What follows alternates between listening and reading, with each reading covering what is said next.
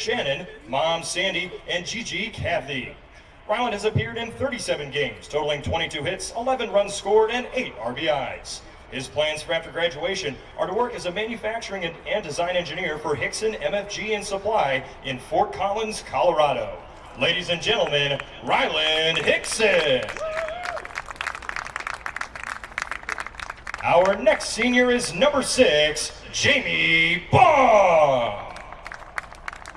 Jamie is a civil engineering major and is accompanied by Myra Randolph. Jamie has appeared in 2 games with 1 hit and 2 RBIs. Her plans for after graduation are to attend Stanford University to pursue a master's in structural engineering and work as a structural engineer at Hobach Lewin in Palo Alto, California. Ladies and gentlemen, Jamie Baum. Our next senior is number 7, Peter Rogers. Peter is a civil engineering major and is accompanied by his parents, Cindy and Todd, and his girlfriend, Gwyneth. Peter has appeared in 137 games, totaling 161 hits, 113 runs scored, and 100 RBIs. He ranks 9th in school history with 35 career stolen bases and 4th in single-season stolen bases with 20. His plans for after graduation are to work as a land development graduate engineer at LJA in Houston, Texas. Ladies and gentlemen, Peter Rogers. Our next senior is number 12, Colton Brown. Colton is a civil engineering major with a minor in entrepreneurial studies and is accompanied by his mother, Joni, father, Corey, brother, Lawson, and sister, Emma. Colton has appeared in 105 games, totaling 77 hits, 55 runs scored, and 50 RBIs. His plans for after graduation are to work as a civil engineer at Munch Engineering in Plainfield, Indiana. Ladies and gentlemen, Colton Brown. Our next senior is number 13, Jonathan Oliger. Jonathan is a chemical engineering major with a minor in Spanish and is accompanied by his parents, Keith and Laura Oliger, and fiancée, Kirsten Hessen. Jonathan has appeared in 122 games with 80 hits, 52 runs scored, and 39 RBIs.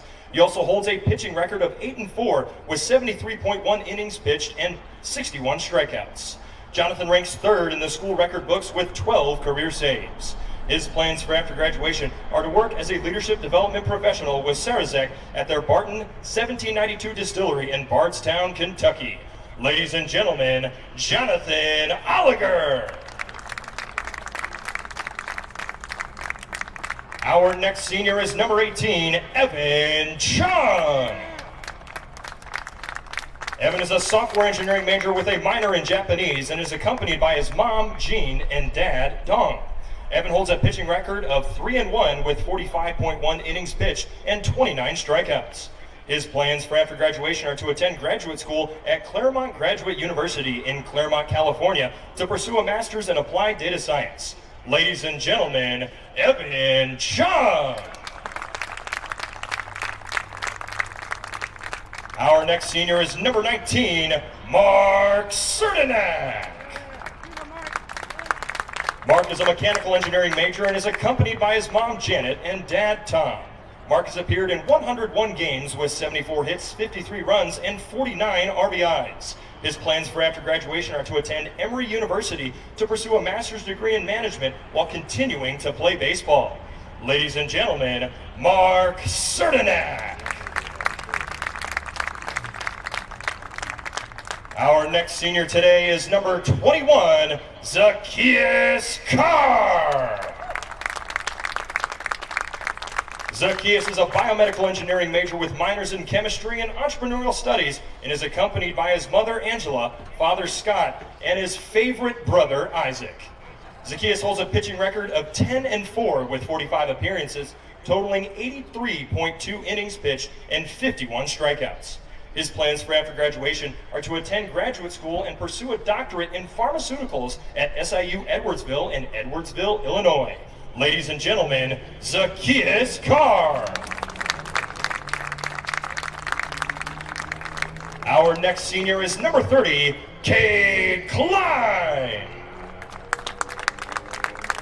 Kate is a mechanical engineering major with a master's in engineering management and a minor in economics and entrepreneurial studies. He is accompanied by his mother Lori, father Darby. Cade has appeared in 124 games, totaling 170 hits, 144 runs, and 89 RBIs. He currently holds the career school record in triples with 13 and ranks third in career stolen bases with 48. His plans for after graduation are to work as a manufacturing engineer at Modenier Group in South Bend, Indiana. Ladies and gentlemen, Cade Klein.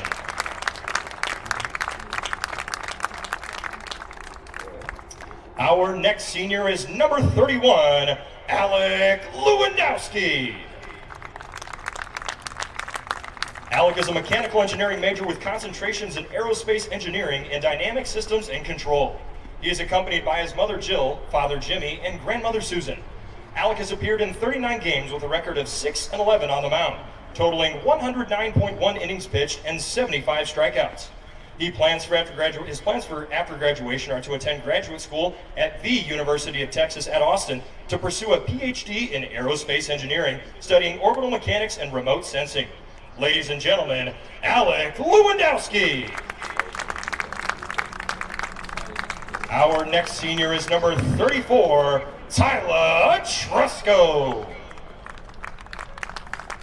Tyler is a chemical engineering major with a thermal fluids minor and is accompanied by his mom Ann and dad Mark. Tyler has appeared in 53 games with 50 hits, 35 runs, and 25 RBIs. He currently ranks 5th in the school record book in triples in a single season with 5 this year. His plans for after this year are to return to Rose next fall to finish his degree.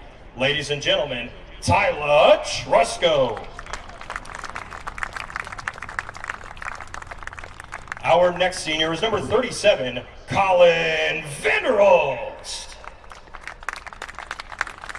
Colin is a mechanical engineering major with a minor in manufacturing engineering and is accompanied by his dad, Dave, mom, Melissa, sister, Leah, and grandma, Barb, and grandpa, Randy.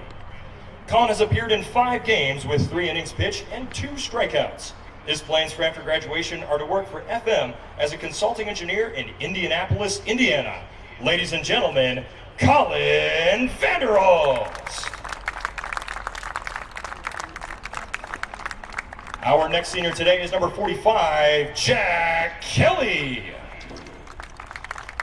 Jack is a computer science major and is accompanied by his dad, Bill, mom, Kathy, and brother, Will.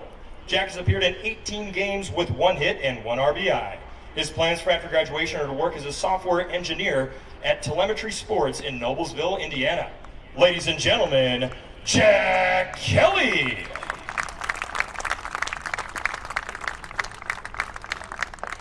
Our next senior is number 46, Dylan Page.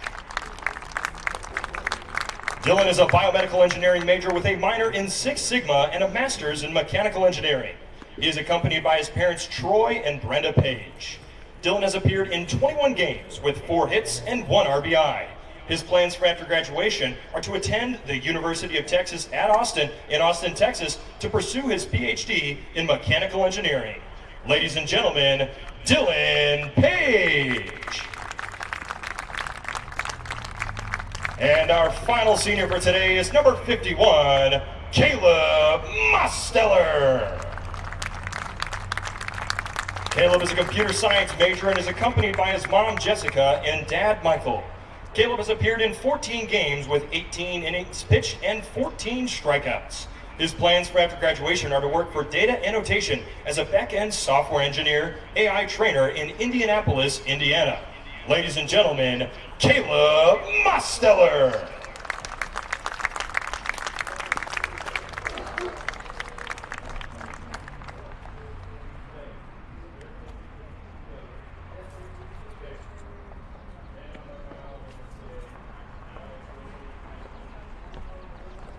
Good joke, yeah, we just show them when they can photo op.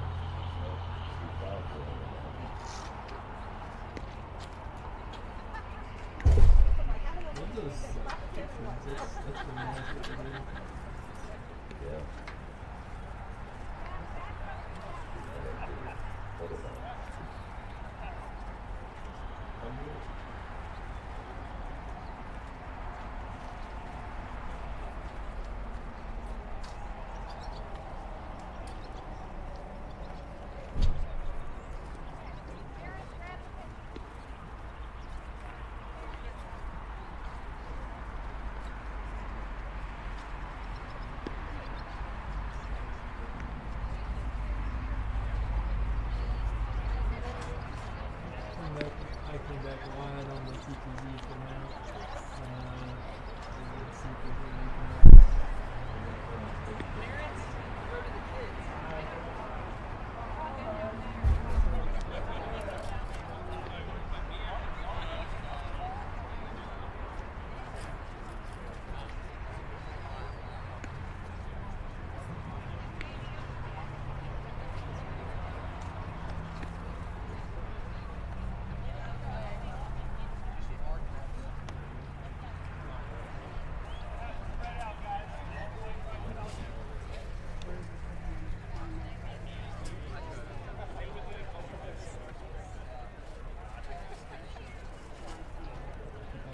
Carolina.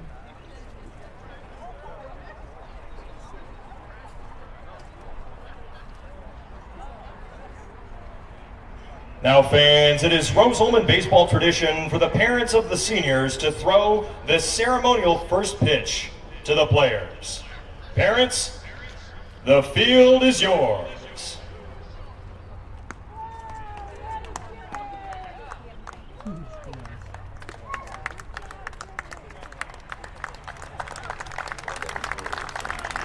Let's give one more round of applause for all of our Rose-Hulman baseball seniors.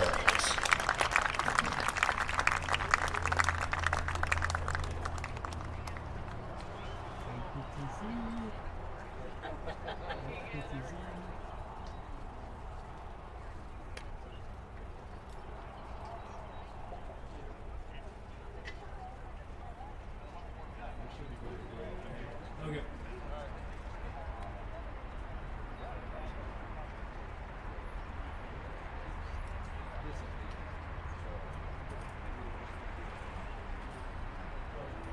Alright, so I'm going to run this 30-second clip.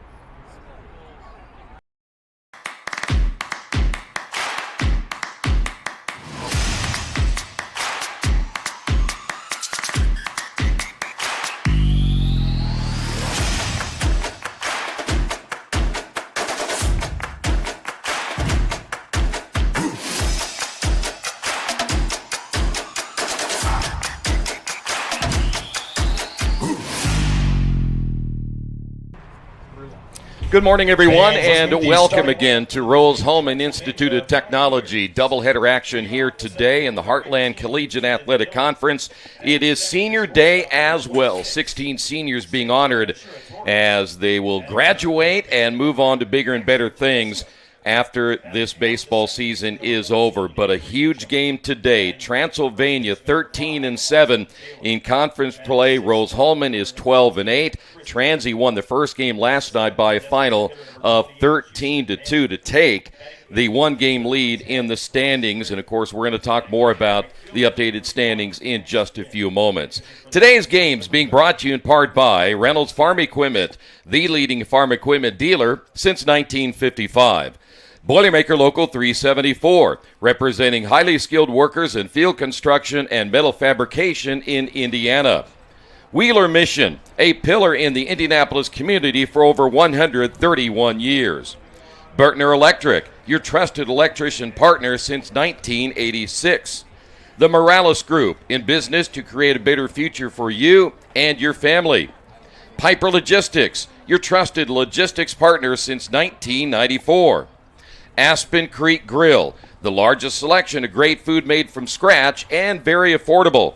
And the IndianaSRN Sports Page, daily sports coverage border to border and coast to coast.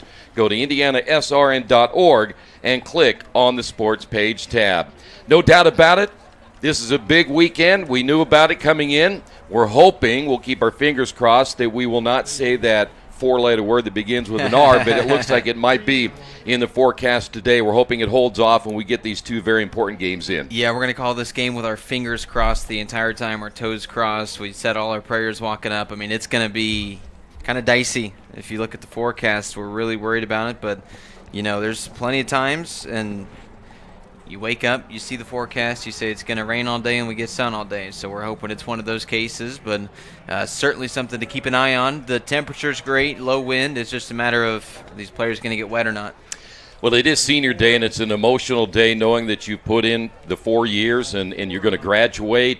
Both these teams are going to be in the tournament. We know that. It just depends on where they're going to be, and that's why this is such a big day for both these teams. But last night, it was not the night for Rose-Hulman. I mean, they were in this ballgame 3-2 going into the sixth inning, gave up 3 runs there. It looked a lot worse because they gave up the 6 runs in the eighth inning and made it 13-2. So they need a better outcome here today just to even get their momentum back before tournament play. Yeah, and that's the thing about this game is all it takes is 1 or 2 innings to go haywire, and the game looks like a blowout, right? It was tight for the majority of it. It was 3-1, like you said, until the top of the sixth, and then things kind of fell apart. So you want to play maybe more like the first 6 innings, a little bit less like the final 3, and we'll see if they can bounce back. But to your point with these standings, the HCAC is about as tight as it can get. I mean, I think Jim Irsay's offered $1 million if you can guess the Colts' schedule this year. If you can guess the standings after this weekend in the HCAC, then good on you, because it's all these teams just separated by just 4 games of the top 6 teams that get to go to Kokomo next week. It's going to be a fun final weekend. No doubt about it. Well, let's talk about pitching today, and that's going to be another huge key for the Fighting Engineers as Brad Nardi will get his start, his 13th appearance of the season, his 9th start. Talk a little bit about his numbers. I know the ERA is riding high right now, but the thing is, that doesn't mean a whole lot at this stage because everything starts over when you pitch your next game. Yeah, absolutely. 8.51. It's not the number that you want as a pitcher, but, I mean, he's got plenty of innings. He's pitched 37 innings this year. Just get in there. You know, pitch your game, figure out your spots. Don't worry about anything that's happened throughout the rest of the season. Obviously, he has enough experience to be the starting pitcher today, so just rely on that experience and see if you can't put together a nice quality start today. On the other side, we're going to see Giancarlo Gonzalez. He is now actually having a very good year, but only has started 3 games this season, but he's 4-0 with an ERA 1.77, so he's used to coming out of the bullpen. We saw this last night when we were doing softball, where you have players that have been pretty much bullpen players all year, and when tournament time comes around, you're going to need some extra arms and maybe an extra starter. We saw it in softball. We're seeing the same thing here today. Yeah, absolutely. Like you said, primarily a reliever, a middle reliever, but he's pitched plenty of innings, 40 innings, so that 1.77 ERA, just absolutely filthy in the sport of baseball. Obviously, relievers typically have a little bit lower ERA, but it's something where, hey, if he can come in here and he can give you a nice 5-6 innings, then maybe he's the starter moving forward. Let's talk about hitting. We'll begin with the Pioneers. They come in with a team batting average at this point at 287, and they aren't the same type of hitting team we have seen in previous years, but again, as we saw last night, if you make mistakes, 14 hits and 13 runs, they can hit the ball when they need to. And the Pioneers, they don't have one dominant hitter. They don't have one guy that's at the top of the conference in all these statistics, but they have so much depth. They have so many guys that have nice batting average that, you know, can hit the ball pretty well. So they're not an outstanding team when it comes to swinging the bats, but but they have so much depth that you can't take any batters off. There's no, okay, we're at the 6th batter now, I can breathe for a couple guys. I mean, they have some nice depth here, so there's not one guy that you're shaking in your boots if you're Nardi, but you certainly have to be on your game through 1 through 9 in the lineup. Yeah, you mentioned Tedesco at 336, but not a power guy, 23 RBI on the season. They don't run a ton, but if you look at Ethan Dillon, number 2 in their batting average at 329, he has 20 stolen bases. 5 home runs, too. And 5 home runs, too. So number 2 in their, of course, he'll be the leadoff hitter with those 5 home runs, but number 2 in batting. But again, we can go back a few years. I remember teams like Earlham would run, and they'd have 160 stolen bases. You don't see as much anymore, but certainly is an opportunity to do it today. Absolutely. It's going to be big for these 2 catchers, Rasmussen for Rose-Hulman and Dreyer for Transylvania. Just make sure that you keep an eye on those guys heading over there to second base. And as for Rose-Hulman, again, from a hitting standpoint, they are hitting well this year at 301. A lot of teams will take a 300 batting average as a team. Oh, without a doubt. And that's, they've got a couple really high-end guys, and we're going to talk about a handful of them here in a few moments. But this is a team that has absolutely loaded high-end talent at the top of this lineup. They can hit the ball with the best of them. That's kind of the tale of 2 different teams. Transylvania, Rose-Hulman, they both have the exact same record, nearly an identical league record, but one team better pitching and maybe the bats don't swing as hot. Rose-Hulman's the opposite. They can hit the ball really well. They just need to rely on some nice innings from their pitchers. Talked about the standings a little bit ago, at least between Transylvania and Rose-Hulman. Manchester's at 14-6. Anderson is a half game back at 14-7. Transy at 13-7. Rose is 12-8. Franklin 12-9, and Mount St. Joseph 12-10. That's incredible. It is. And it's always this way toward the end of the year. Hanover and Earlham still have a chance. Both have 10 wins. They're going to have a lot of help to get in because, again, only top 6 teams will make it. But when you look at that, all these games that were played yesterday, we were kind of looking at the scores.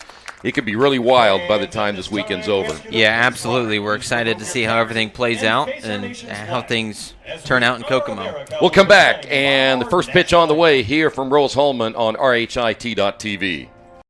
We encourage you to subscribe to our YouTube channel, IndianaSRN. Hit the bell to get notifications for upcoming games and more. Watch as many games as you want, as many times as you want. A good engineer, a good mathematician, a good scientist can identify problems. But in order to be a great scientist or engineer, you've got to have curiosity and you've got to have creativity, and that's what's going to set you apart. You can't teach curiosity. You just need to encourage your student to be curious. Curious in anything that they do. Curious so that it brings out the innovations, the new ideas. 575 of them from 40 states and 19 countries, with a record-breaking number of applications. Did you forget about Rose's outstanding class of 2023 and how 99% of the graduates have landed a position in their dream fields, graduate school, or the military? The renovations to Munch Hall are finally complete, so I'm sure he'll have plenty to eat at the updated Munch Cafe by the new Living Mall. We just broke ground on a new residence hall that will be ready for fall 2025. We celebrated a record-breaking homecoming with more than 2,000 alumni, students, and friends commemorating the 100th anniversary of the bonfire with our first ever drone show. We also welcomed 267 employers for our fall career fair. And perhaps the greatest gift of all, the Wall Street Journal named us one of the top 20 best colleges in America, and U.S. News & World Report named us the #1 undergraduate engineering college. You can be a little old for a lot of things, but you're never too old or too far away for Rose-Hulman. 2023 was a year of adventurous journeys, of coming together, of growth. No matter how far away you roam this holiday season, you will never be truly alone as long as Rose is your home. We encourage you to follow us on Twitter at IndianaSRN. Find upcoming games, video highlights, and much more. Follow us now at IndianaSRN. Welcome back here at Rose-Hulman as we get set for game 1 of 2. We're keeping our fingers crossed, as mentioned, that we will get both games in today as Brad Nardi getting his final warm-up tosses. The left-hander, we talked about him a little bit ago as he comes into this one. He is 1-3 on the year, an ERA of 8.51, 33 strikeouts, and 22 walks on the season. He has given up 52 hits, 42 runs, 35 of those are earned. And Strawmeyer went last night. He did take the loss in last night's contest. He only went 6 innings with 8 hits, but had a couple of errors in there that didn't help his cause as well. So they're hoping for better things from Mr. Nardi here today. And again, through 5 innings, it was a tight game. So keep it that way. See if you can't, prevent the late innings collapse, and you can be right there. I mean, again, these two teams so evenly matched. So you don't want to look at that score yesterday. You don't want to see the 13-2 and panic. They both know they're evenly matched. Dillon will lead things off as we're ready to go. He's at 329 on the season, and the first pitch is high and outside. Ball 1. We are underway. Official start time at 10:59. A hair early, trying to squeeze this one in. That's right. That's why we had that fast national anthem, too. Yes. 2 balls, no strikes, and that's going to be a key today, no doubt, for Nardi. Got to keep everything around the strike zone. We had some games, again, over the past few weeks where you walk those first 2 hitters and you find out they come around and score. Absolutely. And you walk the first hitter, and it causes a lot of trouble. Took something off that one. It was low and inside, 3-0. Rasmussen behind the plate. Serdnak is at first. Oliger's at second. Rogers at short. O'Connell's at third with Summers, Brown, and Ostrowski in the outfield for Rose-Hulman. And there's a strike for Nardi. Dillon being very patient in that leadoff spot. He'll be followed by Shiratori, the shortstop. They got him out of IMG Academy, which is a excellent academy for all sports. There's a strike. We'll go to 3-2. How about that? You throw 3 straight balls, you're thinking, okay, this is a free walk, and then he puts 2 in the zone. This is a tough pitch, though. Well, you can tell he took something off those last 2 pitches, not trying to overthrow it, as that'll be a foul ball. Good cut there by Ethan Dillon. Dillon out of Louisville, Kentucky, played at the ever-strong Trinity Lutheran High School. They're good in all sports as well. 3 balls and 2 strikes. Here's the pitch on the way, and a breaking ball just missing low, and a leadoff walk to Dillon. We just talked about it. You let the leadoff guy get on for free, it's going to cause some issues. Just made things a lot harder for Nardi. He's got to get the next 3 out while worrying about the guy sitting there trying to steal a base. Seda Shitori will step to the plate now. He is the shortstop. Shitori at 329 on the year. 22 runs driven in. He does have 13 stolen bases, so Dillon gets a short lead at first. He'll show bunt, and a good bunt it was. Rasmussen from behind the plate advances the runner down to second base, so Seda does his job, and we'll go now to Baxter Tedesco. Next up for the Pioneers, the third baseman, number 8, Baxter Tedesco. Good job by Rasmussen coming out from behind the plate as well. Yeah, hid the fact that he was going to bunt until the last second, and he laid it down perfectly. But a good throw there from Rasmussen to keep that from going haywire. And be careful with Tedesco at 336 on the year, a home run and 23 runs driven in. So Transy already a runner in scoring position against Nardi, and the pitch is low and outside for a ball. Overcast skies here today, as we mentioned. There's virtually no wind right now, and the good news is we're able to get this one started and hoping maybe that rain will move off somewhere else. Runner takes off. This throw down to third. Tag laid on, and he's safe. Going to need to see that one again. That certainly looked like he laid the tag in time. My goodness. Question is, as you see the head coach for Rose-Hulman coming out, that's Adam Rosen in his 4th year. And I think what the explanation was is he felt he slid outside the tag to the far side of the base. Yeah, take a look at this. Runner goes, and a nice play from Rasmussen to throw it. Man, I don't know. I mean, look at this. That's tight. That is certainly tight. Well, as I told you last night, that's why you play some at home and some on the road. So sometimes you get them, sometimes you don't. Now the key is for Nardi to come back and get Tedesco here, not give up a run. Already behind in the count, 2-0. Fans are already a little chippy this morning, too. Here's the stretch by Nardi. And the 2-0 pitch on the way is outside, so he falls behind again at 3-0. Walked to Dillon. Fell behind 3-0 in the count there as well, but battled back with 2 straight strikes before giving up the walk. The 3-0 pitch on the way, and he lost him. So 2 walks in this half inning, and that'll bring up now Henry Mitchum. Next up for Transylvania. One thing you look at his numbers, Nardi, his numbers in a walk standpoint really aren't that bad coming into this one. He's just struggled to find the strike zone right now. I'm not sure where the lack of command is coming from. So now runners at first and third. Mitchum at the plate, 293 on the year, 2 home runs and 30 runs driven in. And Nardi set to go to work, and the pitch is a ground ball toward the third baseman. Nice job by O'Connell. Gets one at second. Relay to first is wide. Run will score. And I think they're going to call the runner at first out. They may say he was out of the lane to run down to first base, so they get him out. So no runs in the half inning, and a bizarre way to end it. Rose Holman coming to bat here in the bottom of the first.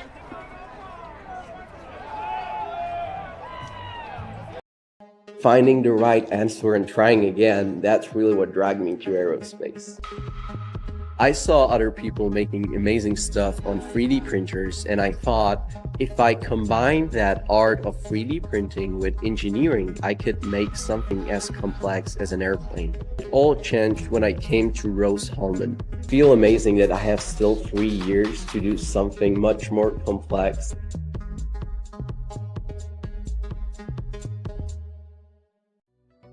Hello and welcome to Game Day. My name is Keith Myers. I'm the Vice President of IndianaSRN. We're glad that you joined us today. If you'd like to see more content just like tonight, just hit the donate button. Every dollar that you donate will go right back into more games right here on IndianaSRN. This means more games for you. It's IndianaSRN, where you always have a front row seat.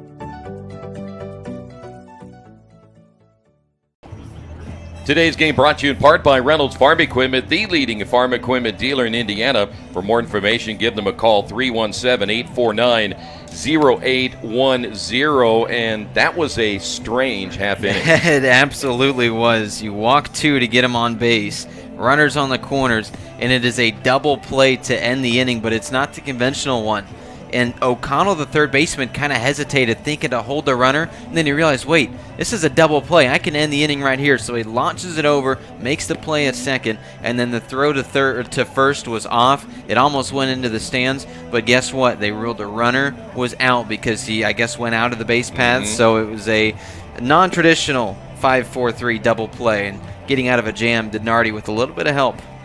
So we will head to the bottom of inning number 1. It'll be Rogers, Ostrowski, and O'Connell due up now for Rose Holman, so they get out of any danger in that top half of the first inning. Of course, now you're going to be facing Giancarlo Gonzalez. We talked about him. Again, from a starting standpoint, there's not much of a litmus test there, but he is 4-0 in the ERA of 1.77. And he's a freshman, so you're not going to start a freshman unless he is just an absolute stud. You're not going to start a freshman from day one. You want to bring him out of the bullpen first. You want to get him used to throwing against college hitters, and then once you progress into the season, all right, now we can start to give you a couple starts, and he's had a handful of starts now, and he has been lights out. First pitch swinging, ground ball to the shortstop. Shiratori, the throw to first in time. 1 pitch, 1 out here in the bottom of the first inning. Yeah, and if you're Gonzalez, hey, give me about 8 or 9 more of those ones. 1 pitch, get the guy out, keep the pitch count low. That's what he's hoping for. You really want to make sure you can kind of try to run his pitch count up if you're a Rose Holman hitter. Ostrowski at 396, one of the leading hitters in the league. 3 home runs, 21 RBIs, his slugging percentage at .649. This guy can hit as he takes the first pitch in there for a strike. He said we're certainly not going to have 2 pitches and 2 outs, so watch the first one. Probably going to watch this too. The 0-1 on the way, swing and a miss. Took something off that one. And quickly 0-2. You know, he isn't missing the zone. So, yeah, it's a good call to start swinging because these first few pitches have been right down the middle. Now the 0-2 delivery on the way, and it's inside for a ball. Dreyer's behind the plate. Taylor's at first. Mitchum down at second base. Tedesco's at third today for Transylvania. Siratori is at short. Hedinger, Dillon, and Finn from left to right in the outfield. That one is hit. Line drive caught by Taylor at first. 2 quick outs. And that was an inch away from being a double, if not more. And what a play there by Taylor to stretch out and make that one. Here is Connor O'Connell at 347 on the year, 6 home runs and a team best 38 runs driven in.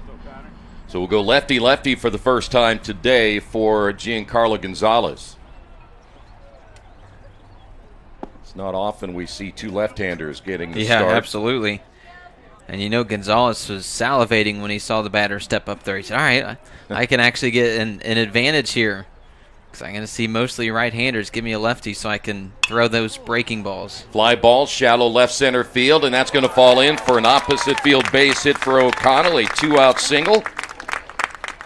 So that'll bring up now Rasmussen, who will now attempt to get the Fighting Engineers on the board here in the first inning. And for those of you worried, the no-hit bid is now over. I know we were keeping that one quiet, didn't want to jinx it. So Rasmussen steps up, 329 on the year, 2 home runs and 27 runs driven in. By the way, if you're thinking about O'Connell down at first, he's only stolen 2 bases this season. Line foul, or is it yep, foul by just inches. And that was huge. If that one stayed on the fair side of that line, then it's a double, and we have 2 in scoring position. Big Certainly ballpark, good. too. These hitters have been making contact with Gonzalez's pitches. I mean, that's not a lot of players in this conference can say that with how he's played this year. Hit foul. That is near the no foul ball strike your car area, which our car is way down there, so we're in good shape. See, when you go to these places, you begin to learn. First thing we thought when we pulled in is, all right, where can we park to be safe from the fly balls? And we didn't care about the rain. It was the parking. Chuck can go get the car for us if it starts raining. That's right. Ground ball, hot shot, gets by the third baseman, Tedesco. Heading to third will be O'Connell. And down to second, Rasmussen. And now runners at second and third with 2 outs. So everything I just said about if that rope a couple pitches ago made it down, then you got 2 runners in scoring position. Well, that now applies here because, man, that would have been a tough play to make. But Tedesco, you really want to make sure you get your glove on that and prevent the damage, even if you can't make the throw. I mean, yeah, if you could have made that stop right there, it's just first and second instead of second and third. Almost looked like Tedesco let that ball play him instead of getting it on the hop, going toward it. He backed up, and they'll generally tell you don't do that. Here's Serdenak. The first baseman will take the pitch in there for a strike. Serdenak at 280 on the year, 5 home runs and 17 runs driven in, but a chance to perhaps drive in a couple right here. Rose-Hulman trying to get out in front after losing last night 13-2 late in that one. Ground ball up the middle. That's going to get through. Should score 2. As Serdenak comes through with the 2-run single, and Rose-Hulman leads it 2-0. How about that? What a start today. You really struggled to put runs up yesterday. You've already matched your own run total, and we're not even halfway through the lineup yet. That's an impressive battle with 2 quick outs. Your first 2 guys are set down, and you find a way to battle. You find a way to get on base. It's impressive.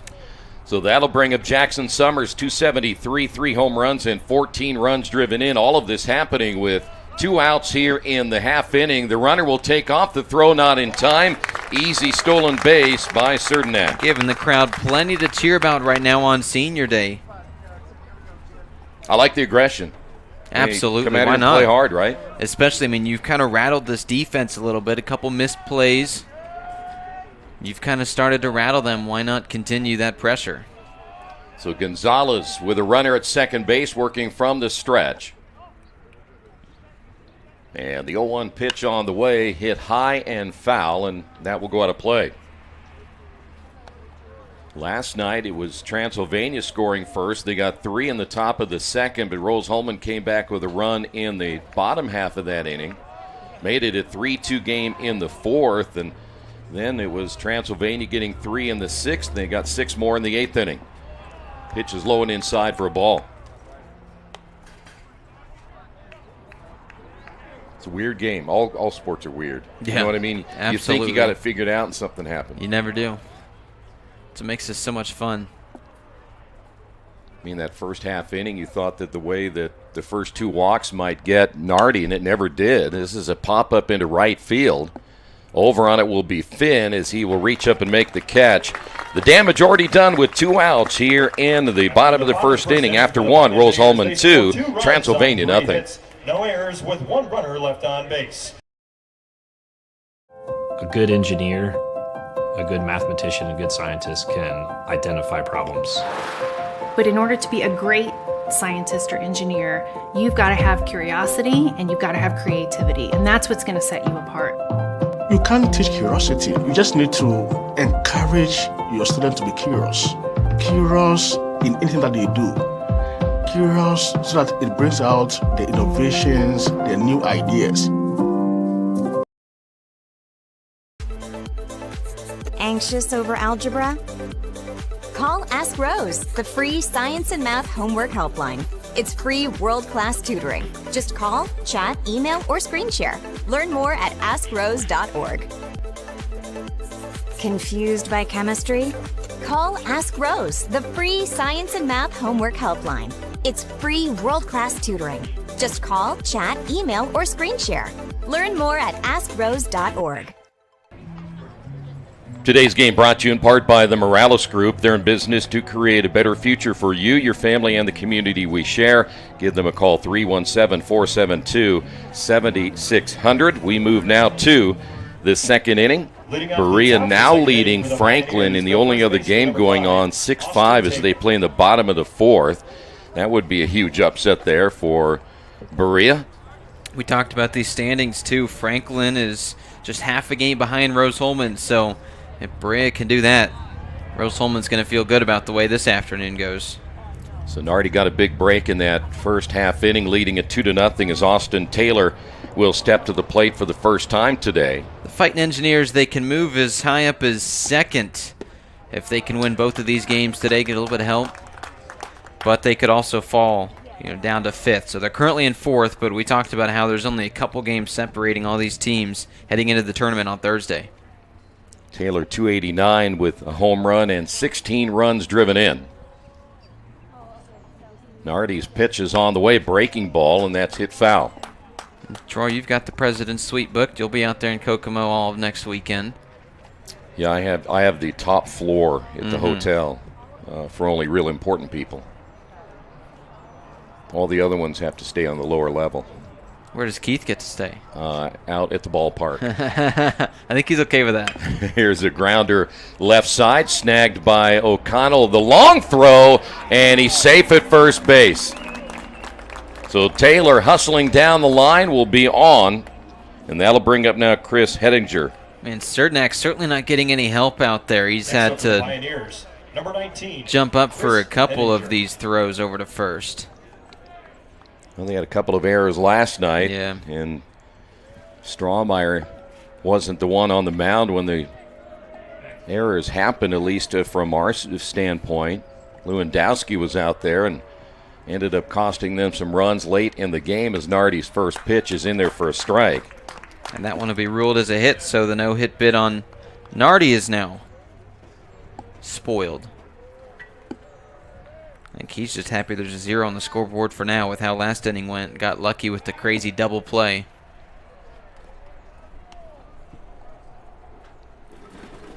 Hettinger at 279 this year, 6 home runs and 22 runs driven in. So Nardi will need to be careful with his right-handed hitter. Throw to first, again, short lead by Taylor. Where's the boos? Aren't you supposed to boo when you get a couple tosses over to first like that? Crowd's not quite awake yet. It's still in the morning. Absolutely. They're just happy we're playing with what the rain forecast is saying. Nardi's pitch is on the way, popped up foul, and will go out of play. Well, I'm hoping that we don't get rain, but if they do, they better have a pretty good supply of baseballs ready to go. Because that job is going to be tough to do. Yes. No balls, 2 strikes. You have to get back all the baseballs you stole last night, Troy. Yeah, I know. That's not going to happen. Breaking ball hit foul. Hettinger, by the way, out of Jasper, Indiana. That's a huge baseball school. They've produced some really good players over the years. So we'll stay at 0-2. Taylor lead down at first base, being held on there by Cernak. Ground ball foul again. So right now Hettinger really battling here in the second inning. Last night went 1 for 2, or I should say 1 for 3, had a couple of runs scored. Big game last night was the leadoff hitter Ethan Dillon, 3 for 5, had 3 runs driven in, scored twice. Taylor was 3 for 4, 3 runs and a couple of RBI as well. Breaking ball, chopped foul. Senior day, 16 seniors were certainly rewarded with presentations before the game started, and it was nice to see the parents here and a chance to see their sons and daughters going to graduate. And all the parents got to throw out a little ceremonial first pitch to their kid. That's cool to see. And all of them got it there, too. Yeah, I was waiting to see how many pass balls we had, how many in the dirt, see if there's any sailing over the head. I didn't see one get by, so that's good news. No balls, 2 strikes still here to Hettinger. The stretch by Nardi in the pitch, and boy, he's going to spread them all around here. It's a heck of a battle. Just an 0-2 count here. It's not like we're hitting full. These are all the just strikes that he's hitting, but can't put out and play. You know, one thing I like about this, if you are a hitter, is you're trying to make that pitcher just throw and throw and get him tired and get him out of the ballgame. Always the idea is get to the bullpen. So we'll stay at 0-2. Nardi, runner takes off. This one hit into center field. Coming on will be the center fielder, Brown, to make the catch. Heading back to first is Taylor, one away. That'll teach you, Taylor, trying to steal here. Stepping up to the plate, the designated. Might have been looking for a little hit and run, see if he could generate something early. If that got down, then that could have been a lot of trouble, as Taylor was already almost ready to round second. Here is Houston Manning. Manning at 324, no home runs and 14 runs driven in.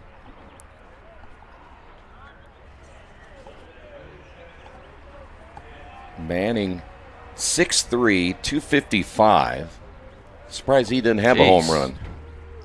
Surprised he's not playing another sport. Boy, he was trying to protect the runner if he took off. And the throw to first, they get the tag laid on Taylor. They were trying to hit and run right there, and you could tell Manning was trying to help him, but he got off the bag too far and out at first base. Manning just trying to get a little foul tip to save his runner, but I guess when I said that'll teach the runner, it certainly did not. How about that throw, too? Had to extend out, did Rasmussen, just to keep the ball from going behind him, and then kind of made the throw on half a knee, threw it down there, and an even better throw to first to get the out. So Manning down to the count at 0-1. Now it's 0-2. And now he's got him swinging at everything. Looks like Nick Castellanos up there at the plate. Just throw something in the dirt and see if he can swing this third one. Was that a shot at anybody there? Here's the 0-2 pitch. It's outside. In case any Reds fans are listening. Yeah, just in case any Reds fans. Might be a handful of them from Transylvania, too. That could be. 1-2 now to Manning. Off the end of the bat, foul.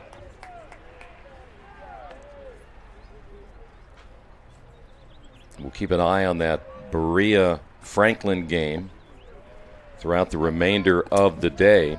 Didn't take long for Franklin to retake the lead. This is one going back and forth. Goodness. Berea scored 3 at the top of the first. Franklin then put up a 4 spot. I'll tell you more about that next. Strikeout there of Manning will head to the bottom of the second as Rose-Hulman leads it 2-0. Runners left on base. Go up for the Fighting Engineers, Stanga, Brown, and Oliger.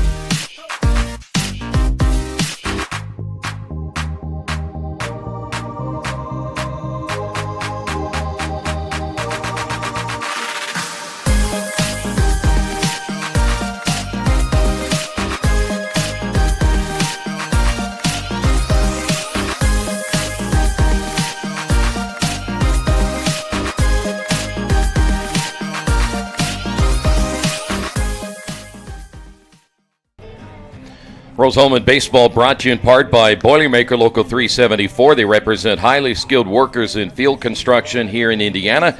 You can count on Boilermaker Local 374. We head to the bottom of inning number 2. Stenger, Brown, and Oliger all due up. Early 2-0 lead here for the Fighting Engineers, trying to continue to move their way up in the standings. Perhaps get a number 2 seed by the time it's all said and done this weekend in the upcoming HCAC tournament. That course tournament will be on IndianaSRN.org starting on Thursday. 4 games on Thursday, 4 games on Friday. And you talk about managing your pitching staffs, that's when it really becomes fun. Yeah, absolutely. I mean, anybody can get through one game or maybe a doubleheader. That's lifted foul and out of play. But when you have to play that many games in that short a time, it certainly makes it tough. Stenger DHing today, hitting at only 184 with a couple of home runs and 7 runs driven in. A little senior day action, get the senior in there. Pitch by Gonzalez, fouled off. He ended up pinch hitting for 1 AB yesterday, but didn't start yesterday. They said, senior day, let's get him in, see if he can't provide a spark. His folks will be able to watch him a few extra ABs than what he's used to. And that's the idea, is give him a chance. And again, especially on a senior day like today. And even if he gets just a couple of at-bats, it's always good to honor them in that way. No balls, 2 strikes. Gonzalez into the windup and the pitch. Struck him out. So 1 away here in the second. That'll bring up Colton Brown.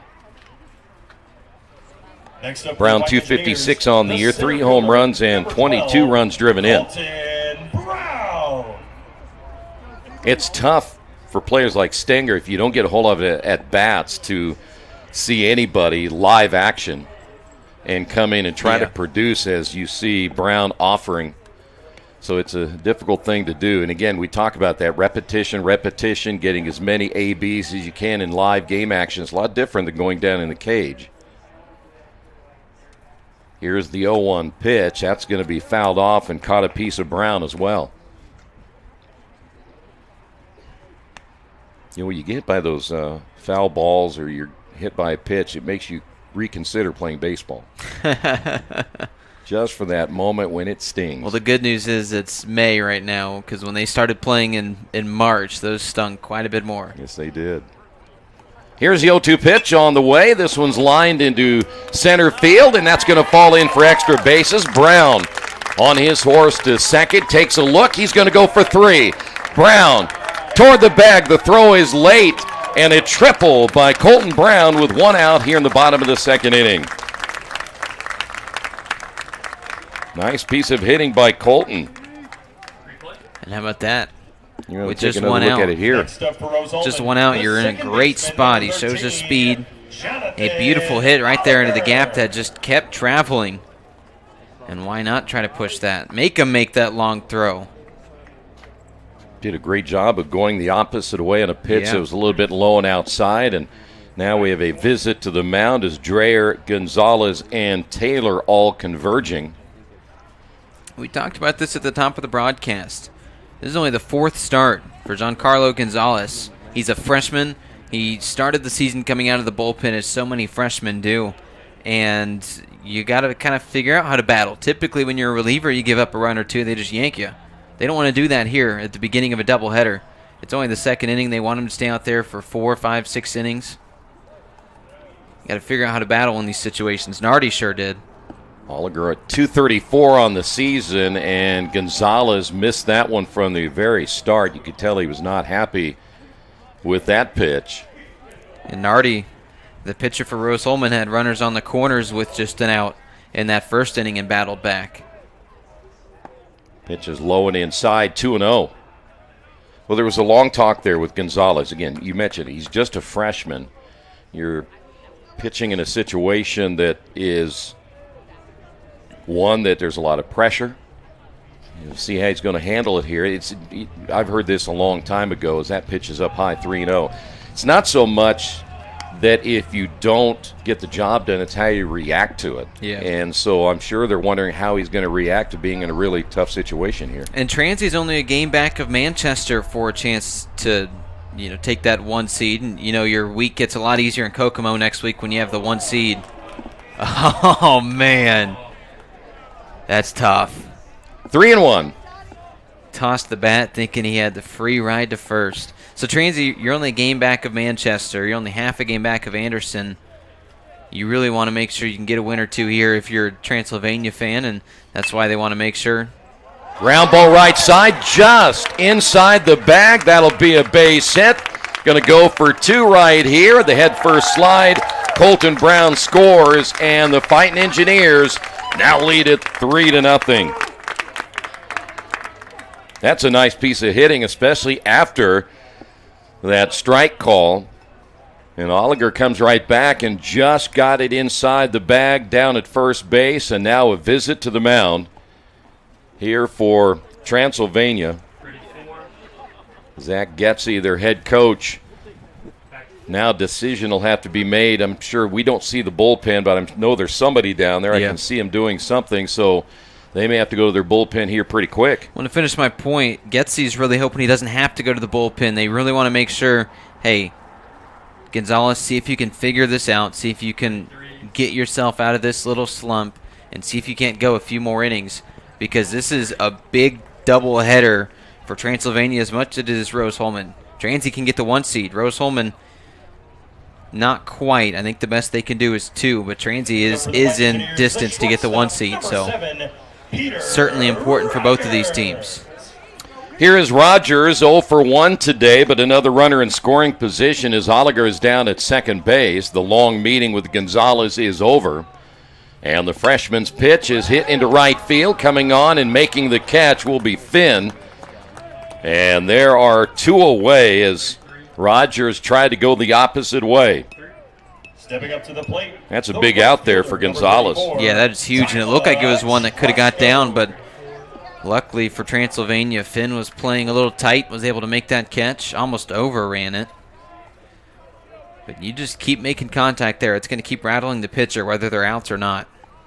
Ostrowski steps to the plate for the second time. He lined out back in the first inning as he swings and misses and quickly falls down at 0-1. And it was Taylor at first who made a crazy play to stretch out and catch that, so it was close to being a little extra base hit for Etrusco. The stretch and the pitch, swing and a miss. Rose-Hulman at 10-4 on the year at home. So you can see why they're very tough to beat here. Yeah. And they've gotten off to a good start here in our first of 2. The pitch off the end of the bat, foul. Boy, Gonzalez is attacking Etrusco. He's given him 3 straight fastballs, and he was late to the first 2. Now that he's made contact, I wonder if this is where we see the breaking ball. Gonzalez hoping not to give up one more here in the second inning. And I just heard, I think, thunder. Either that or it was a car back over here somewhere. We're going to say it was a car. The clouds are still pretty bright for now. What's that stuff on the window? Those tears? Somebody's crying. Some salty discharge or something. Yeah. Well, I was wondering why people were starting to put their jackets on, so we're now starting to see maybe some of that rain move in. 1 ball, 2 strikes, 2 away here in the second. Engineers trying to add to a 3-0 lead. 5 hits now for Rose-Hulman here in the first 2 innings. Gonzalez with the pitch. That's going to be hit foul. They are not afraid to just swing against Gonzalez. I mean, he's been so good all year. 1.77 ERA coming into this one. That number is certainly going to be jumped up over 2. But these guys are just fearless. I think they came out probably not real happy about losing last night, especially the way that it all ended. Pitch is a little bit low and inside for Gonzalez. We'll go to 2 balls, 2 strikes. Good start here today for the Fighting Engineers, and of course, big hit by Cernak in the first. Drove in the 2 runs, and then Oliger with the double, driving in Brown, who got a triple. The pitch on the way, off the end of the bat, tried to pull that one, charging third baseman Tedesco. Wow. The throw was off the mark, but Taylor catches and lays on the tag and may have shaken up the batter, Trosco, as well as he went down. We'll head to the third inning. Rose-Hulman on top of this one, 3-0. So my goal is to get involved in space industry and learn about what lies beyond the Earth's horizon. I came across Rose Rocketry. I saw, hey, they're doing some really cool stuff. They're building rockets. Being at Rose, I was able to hone my engineering skills to push myself to get involved in the field further and learn about all these different opportunities. And I don't think I would have really gotten that at a bigger university.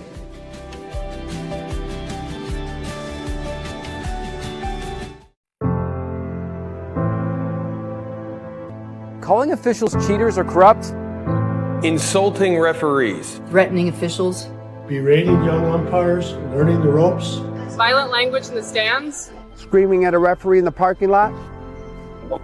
It's not a game.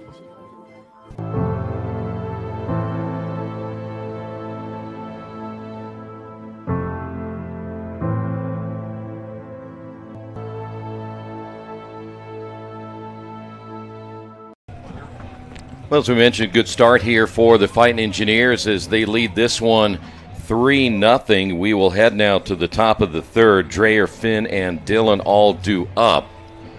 I like the aggressiveness early by Rose-Hulman, their ability right now to come out. They're going to run, they're going to hit, and they're not waiting for the pitcher to get ahead of them in the count. It's just a good formula so far. Absolutely. They're just swinging the bat and seeing what happens, and pretty often great things have happened. Now here's the issue with Trusco. He just grounded out to first, and he landed pretty hard. He fell to the ground, was down for a minute, and now he's kind of limping over there to right field. So certainly something to keep an eye on. He clearly thinks he's good enough to keep playing and to be playing out there in right field, but he is clearly in a little bit of pain. He's limping around. Not sure if maybe when the tag was applied and he was running at full speed, it messed with something. Maybe he could have tweaked something when he crossed over the bag. No idea what the issue is, but something we'll have to keep an eye on out there, the star player in right field. Dreyer leads things off here in the third, a 3-0 lead now for Brad Nardi. And the first pitch by the left-hander is on the outside corner for a strike. Well, think about you running down, you're going as fast as you can. Mm-hmm. You see the first baseman coming off the bag. You're trying to avoid him, but you still try to stay within striking distance of the base, and then you got to touch on the base. There's a breaking pitch for a strike, and then all of a sudden the guy comes down and slams you with the baseball in the glove. I mean, shoot, Troy, you kind of got up gimpy a little bit out of the shower today, so I did. I'm sure that I know he's a prime athlete, but certainly when that situation, like you said, and maybe even he's trying to avoid the tag too, and it could have pulled something as he's trying to avoid the tag. So nobody gets out of the shower faster than me. I've been clocked world record time. Here's the 1-2 high fly ball into right field. Trosco is there, and it didn't show any ill effects there, did he? He sure is fine. He just needed a second. One away. Here's Max Finn. Next up for the Pioneers, Finn 234, a couple of home runs this year. Yeah, any worry about how Trusco's looking? Take one peek there. He's just fine. Well, most competitors will say, you know what, I'll shake it off. Just give me a little bit of time to recover. I'll be fine, and that's what he did. And then I'll forget about it during the game and, deal with it tonight. Deal with it tomorrow. It's the final 2 games of the regular season for both these teams, so really 5 days to heal from whatever happens today. Here's the 1-0 pitch just outside. Yeah, you generally, everything you have figured out this season, if you haven't gone to the point where you need to be, it's probably too late. But you want to make sure you get some rest here because that potential 4 days, it'll wear you down by the time you go to that if necessary on Sunday. Yeah, certainly going to be light practices this week. We're not going to be throwing for 2 straight hours every day because, you want the shoulders as well rested as possible. You want your legs as fresh as possible. These pitchers, they're going to not want to hardly throw at all this week, you'd imagine. So everybody's fresh and everybody's available, and maybe you can even squeeze a pitcher twice in a week if he doesn't pitch too much first game. That is a 1-out walk given now to Max Finn. We'll head to the top of the order. Here's Dillon. He walked in the first inning. Yeah, it's the third player to reach base on balls there. Now, it nearly came back to bite Nardi in the first inning, but he got out of it with a unconventional double play. Certainly not a game you want to keep playing with, though, allowing these runners on for free. The stretch by Nardi, and the pitch is a breaking ball low and inside. Now the good news is, if you're Brad Nardi, you're probably feeling all right because you've only allowed one hit now through a couple of innings. But these base runners, that's 4 base runners so far. You don't want that. 1-0 pitch is outside. Well, I would imagine for Nardi, if he can continue to be effective, they'll go as long as they can. If he starts to fall off a little bit, they won't be afraid to go to that bullpen. Want to get this first game under your belt. There's a strike. Because it's always tough to come back in that second game. When you lose that first game, a lot of times emotions are different. You just don't know how tired some of the players are, things like that. There's a lot of factors. That one is a little bit high. 3 balls and a strike. Dillon even got a stolen base in that first inning. Trying to get Finn around to score the first run for the Pioneers here this afternoon, and that pitch is a called strike. He struggled with command at points today, but when he's on, he can put a nice little pitch out there. You see that one right over the heart of the plate. Finn last night 1 for 3 and a run scored in that win. Swing and a miss, got him.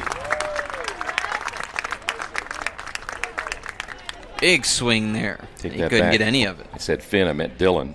So 2 away, and here is number 26. Shiratori. Shiratori sacrificed bunt in the first inning. So Finn again down at first base. Yeah, I'm sure he's excited to have the green light to swing here. Batters never like to see that sign for bunt. Pitch is a called strike. Certainly something, it's nice to use. It's nice to be able to help the team out in that regard, but every batter wants to have that full swing potential. The 0-1 pitch, check swing, looked like it was low. And the count even at 1 ball, 1 strike. You see some fans using some ingenuity down here. They're underneath the stands getting protection. They can still see the game. Breaking ball is low. Almost got a better view than we do. Yeah. No, not quite. This press box is beautiful here at Rose-Hulman. We get our own little room, wide open, all these windows, plenty of space for everybody in the other room. You don't see that too often at Division III schools. Pitch is inside. So 3-1 now for Nardi. I don't know the way you and Nick were eating breakfast this morning. I'm pretty sure both of you are heading to prison tomorrow. You were putting the food away for sure. Ground ball, shortstop is there.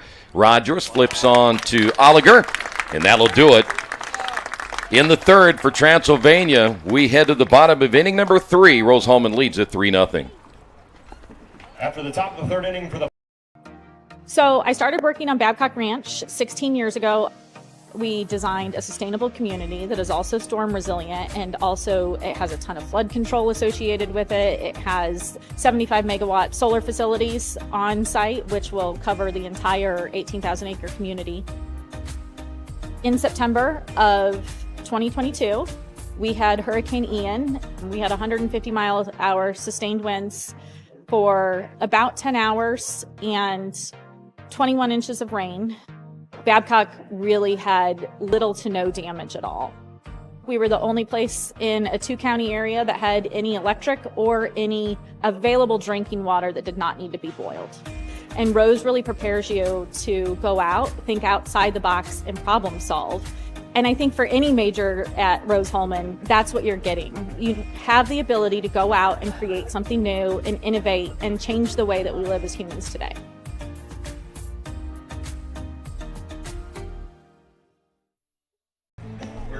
Rose-Hulman Baseball is brought to you in part by Piper Logistics. For more than 2 decades, the trusted professionals in inventory management and transportation needs. Give them a call, 317-396-1023. Head to the bottom of the third. It'll be O'Connell to lead things off for Rose-Hulman. Rasmussen and Serdnak also due up. Did a lot of damage back in the first inning, giving the Fighting Engineers the early 2-0 lead.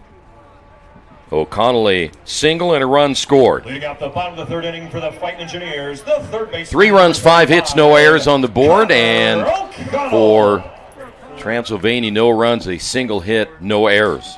And that's what's funny about baseball, right? Yesterday, Transylvania won 13-2, and I'm not saying that they can't come back and win this one by any means, but you come into this game thinking, okay, they just played last night and one team just blew the other out, and here it's been the opposite. 1-0 pitch on the way is lifted high in the air. Left center field could be trouble. Falls in for a base hit right in front of Hedger in left field and Ciratore at shortstop. It's not a bad way to start a game, 2 for 2. He scored the last time he got on base. Can he do it again? Next up for Rose Holman. Hedger got a little bit of a late jump on that ball, too. Thought maybe it was hit a little harder than it was. Here's Rasmussen, a double and a run scored in the first inning. So now Fighting Engineers have something going here in the bottom of inning number 3 against Giancarlo Gonzalez. Ground ball. Ciratore at short makes the throw to second. The relay to first is not in time. They'll get the lead runner, O'Connell. Score that one 6-4 as Rasmussen will get on the fielder's choice. And here is Serdenak. Serdenak, who also singled last in that first inning, so he's already proven he can get to Gonzalez. He can try to do it again here. Serdenak able to drive in those 2 runs. Rasmussen again down at first base with 1 away. High fly ball, and that'll be a foul just to our right. And that is very short of the Troy doesn't park close to the ballpark parking lot. They don't play those sound effects like they do in a lot of ballparks where it hits. Where's the organ? I'm waiting for it. Yeah. I think it's hit your windshield. You go running out there. Yep.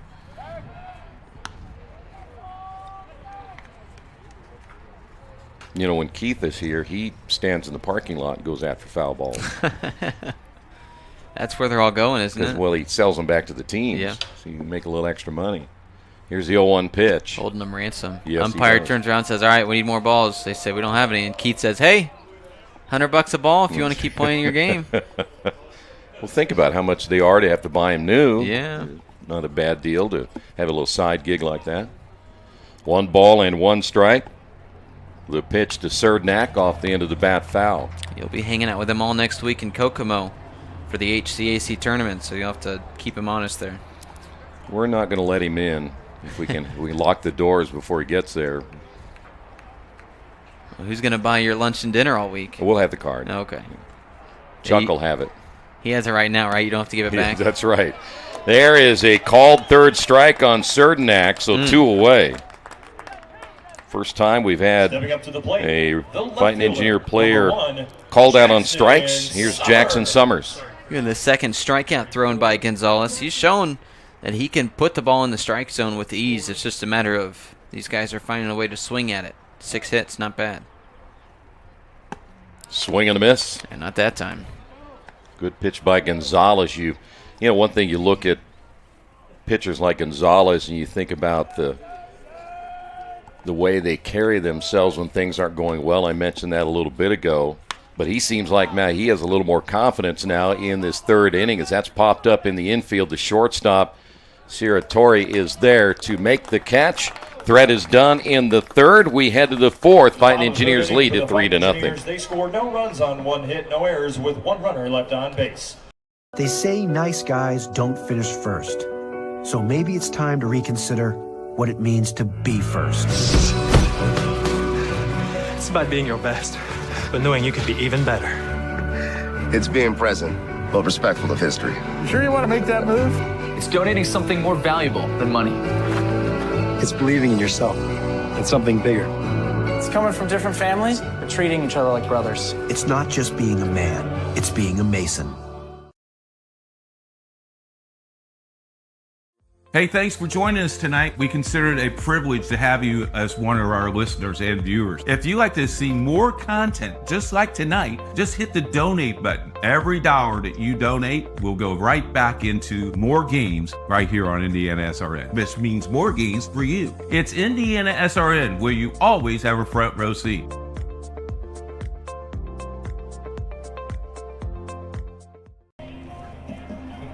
Dynamark, your local one-stop shop for print, signs, and mailing services in Indianapolis. You can call 317-328-2555. That is Dynamark. Nathaniel Finch, Troy Darengowski, Rose Holman, the host today, and with the early run support for their pitcher, Brad Nardi, who's back out there now.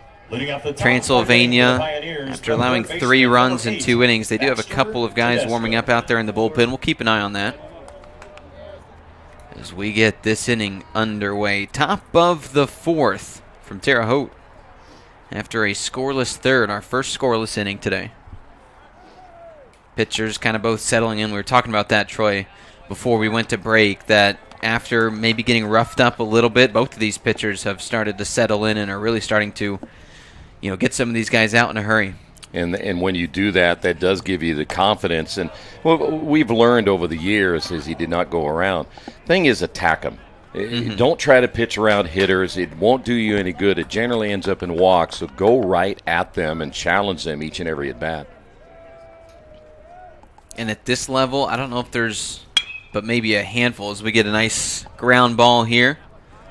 O'Connor picks it up and launches it over there to Serdenak for out 1. Nice play from the third baseman, O'Connell. Next up. But there's not that many hitters that are, okay, I cannot afford to pitch to this guy. Everybody's gettable. So like you said, don't pitch around him. You see, nice throw here. It's a tough one to make from third base.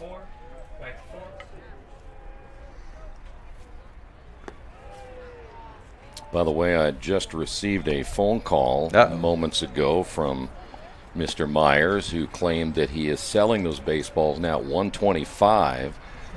He said that the reason is because all the tariffs that are being, the cost of baseballs are going up. Yeah, that's it.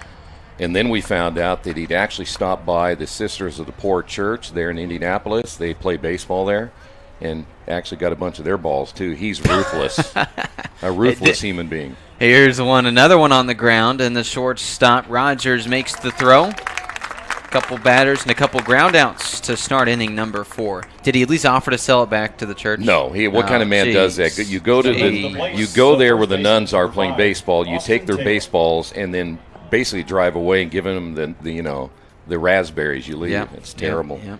Sure does. That sounds like Keith. It is. Well, 2 outs quickly. Nardi, like we said, settled in. He's feeling good right now, as that one misses the zone. But he's looked a lot better than he did maybe the first couple of batters when he walked 2 of the first 3. Got into a jam, but a double play got him out of it. And that was all the way back in the first inning and scoreless since then. Nice bounce back, because yesterday Rose Holman started their ace and Strawmeyer, and he pitched pretty well for the most part until the end, kind of allowed some runs, and that's when the dam broke, as this one lifted well into right field, making chase, and it's down just past the outstretched arm of Ostrowko, and that will be a stand-up double for Austin Taylor, his second hit today. Well, when you watch the right fielder, Ostrowko, you thought maybe that ball was going to come back in. That thing just kept carrying deep into right field, and he did a really nice job just getting to the baseball and keeping Taylor to the double. Yeah, when you send one that way, pretty often that can turn into a triple if you've got the speed. But, yeah, look there, just an inch or 2 away from making an outstanding play. That's a tough one to make, and, yeah, he did a good job keeping it in, keeping it right there and keeping command of it for just a double. It's the first extra base hit today surrendered by Nardi. Talked about how he's played well. His ERA above 8, so has had issues with runs throughout the year, but today he's looked very good. Yeah, a lot of fans will look at that and go 8 that are baseball fans, and that's really, really high for baseball. But today, as we told you before, it doesn't matter at this stage. Just got to go out there and perform today. This one finds his own. I'll tell you what, this game obviously has been all Rose Holman to this point, 3-0. How about the one over at Franklin? This one is big for the standings heading into the tournament in just a few days. Berea started the first inning with a 3 spot, so they jumped out thinking, okay, we can have command to maybe pull off this upset against Franklin, as the next one finds his own as well. 1-2 is the count. Franklin then puts up 4 to take the lead right away in the bottom of the first. So they go back and forth. Berea retakes the lead at 6-5, and then Franklin immediately again responds, bottom of the fourth, and retake. So they keep going back and forth. Berea took the lead again and just went up 9-8, bottom of the sixth inning. So this one, I mean, how about the pitching over there in Franklin? You look, ping-ponging back and forth, the amount of lead changes in that one. And if you're either of these two teams, you're absolutely rooting for Berea, who has been eliminated from contention, the bottom in the conference standings right now. As this one sent well high, popped up into shallow center field, and walking over to make the catch was Brown. That will end the inning. We'll tell you more about the standings in the bottom of the fourth. For the Pioneers, they scored no runs on 1 hit, no errors, with 1 runner left on base. We're doing things so quickly. A lot of times we know that we need help. So our professors all know us by name. Basically, everybody knows everybody here. That one-on-one personal connection you're getting with the faculty, you don't get that a lot of places. We are not just saying, here, go do this hard project. We are right there with them. We work with them. The faculty are there for you.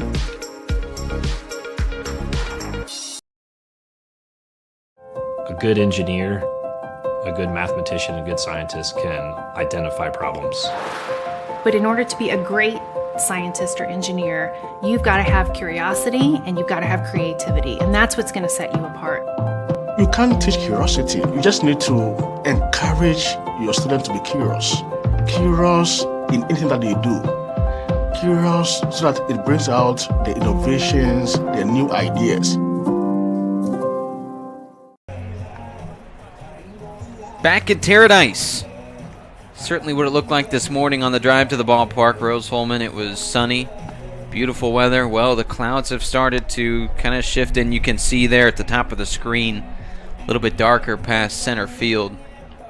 Rain's in the forecast. We don't know what's going to end up falling. Certainly was supposed to start falling at 11:15. Well, we're 45 minutes past that, so hopefully it's just something where we get a couple sprinkles, keeps it light, and we can play a doubleheader today of baseball. Not really a lot of time left to make up a rainout, especially because Transylvania got in last night and played a first game last night. 13-2 they won against Rose-Hulman, so I don't think they're really wanting to stay another day in Terre Haute, but if so, both schedules are clear for tomorrow. And of course the HCAC tournament starting on Thursday. Is this one lifted into foul territory? Making the catch, impressive, was Taylor. He's made some great defensive plays throughout the game, and they retire the first batter. That was Michael Stenger. If I were Stenger, I'd probably try to wait a little bit and maybe see a couple of pitches. He struck out the first time up, but sometimes you get a little anxious if you haven't played a whole lot, and I'd just like to see maybe lay back a little bit and maybe take a pitch or two. Stenger only saw one AB yesterday in pinch hit duties. This one is hit, and that's an outfield single, if not more. He will round. Colton Brown with his second extra base hit today. He's 2 for 2 with a triple and a double. How about that? 1 out and a man in scoring position. Yeah, great job going the opposite way. Another first pitch hitter right there, but he saw the pitch he liked, and I'm sure he had the green light if it's anything close in the strike zone. And I like players, if it's a little bit to the outside, take it the opposite way. Don't try to pull it. Generally, you'll ground out if you do that, but a great job there by Stenger. Or Brown, excuse me. And he's got the speed to get over to third here in a pitch or two if he wants. Legged out that triple his last time up, and then came around to score. That was in the second inning. The lone run scored in that frame.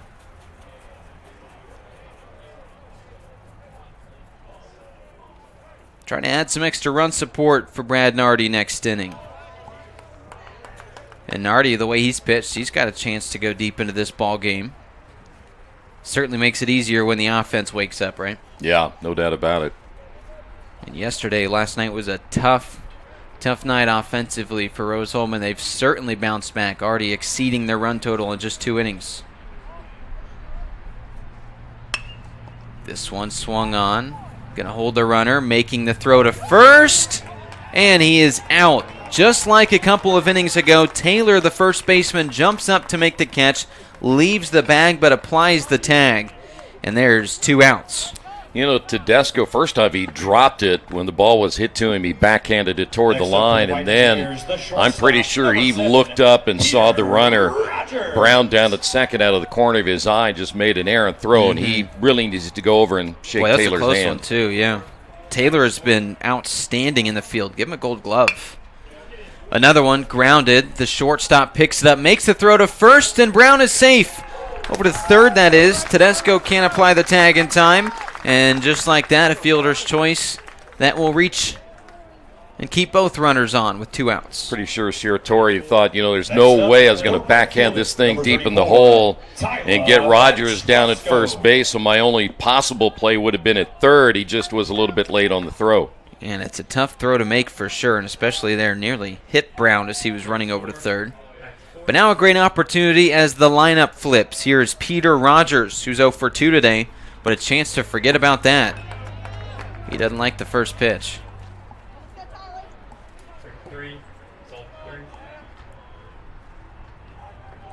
It is Tyler Ostrusko, who we talked about, kind of tweaked something his last time up. He's 0 for 2. But he's fine now, and he swings at this one. Sends it down the line, foul. So Brown's on third. Rogers stands on first. And the speedy Rogers, I'm sure, would love to get the green light to take second here. Well, a little hit and run. You have 2 outs. I think it'd be a good gamble, especially with Ostrowski at the plate. Unfortunately, may get him here. Stuck in a jam here as he took off. And we see a good old Pickle. Tries to slide in, and he gets tagged out. So scoreless in the fourth again. RHIT.TV.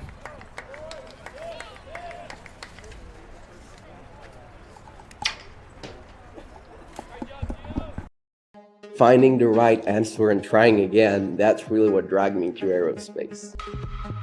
I saw other people making amazing stuff on 3D printers, and I thought if I combine that art of 3D printing with engineering, I could make something as complex as an airplane. It all changed when I came to Rose-Hulman. I feel amazing that I have still 3 years to do something much more complex.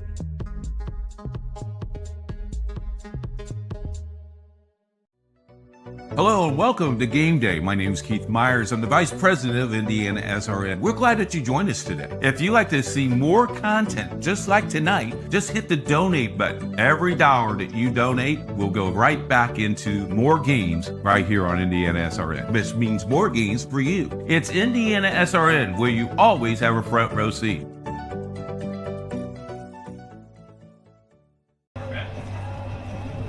Top of the fifth from Rose-Hulman. Fighting Engineers with a 3-0 lead here in this one, and Brad Nardi retains his position out there on the mound. This game is brought to you by Officially Human, mission to restore respect to game officials. Do your part. Practice good sportsmanship. If we don't have officials, we cannot play the great game of baseball. Going to continue to monitor the weather here as these clouds just continue to come in darker and darker. But I have faith. We can get a baseball game in or two today. You must have a lot of faith. This is Houston Manning up to bat. 4 scoreless innings for the team in black. That's Transylvania. The Pioneers came in, won yesterday with a 13-run game. That one ended after 8 innings. But a different story today. Nardi with all the command. After allowing a couple of early walks, he's been nearly perfect since then. This one is sent out into the parking lot.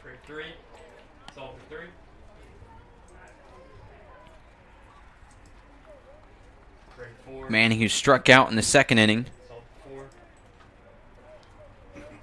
3.24. He's got a nice batting average, the designated hitter. Is this one in the dirt? 4 ball.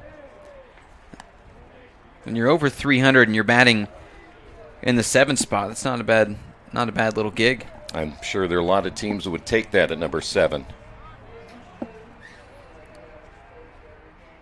This one is sent foul as well over into the parking lot near Troy's car. I don't think I heard any glass shatter this time. No. If he hits my car where it is parked, it's going to be pretty impressive. I'm going to go shake his hand. And then give him the bill. Well, we've got Keith's credit card. Yeah, that's right. Unlimited. This one is sent foul again down that third base line.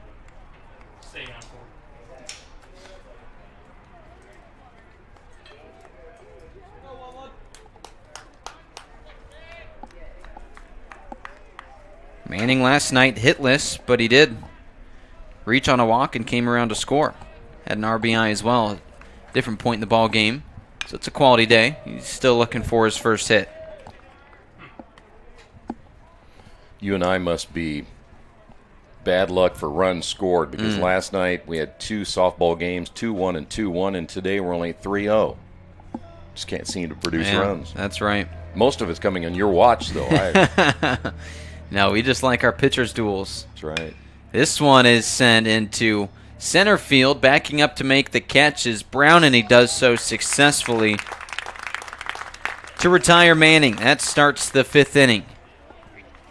Got into that one just a little bit as you take another look at it. He had that kind of uppercut swing there. And I don't know if he was expecting a fastball but got an off-speed pitch. It really didn't come in there quite as fast as he thought it would, but that's a good pitch right there for Nardi.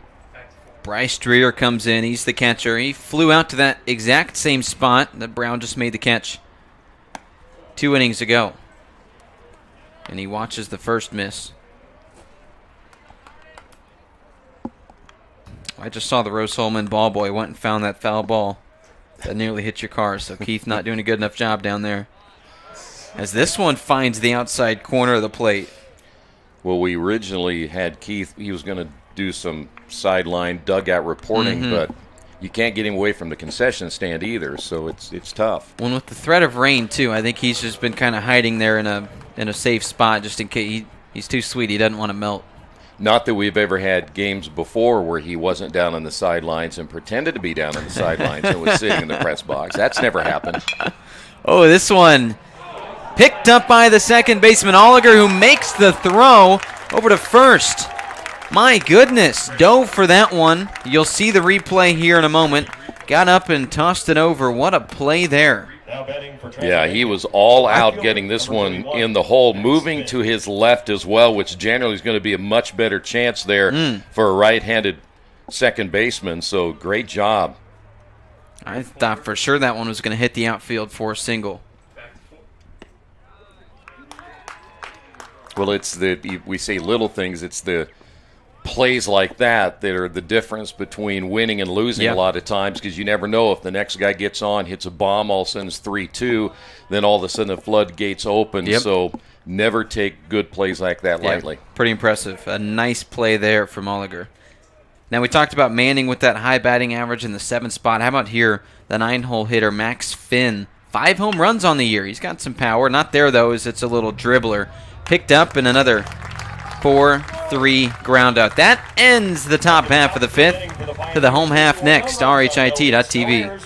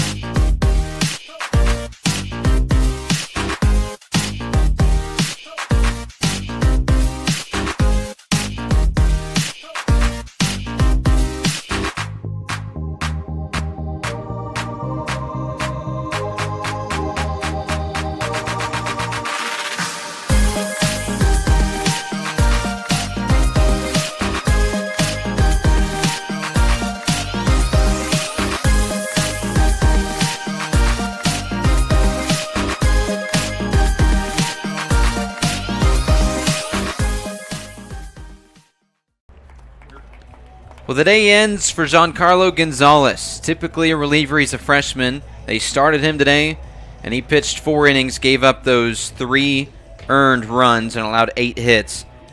They're going to hand the ball off to typically their second starter, and that's Luke Patton, who you see right there. Troy, why don't you tell us a little bit about Mr. Patton with that 4.46 ERA, his now 12th appearance. Well, as you mentioned, he's probably number 2 as a starter. I'm not sure from a bullpen standpoint how they've split up the statistics and how good he is out of the bullpen. But now Rose-Hulman hitters will have to readjust here. You went left-hander for the first 4 innings, and now you're going to come back and face a right-hander. I think it's a good move here for Transylvania, try to keep those bats in check the rest of the way. Of course, you look back at that double by Brown in the 4th, could have made this possibly a 4-0 game, but then you had Gonzalez able to get out of the trouble he was in. So now you leave it up to Patton, and if he can shut you down for 3 innings, maybe the rest of the way, get those offensive bats going, you're going to be in good shape. But they've got to find a way to stop Rose-Hulman now here as we get later into this ball game.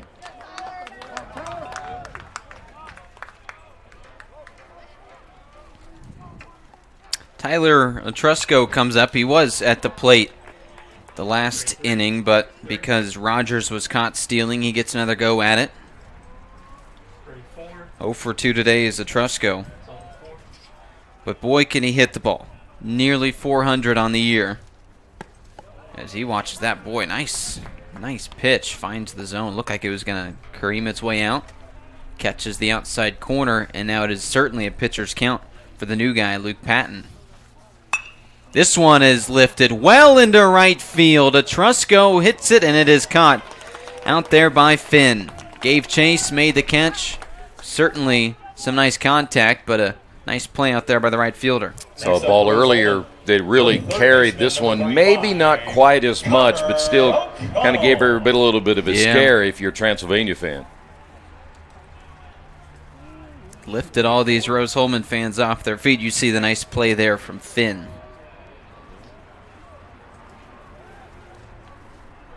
And now it's the lefty, Connor O'Connell. He stands in there and watches ball 1.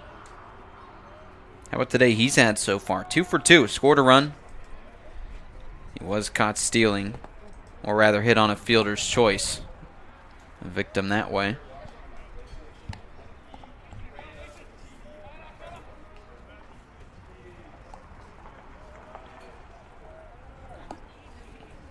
So those 2 hits today is 53rd and 54th of the year. He can really make some good contact as this one finds the zone.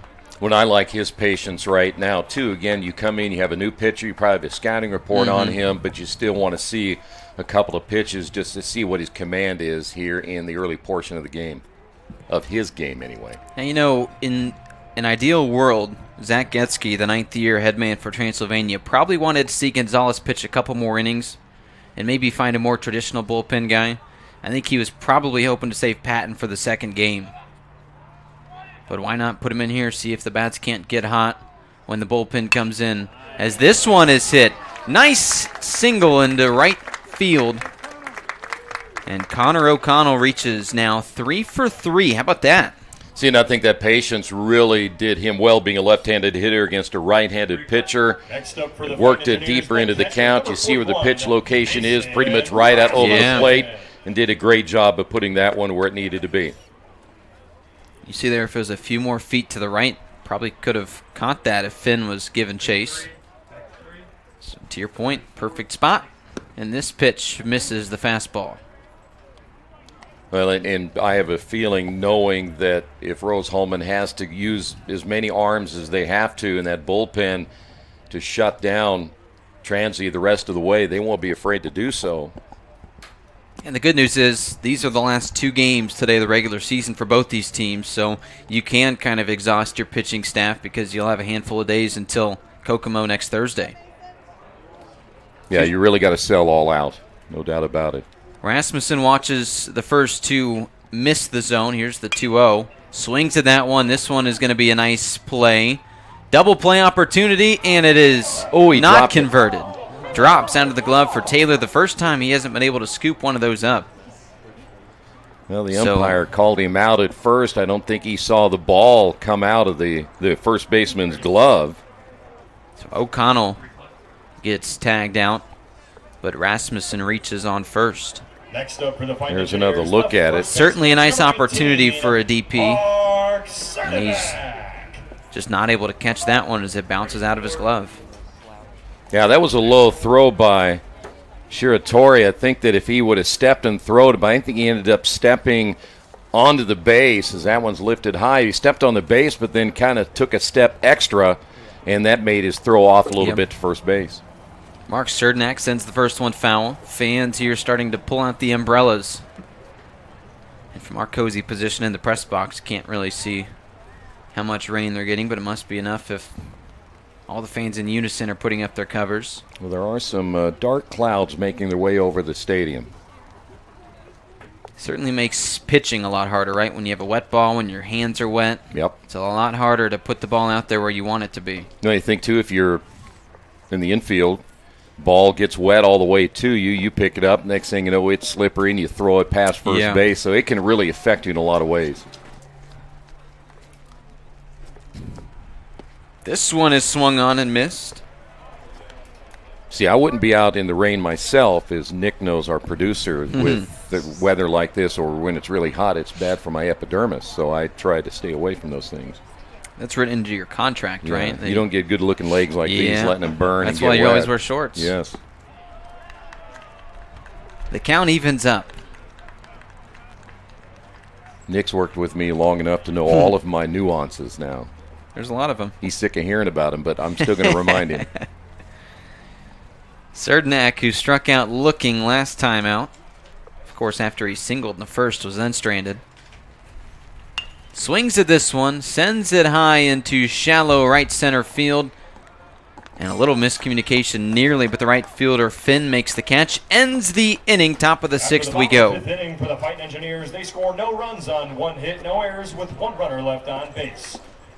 So my goal is to get involved in space industry and learn about what lies beyond the Earth's horizon. I came across Rose Rocketry. I saw, hey, they're doing some really cool stuff. They're building rockets. Being at Rose, I was able to hone my engineering skills to push myself to get involved in the field further and learn about all these different opportunities. And I don't think I would have really gotten that at a bigger university.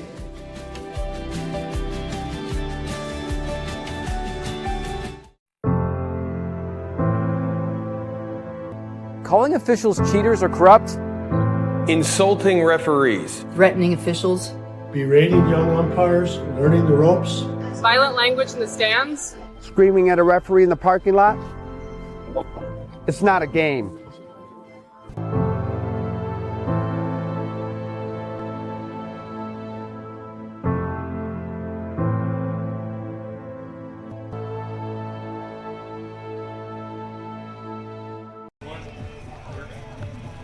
Back at Rose-Hulman, to the top of the sixth. Rose-Hulman, the Fighting Engineers, up 3-0.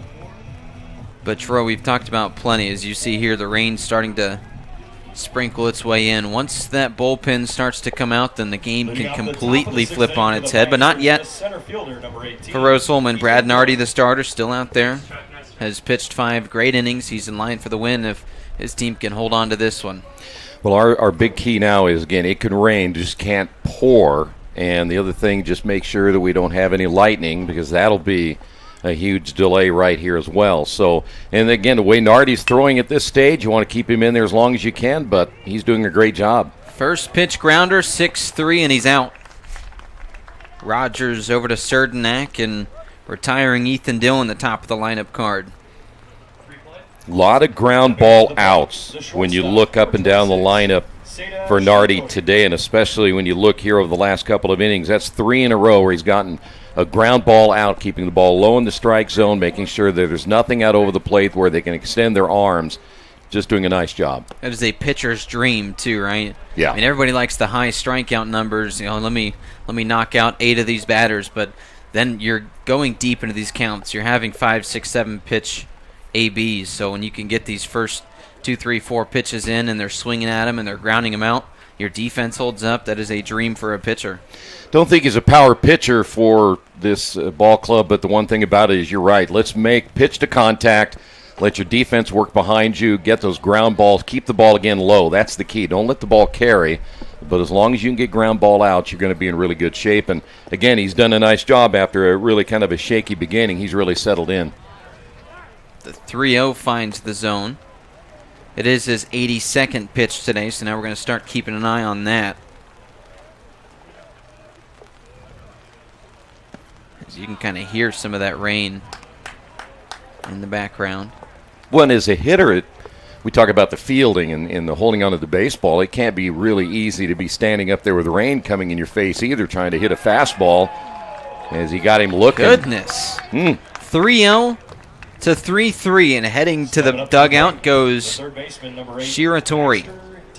Baxter Tedesco now in beautiful pitch, and how about that way to battle back after throwing 3 straight out of the zone? Yeah, look at that. Framed perfectly. Certainly see the case why Shiratori thought it could have been inside.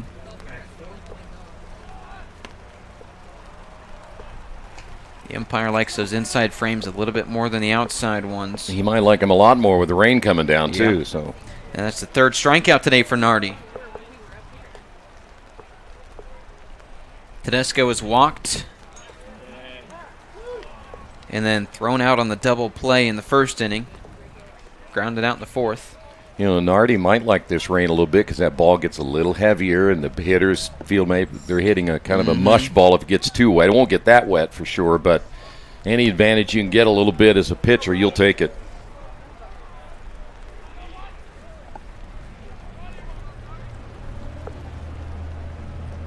Temperature dropped about 10 degrees here as well. As this one sent to the parking lot. Oh! Almost got that truck.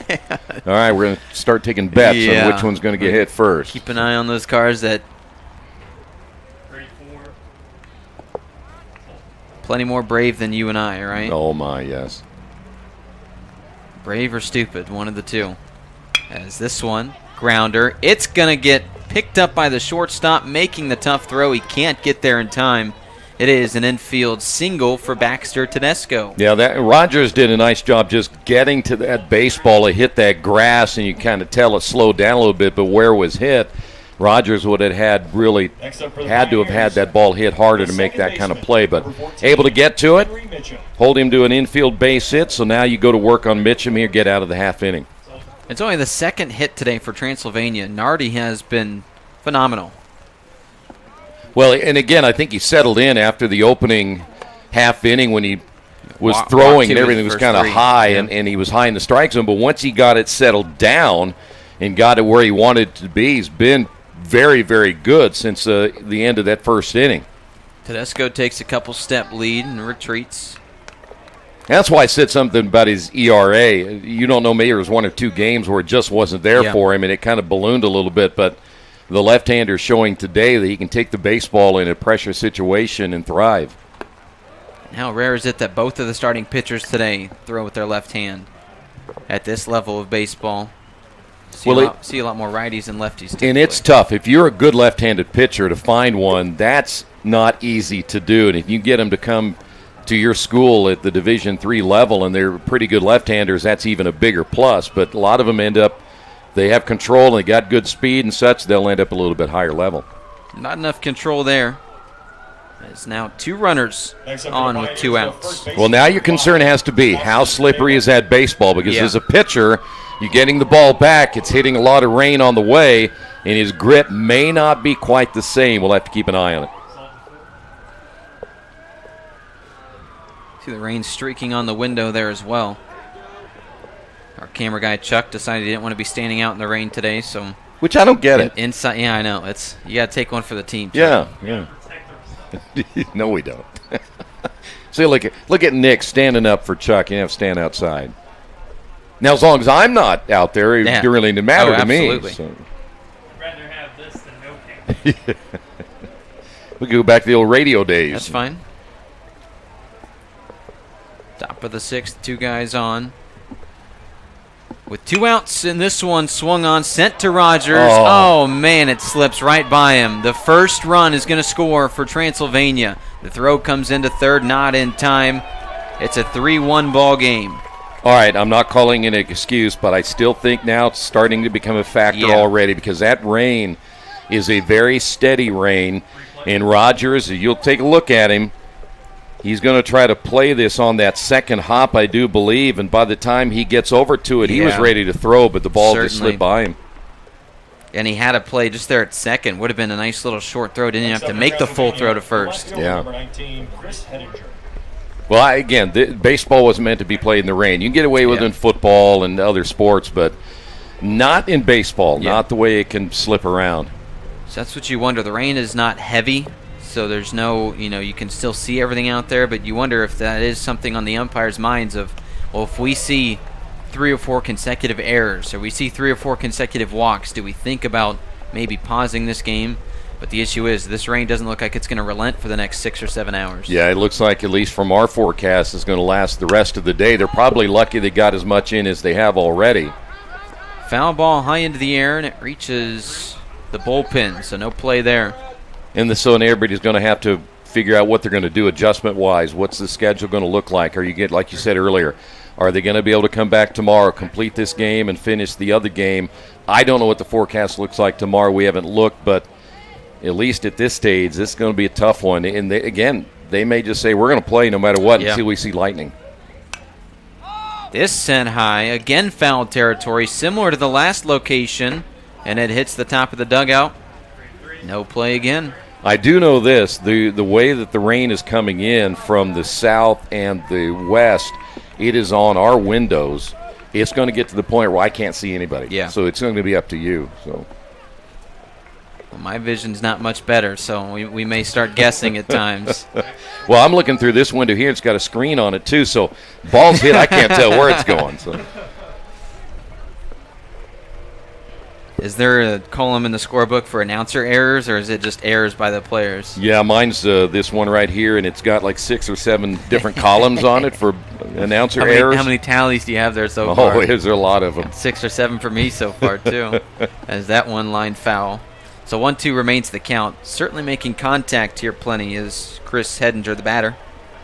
6 home runs this year, leads the team in that category.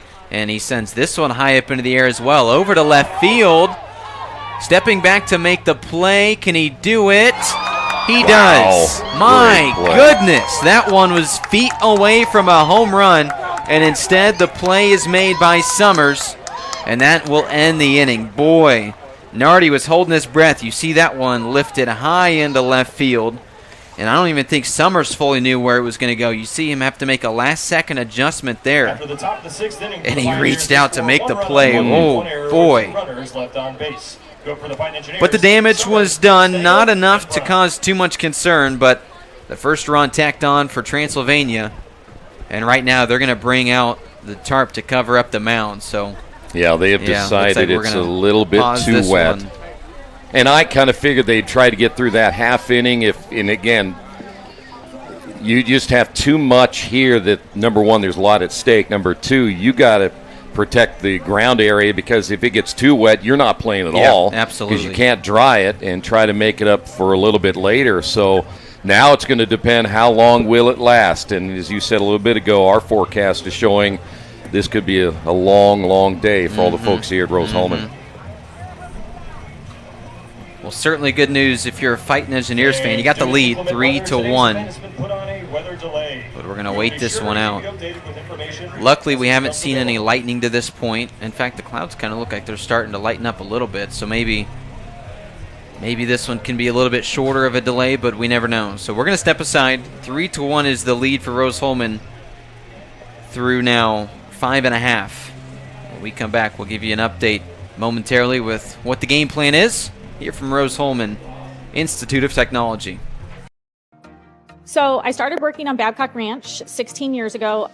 We designed a sustainable community that is also storm resilient, and also it has a ton of flood control associated with it. It has 75 megawatt solar facilities on site, which will cover the entire 18,000 acre community. In September of 2022, we had Hurricane Ian. We had 150 miles an hour sustained winds for about 10 hours and 21 inches of rain. Babcock really had little to no damage at all. We were the only place in a 2-county area that had any electric or any available drinking water that did not need to be boiled. And Rose really prepares you to go out, think outside the box, and problem solve. And I think for any major at Rose-Hulman, that's what you're getting. You have the ability to go out and create something new and innovate and change the way that we live as humans today.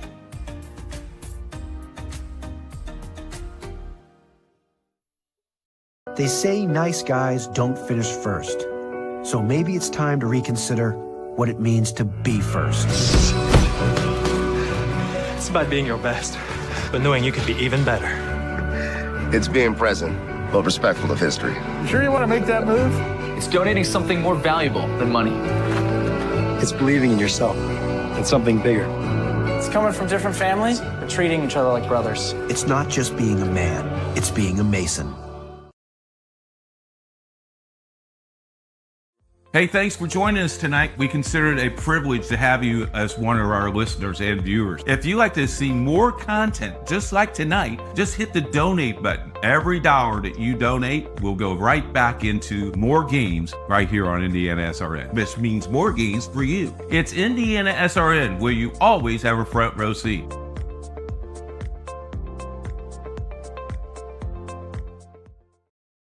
Finding the right answer and trying again, that's really what dragged me to aerospace. I saw other people making amazing stuff on 3D printers, and I thought if I combined that art of 3D printing with engineering, I could make something as complex as an airplane. It all changed when I came to Rose-Hulman. I feel amazing that I have still 3 years to do something much more complex.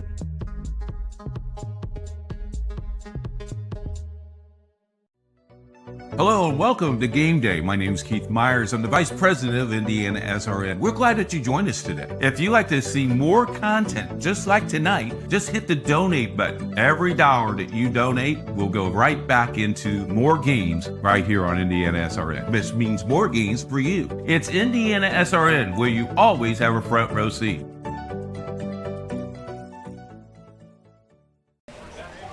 Tarp is out. Rain is coming down. We are keeping an eye on the forecast for the remainder of the afternoon. So what we will do, we will leave the broadcast up. We will not be announcing anything, but you can get a pretty good idea at some point if we will be coming back and when that will be. So hang in there. We'll get you updated as we go along this afternoon. We're in a rain delay here at Rose-Hulman as the Fighting Engineers on top of this one, 3-1.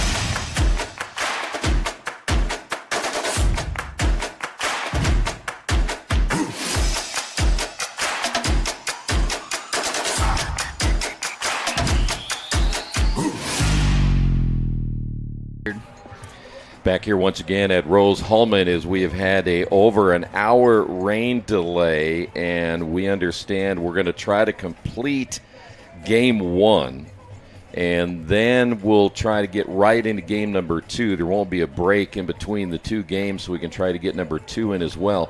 We're still expecting some rain to come down. That depends on how heavy it's going to be once we get done with game 1. I think we got a little window till about 2 o'clock or so. We're only about 5 minutes away from that, so we'll see what happens after that. But now the question is, for the players in that long rain delay, is how they come back and respond in having to play and finish this first game. And it's pretty unfortunate. Let's start with Rose-Hulman. You had Brad Nardi, who was just shoving on the mound. I mean, he's had the season he's had to this point, but he looked like a new man today through those 6 innings.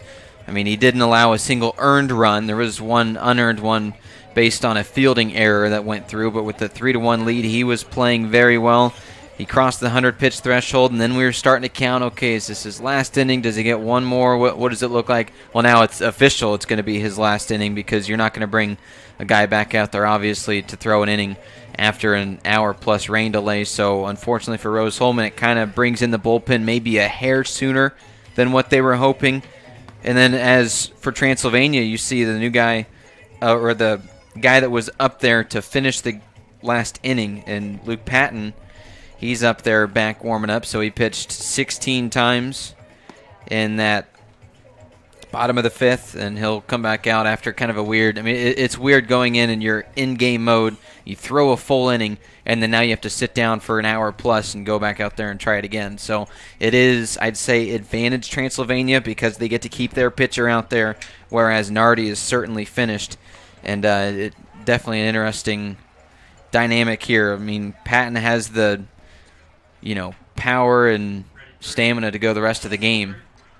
Obviously, we'll see the bullpen now for Rose-Hulman. And if I'm the hitters now for Rose-Hulman or for Transylvania, I come out swinging, knowing that you've had that long delay. The pitchers may not be quite as ready as the hitters, so we'll find out. In case you're just joining us, both of these teams 20-17 on the year, identical, and within a game, half a game of each other in the standings. And, of course, the entire top 6 here of the HCAC, you could even say the top 8 separated by just a handful of games. So it's very important that they get this game in. We see the count tied at 1. It's also very important they get the next game in because you want as many wins as you can. Transylvania still has a chance to get the 1 seed in the HCAC tournament, and Rose-Hulman wants the 2 seed in the ever-important bye, as this one lifted high into foul territory, making chase. And Tedesco, he dropped it. How about that? Dropped out of his hand. He just gifted one in clear daylight with no rain. I mean, that's not like one where we saw a couple errors last inning in the rain. That was just a lapse.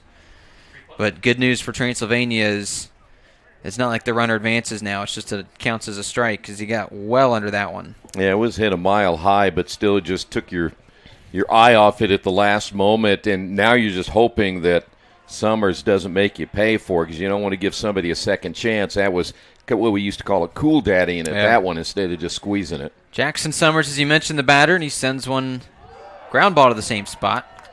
Snagged by Coach Adam Rosen over there. He gets some cheers. My always concern when I see an error like that is what if it happens in a game that you have a couple of runners on base and you give the guy another chance and you end up giving up a base hit. It just always seems to come back and bite you. This one sent well to right field, kind of tripping, but then making the catch was Finn. Boy, he tripped immediately, but then it was high enough where he was able to kind of regather and run over and make the catch. So no harm, no foul there. Yeah, he may be finding it's a little bit wet. Again, the tarp went on the infield. It didn't go on the outfield, so the outfield's still going to be pretty wet. And even more so, we'll see some more plays go out to left field. Left and left center is where all the water was drained from the tarp, so that could be even more slick than right field. Another foul ball down the baseline. So we're toward the bottom of the lineup here for Rose-Hulman. At the bottom of the 6th, they do have that lead, obviously 3-1, but this is Stanger, the senior, Colton Brown, the senior after him, who has 2 extra base hits today, and then Jonathan Oliger if it gets to that, if one of these 2 guys can get on base. Big old swing, and he misses everything. Makes the count 0-2. certainly an interesting dynamic for these hitters as well. I mean, you just sat for an hour, and now you're coming back in a little cold and acting like the game never stopped. Well, and it is tough, but they've been through it before, so it's probably nothing new as a player. You hate to, especially if you're playing well, have to sit down and wait for the game to restart again. But you've got to adapt and come back in and be ready to play no matter what. This one singled into shallow center field and down for Michael Stenger, his first hit of the game on Senior Day, getting the start. And he now stands at first for Colton Brown, who has 2 extra base hits and a run. Stood right on that fastball, right down the middle of the plate, did a nice job hanging back on it. Stenger able to lift it into center field, and I think at this stage you want to get an insurance run or two to make sure that you give whoever is going to be coming in the next 3 innings or so plenty of breathing room as you get down the stretch in this first game. This one is lifted right center field, backing up toward the fence and making the catch as the center fielder Dillon, and he'll launch it in before the runner Stenger could advance. So Brown flies out, and that'll bring up Jonathan Oliger. Yeah, Brown trying to first hit pitch right there. You mentioned he had the triple in the second inning, the double in the fourth, and maybe got a little bit anxious that time attacking that first pitch instead of waiting to see maybe he had a better pitch to try to drive and maybe get that runner at least to third base, and unfortunately unable to do so. Oliger had the RBI base hit in the second and then grounded out his last time up, so he's 1 for 2. With 2 outs here, Luke Patton on the mound for Transylvania. The message here, hey, just get the runner out. You get through this first inning of kind of the weird setup, and then you can breathe and act like you're back into the normal flow of a game. You know, and it may not happen the rest of the way, too, just from a standpoint when you sit around that long and then you're trying to get back into it. The routine's all entirely off, and the other thing about it, it's still a little bit wet out there, too. It's going to be a factor. Foul ball. Sent out to put a little dent in the concession stands over there. Well, Stenger had a really good jump down at first base, so I'm at least at that stage believing they're thinking hit and run, try to hit behind the runner. Yeah. And to move him on to third with, again, the 2 outs. Want to try to get a run squeeze in this ball game right now to get that 4-1 lead if you can. Oliger, the senior, one of 16 recognized before this game started. And he sends another one foul. That was a good breaking pitch that time. That one riding inside, coming across the plate. Really, at that stage, jamming Oliger a little bit on that pitch, so I like the location. It just probably crossed the plate a little bit too much, and Oliger didn't miss it by a whole lot. This one a grounder. Picked up by Shiratori, and they get the out over at second. Oh, wait a minute. Called him safe. Did he? And now the field's empty. He's going to advance to third. Holy smokes. The umpire called him safe. Everybody was halfway to the dugout, and immediately coming out to get an explanation is Zach Getze, the 9th-year head coach for Transylvania. Boy, I thought for sure he was out and the inning was over. Well, the umpire in the field has had a couple of rough calls today. He had one earlier in which you remember the ball was thrown to first base. Take a look here at the replay. The guy. Yeah. See, he started to call him out. He certainly did, boy. But anyway, threw the ball to first base, and the first baseman ended up dropping it. It rolled, and he called him out at that time, and he made the mistake there. He had a couple of calls that have just been a little bit off the mark here today, but that one, Rose Holman will take it because now they got a runner at third and chance here to take a 4-1 lead. That certainly is a tough situation for Transylvania, too, because they were halfway to the dugout, and then the runner kept running, which he had every right to do. But when you see the umpire start with that out sign up above his head and then stop and move it to safe, I mean, that's a lot of players will just see him start, assume it's an out because they saw the play, and that's that. But now the lineup card flips. A big opportunity for Rose Holman following the rain delay. Peter Rogers. He was 0 for 3. He reached on a fielder's choice last time up. Be a big spot for his first base hit. You know, Coach Getze was pretty calm about that. I've seen some managers and coaches over the years that would just be ballistic. Absolutely. First one he checked, and it ended up landing in the zone. Here's the next offering from Patton. Swung on and sent right field into the gap. That will score a run. Crossing home plate, Michael Stenger on senior day. And with the big-time base hit, his first today is the senior shortstop, Peter Rogers. And now you know how big that call down at second base becomes, because you get the run, you take advantage of the mistake, or if it was the umpire's mistake on that one and you did what you needed to do to get that insurance run. Just a perfect location there in shallow right center field. 2 outs, 2 runners still on. This, Tyler Ostrucco.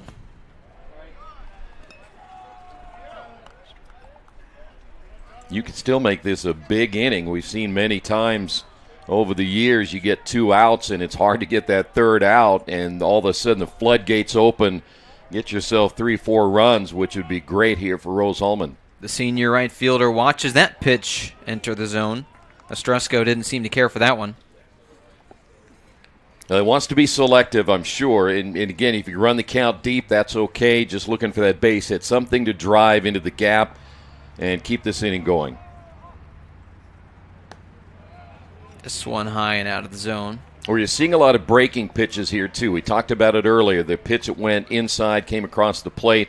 That one didn't make a whole lot of break. But right now, Patton just trying to find that command of his breaking ball to try to get out of this inning.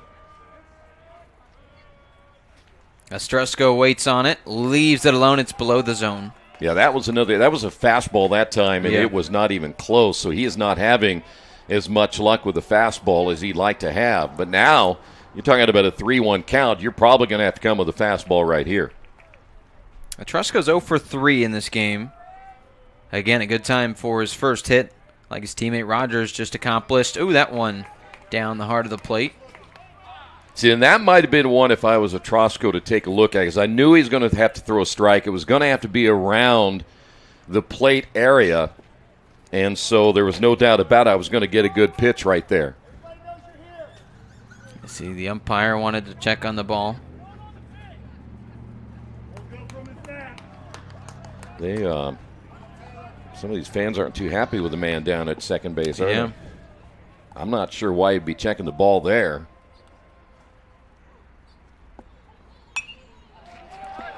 Swung on and sent into the parking lot and claims victim of 2 cars. Hits the door of one and lands in the truck bed of another. Yeah, I say that was unusual by the umpire there because, again, there's no reason to be checking the baseball at that point. I don't understand why he was or felt the need. It'd be the home plate umpire would look at it more than he would. And that's a walk. Ostrucco over to first. The Ducks are on the pond. For the big hitter, Connor O'Connell, who has 6 home runs this year. And guess what? He is 3 for 3 today. And just think, I'll go back. We'll put a little asterisk next to possibly would have been the final out of the inning. Yeah. And we would have been already hitting now for Mount St. Joseph if that call wasn't made. But now, boy, you could really put a hurting here on Patton. O'Connell, the lefty, watches strike 1. Now, I like that. I like it as a patient hitter. Don't be so anxious to swing at that first pitch if it's something you don't like. You got 3 guys on base right now, and you have a chance really to open this thing up with a base hit. And he nearly gets one as he ropes it down the first baseline. You also have a chance, if you watch a couple of pitches go by and they end up out of the zone, now a lot of pressure not to allow that bases-loaded walk. You know, I'm not so sure he really wanted to swing at that one. It probably looked better than it was. It's a breaking ball that crossed the plate and then broke to the inside. I think if he had a chance to go back and do it again, he'd let that one go. 2 outs, and he swings at this one. Whoa, what a snag.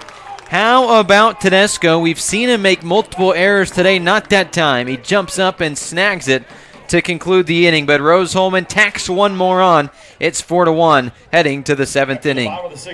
Take another quick. They score 1 run on 2 hits, no errors with 3 runners left on base. Vote for the Pioneers, Manning, Dreer, and Finn.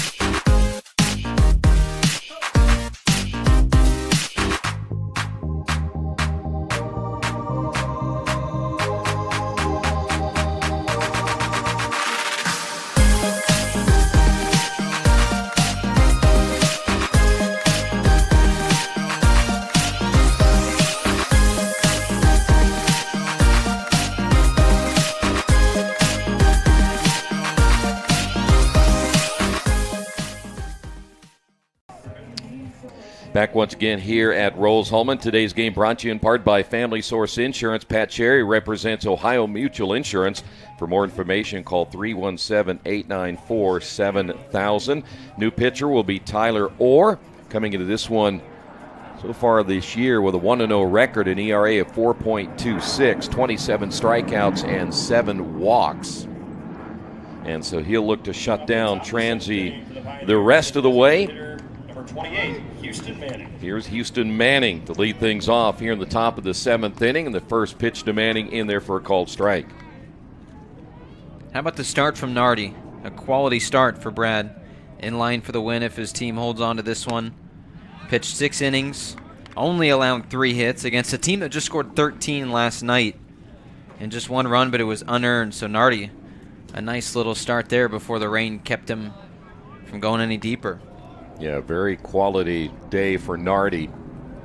And we were a little worried at the start of the first inning. He walked 2 of the first 3 batters. This one's going to be lined into right field for a base hit, so Manning able to get his first hit of the afternoon, and now Pioneers have a man on, and that'll bring up Bryce Dreher. The catcher, number 10, Bryce Dreher. So far 0 for 2 today. 4th, only the 3rd hit, today for Transylvania. Popped up foul.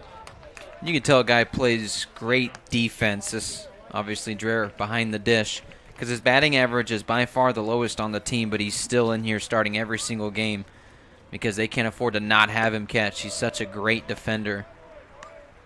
Pitches outside the count. Now even a 1 ball and 1 strike. Orr's next pitch on the way. Ooh. A little chin music this time. Yeah. And the rain is starting to come down again. Just took the 5 o'clock shadow right off his face. The 2-1 pitch. Fastball up high, 3-1. You know how I can tell it's raining again? The umbrellas came in. Yes. Pretty smart, huh? Makes it easy for it. We're dry. We're up here in the warm press box. We don't have to worry about anything. 3-1, missed it. So now runners at first and second. Tough start so far for Orr. Yeah, I don't think that's how he drew it up when he was warming up in the bullpen. Next up for the Pioneers. Here is Max Finn. And that's kind of the way it works in college baseball is the starter, if he has a good day, cool. See if he can't pitch 5, 6, sometimes into the 7th inning. But once you get the bullpen in there, it becomes a completely new game. And the advantage here for the Fighting Engineers is they have that 3-run lead. That'll be bunted first base side. A little surprise, maybe Finn. I know he's trying to sacrifice with no outs. You're still down by 3 runs. Yeah. You know, you can be no hit through 7 innings, but once that bullpen comes out, these hitters just have a renewed confidence. The 0-1 pitch on the way is low.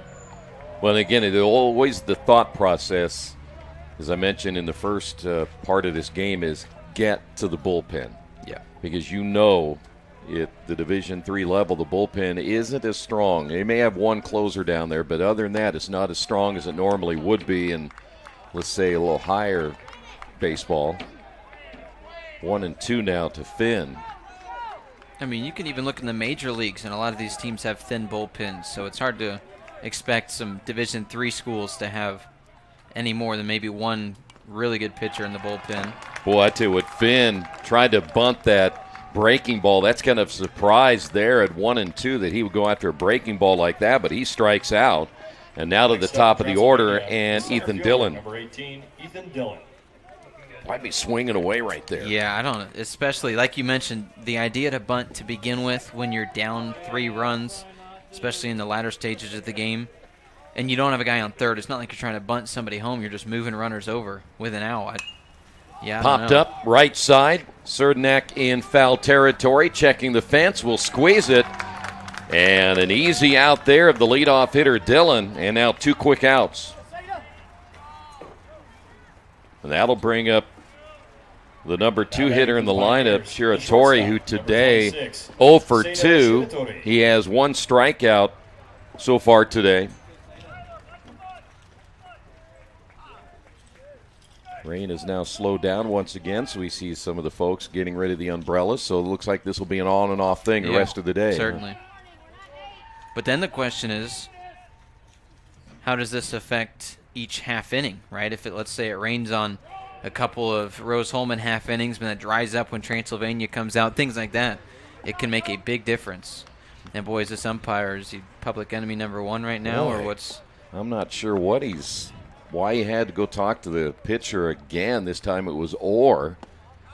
Breaking ball is inside, but that's twice we have seen that. And he'll be, by the way, the home plate umpire in game 2. So that ought to be interesting. Breaking ball is a little bit low. So 2 balls, no strikes. Again, 2 away and 2 runners on here for Transylvania. They're starting to run out of outs here in this one. That's a good breaking pitch. And, you know, when this inning started, Manning and Dreher both got on base. You're thinking, okay, we have 2 guys on and no outs. Shiratori's thinking, if I get up there, I'm going to be licking my lips. But after, oh, man.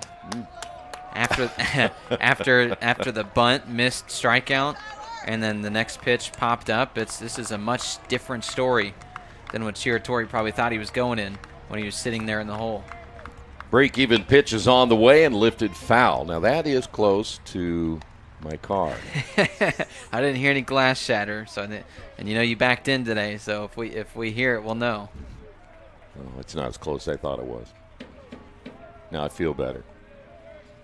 Let it be someone else. That's going to be lined in for a base hit just over the shortstop Rogers.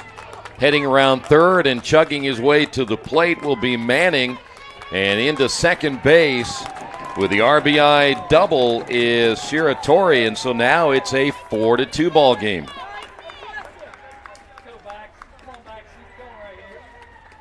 I don't think it made that much of a difference.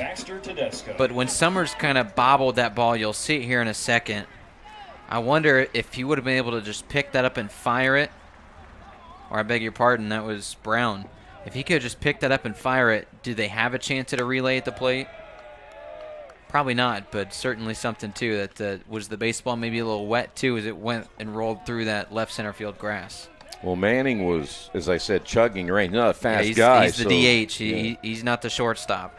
Might have had a chance to get him. Yeah. 1 ball, no strikes. Now runners at second and third. Orr's next pitch in there for a strike. Right now, Transylvania hoping for a rally in this one. They've lost 3 out of their last 5 games, but they did pick up a big win last night.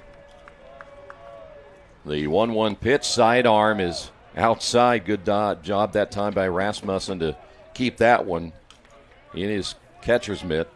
It's just the second extra base hit surrendered by a Rose-Hulman pitcher today, too. Done a good job keeping the 5 hits that we have seen. You know, the majority of them have been just singles. Swing and a miss. That's a home run cut there by Tedesco. Mm-hmm.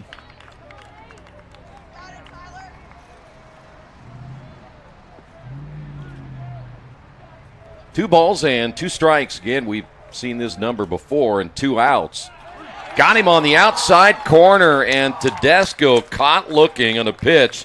It was definitely hittable, but Transy picks up a run. We head to the bottom half of inning number 7, 4-2, Rose-Hulman. Anxious over algebra? Call Ask Rose, the free science and math homework helpline. It's free world-class tutoring. Just call, chat, email, or screen share. Learn more at askrose.org. Confused by chemistry? Call Ask Rose, the free science and math homework helpline. It's free world-class tutoring. Just call, chat, email, or screen share. Learn more at askrose.org. We're doing things so quickly. A lot of times we know that we need help. So our professors all know us by name. Basically, everybody knows everybody here. That one-on-one personal connection you're getting with the faculty, you don't get that a lot of places. We're not just saying, here, go do this hard project. We are right there with them. We work with them. The faculty are there for you.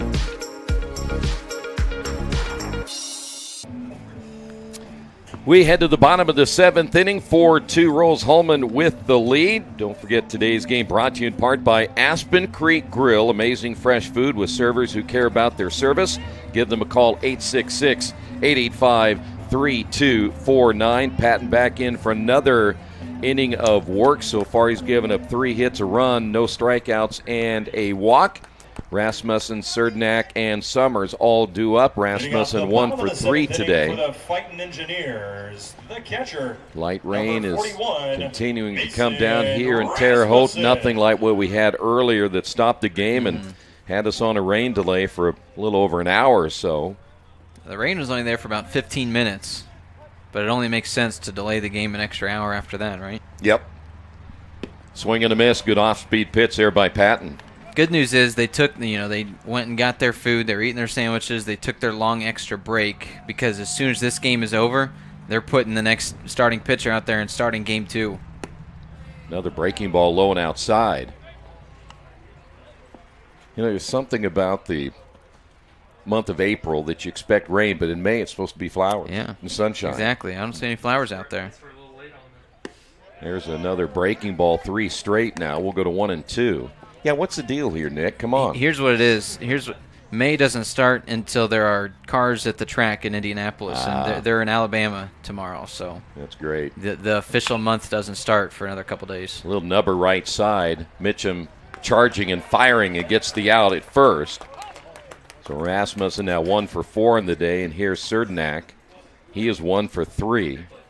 This is a Rose-Hulman team that has managed 11 hits today, 3 of those by O'Connell, 2 by Brown, and 2 by Rogers. Just got his barrel a hair over that one, and it drove it right into the ground.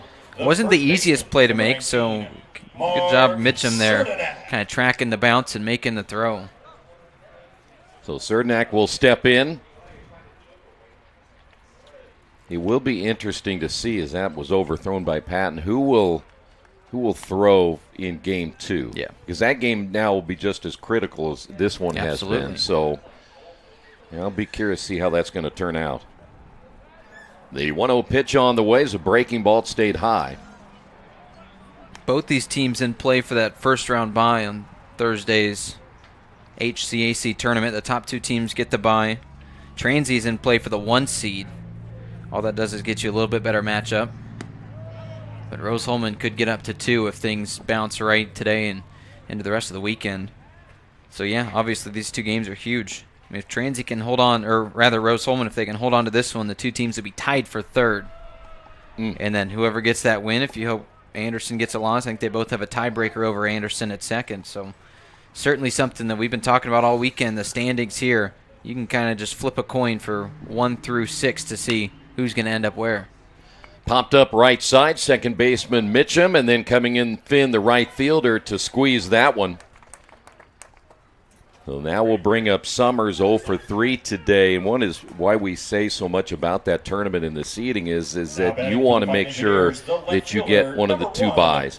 Because pitching is going to be the biggest key of that whole thing. You got to have rested pitchers. And if you don't have to play on Thursday, your life just got 10 times easier. There's a reason the majority of the winners of that tournament come from 1 and 2, because once you get into that championship day and you've exhausted all your pitching, that makes it a lot harder to win a game like that. So if you can forget playing on Thursday, earn that bye, everybody takes an extra day's rest, and then you come in on Friday against the team's number 2 pitcher and so forth.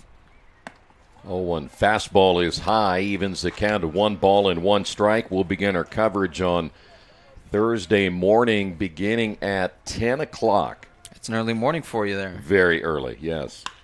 Fly ball into right field, driving Finn back. Shy of the warning track, will make the catch there, and that'll do it for the Fighting Engineers here in the 7th. We head to the 8th inning. 4-1, we should say 4-2, Rose-Hulman. So my goal is to get involved in space industry and learn about what lies beyond the Earth's horizon. I came across Rose Rocketry. I saw, hey, they're doing some really cool stuff. They're building rockets. Being at Rose, I was able to hone my engineering skills to push myself to get involved in the field further and learn about all these different opportunities. And I don't think I would have really gotten that at a bigger university.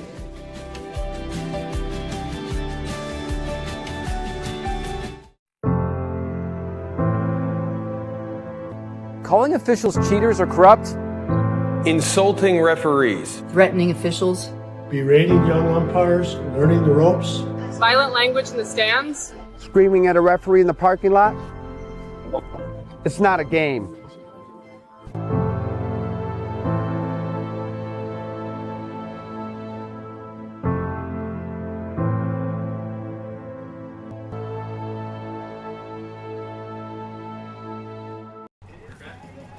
We are in the top of inning number 8, a 4-2 ball game. Today's game brought to you in part by Aspen Creek Grill. They have amazing fresh food and servers, again, who care about the service. They give you 2 locations in the Indianapolis area. If you're in Indy anytime soon, 866-885-3249. And also Wheeler Mission, serving the Indianapolis community for over 131 years.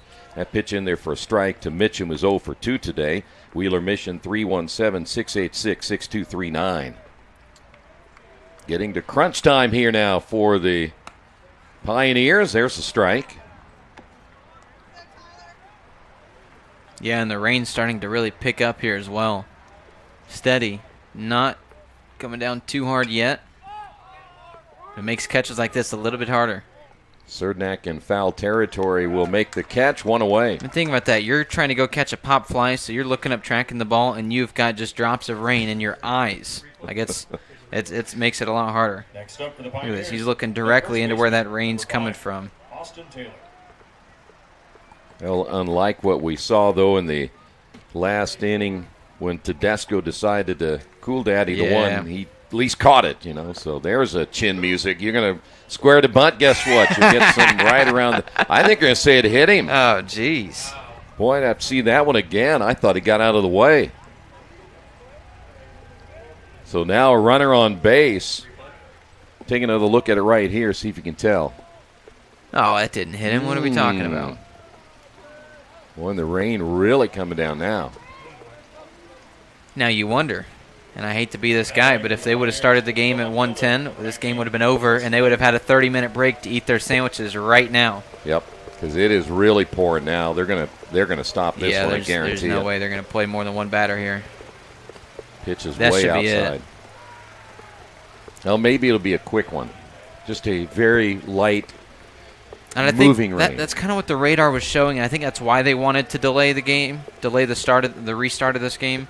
But, man, again, if you would have just started this one on time, this would be hitting as these guys are heading to the dugout. Yeah, they're gonna pull the tarp out. Man, that is tough. And, Troy, I hate to say you and I had called this, but we saw clear as day the way the radar was looking. This would have been here likely as you're in between games. Yeah. So another rain delay here as we will continue to watch as this will see how it'll pass over. They're going to have to do something quick because the field will be unplayable here pretty soon if they don't get that tarp out there. But we'll take a timeout. 4-2 here in the top of the 8th. So I started working on Babcock Ranch 16 years ago. We designed a sustainable community that is also storm resilient, and also it has a ton of flood control associated with it. It has 75 megawatt solar facilities on site, which will cover the entire 18,000 acre community.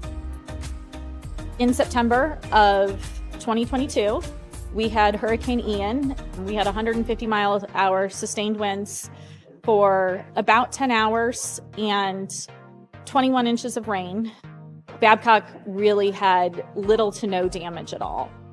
We were the only place in a 2-county area that had any electric or any available drinking water that did not need to be boiled. And Rose really prepares you to go out, think outside the box, and problem solve. And I think for any major at Rose-Hulman, that's what you're getting. You have the ability to go out and create something new and innovate and change the way that we live as humans today.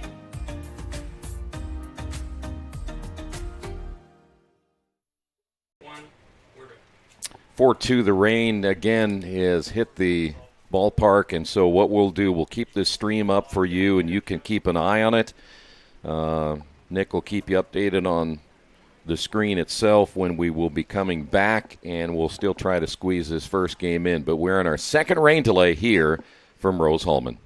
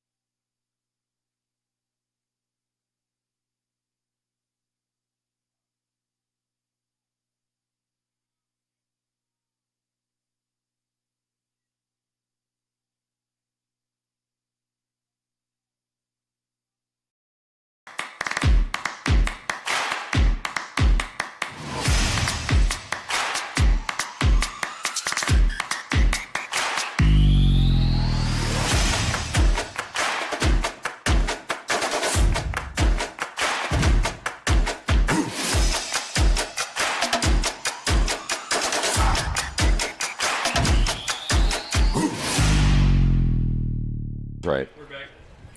Well, we are back from our second rain delay as we're in the top of the 8th inning. We're still in game 1 that started today.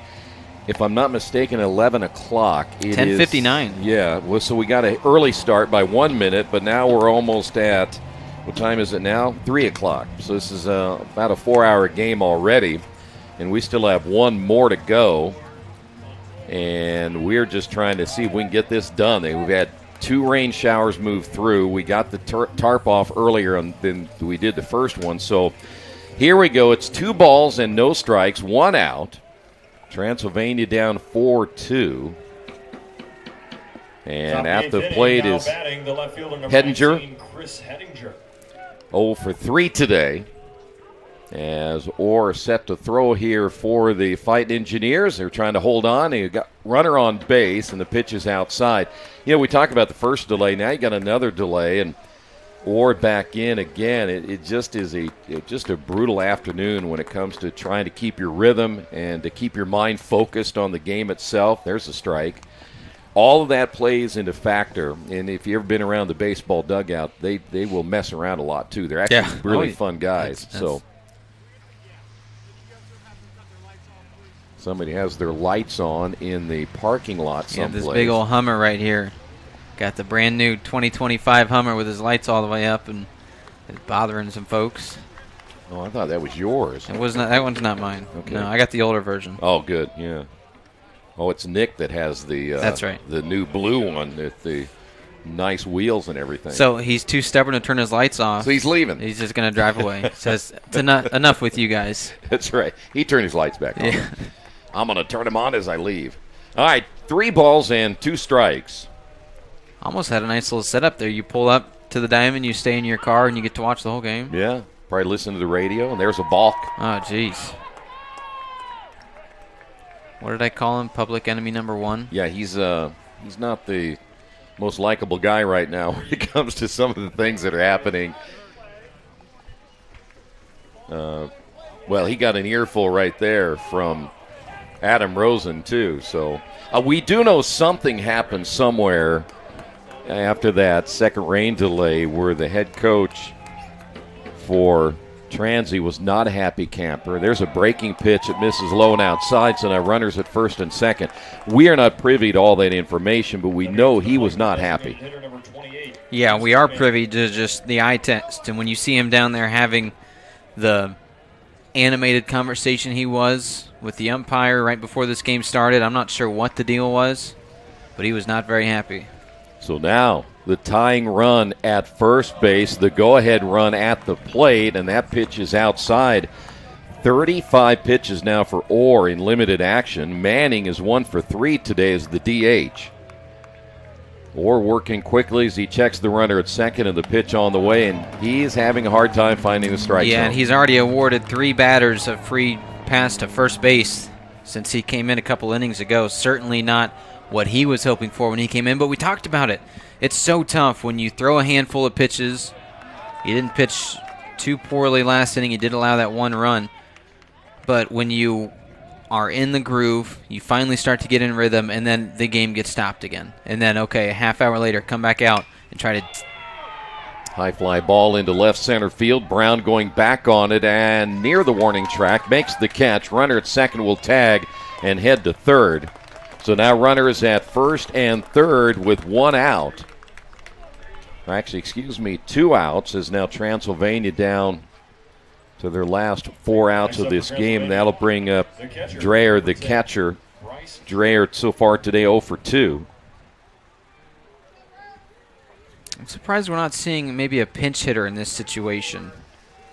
Dreyer 0 for 2 with a walk, but he's batting below 200 on the year. No home runs, not really much of a power threat. He's certainly in there for his defense, which is probably why they don't want to have to bring in a backup catcher. But this is a tough spot to have him in with the struggles he's had of late. Yeah, no doubt about it. And Orr came inside with that latest pitch, trying to jam him up a little bit, but he jumps ahead in the count at 0-1. Here's the pitch on the way, popped up right side, and that will go out of play. That fan simply stepped out of the way of that ball instead of trying to catch it. I thought it was going where that Hummer just was. Would have been a good move if he drove out of the way and it landed right there. So no balls and 2 strikes. Big pitch right here. Got him. Dreyer strikes out, or bouncing back strong. And for Transylvania, they leave 2 runners on. We head to the bottom half of the 8th inning, 4-2. Rose-Hulman. They say nice guys don't finish first. So maybe it's time to reconsider what it means to be first. It's about being your best, but knowing you could be even better. It's being present, but respectful of history. You sure you want to make that move? It's donating something more valuable than money. It's believing in yourself and something bigger. It's coming from different families, but treating each other like brothers. It's not just being a man, it's being a Mason.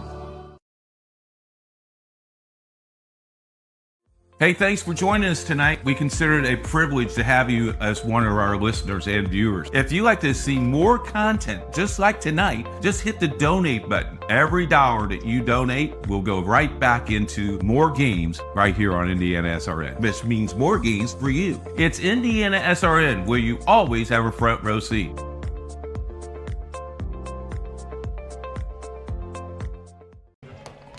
Well, Matt Armstrong will take over now for Transylvania's. Armstrong, a 5th-year player out of Louisville, Kentucky, played his high school baseball at Eastern High School. So back to the bullpen. They had a chance, though, to make a little more dent in that deficit.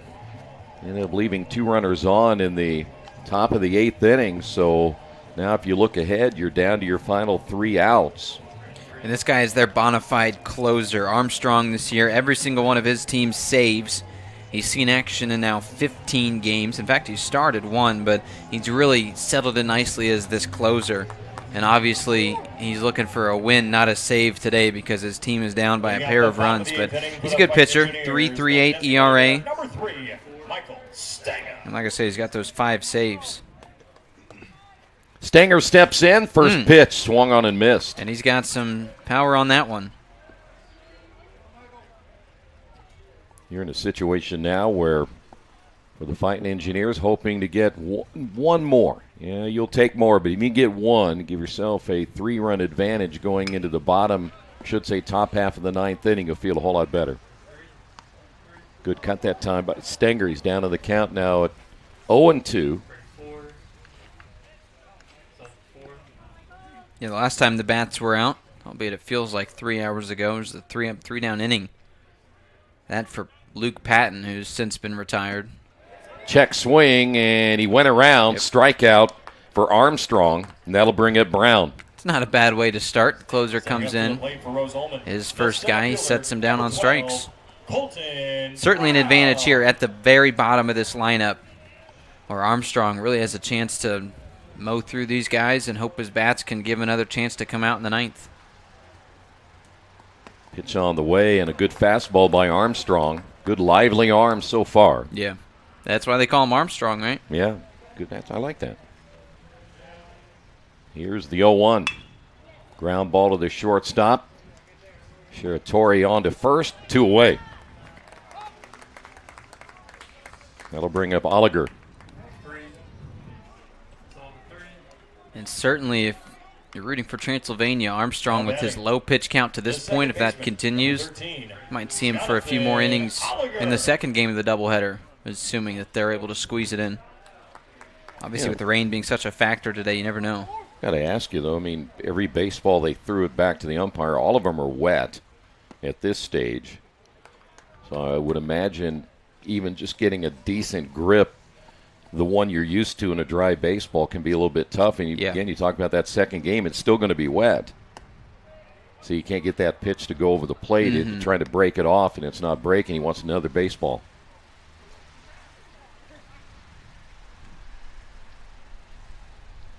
Now, you only have a certain amount that are put away and ready to go, so they could be using a lot of them by the time they're done with game 2.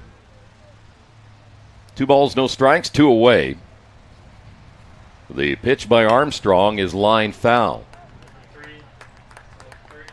See, now that was dry baseball, and you just had the gall to hit it out there into the wet Come grass. on, we finally got a good one. And what'd you do? You're going to hit it anywhere. Hit it in the dry area, wherever that is. Into somebody's glove, I guess. Yeah. 2-1 pitch on the way. Hit foul to the right. Now this one's heading toward your car, Troy. You got to keep an eye out there. It missed by several feet. See, I'm in the no-hit zone. That's what you think. There's no such thing at a baseball diamond. I mean, you're going to have to poke that really hard to get it over there. So, what you should have done is parked where these folks are down in out in the left center outfield. field. We haven't seen a ball go over the fence, and only a couple that have been close. There's a reason why we did, because I was concerned about you in the rain, because you got to walk to the car. To pull it up for you? Yeah, all I right. didn't want to have you have to walk all that way. You want to take a nap while I drive you home, too? Sure. Good cut that time by Oliger. We'll stay at 3 balls, 2 strikes. So we mentioned a little bit ago, game 2 will pretty much start immediately. Whatever that means for the pitcher, he's got to get himself ready to go, and I'm sure they'll do a little grooming on the field as well. Another foul ball. You almost caught that one. I've only done that one time. I was sitting on the top of a stadium doing a game, and the ball came by and snagged it. It's a foul ball. Bam! Dang. I have never reached my hand out for another one again. Not a very smart thing to do. No, I don't think so. I was glad I didn't drop it. Everybody would be laughing at me. Ground ball. Third baseman Tedesco throws to first, and that's off the mark. I think Shiratori's going to be looking at his teammates saying, "What'd you do, man? I was in position. I wouldn't have been running and throwing across my body like you did. I was set and ready to make the throw, and you make another fielding error." I mean, he's had a couple of those today. Well, it'll be Rogers stepping up. Rogers is 2 for 4 today. Now a chance to maybe add that extra run. He'll bunt it third base side. That caught everybody by surprise. Certainly wasn't expecting that. Now for Rogers, kind of a forgettable start to this game, but his last time up, a little RBI single. Good time for his first hit. We'll see if he can get another one here. A lot of the damage today has been done with 2 outs, it feels like. Breaking pitch stays inside. Yeah, that was a huge benefit for Rose-Hulman earlier when there was 2 outs and they were able to put some runs on the board. To start the game. Yeah. First 2 guys retired, next 2 score. Ground ball will get through. Oh, man. It hit a lake out there. Guess that's where the water is gathering from the tarp, huh? Well, when you send 2 tarps out there, you maybe wish they could have rotated the tarp and released it out in right field the second time. No kidding. That's a lot of water. Yeah, look at this replay. This is pretty incredible. Number 34, Tyler Trusco. And now it dies. Kaplash. Just sits down. It's like a goose on a pond. You're going, you're at 20 miles an hour, and then you just stop immediately. Trosco steps to the plate now with runners at first and second. Yeah, here's a breaking ball in there for Armstrong. Trosco is waiting for an invitation there. The beautiful pitch. At least from a hitter's standpoint, it was beautiful. Nice and soft, right down the middle, a little high. The 0-1 on the way is another breaking ball, and they will call that a strike. They may have said he went around. That one was close, too, but there's nobody down the first baseline to appeal to. The umpire just had to make a call. And he's trying to get game number 2 in as well. The 0-2 pitch on the way, got him swinging. That will do it for the half inning. We head to the 9th. Rose-Hulman leads at 4-2. We're doing things so quickly. A lot of times we know that we need help. So our professors all know us by name. Basically, everybody knows everybody here. That one-on-one personal connection you're getting with the faculty, you don't get that a lot of places. We are not just saying, here, go do this hard project. We are right there with them. We work with them. The faculty are there for you.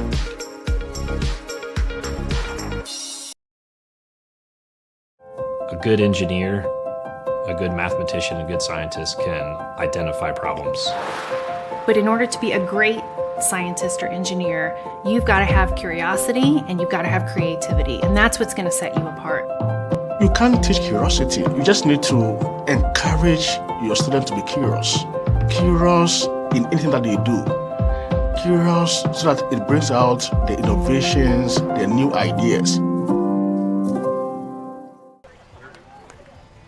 Well, the new pitcher will be actually the second baseman. That's Oliger will come in and try to close this out here in the 9th inning.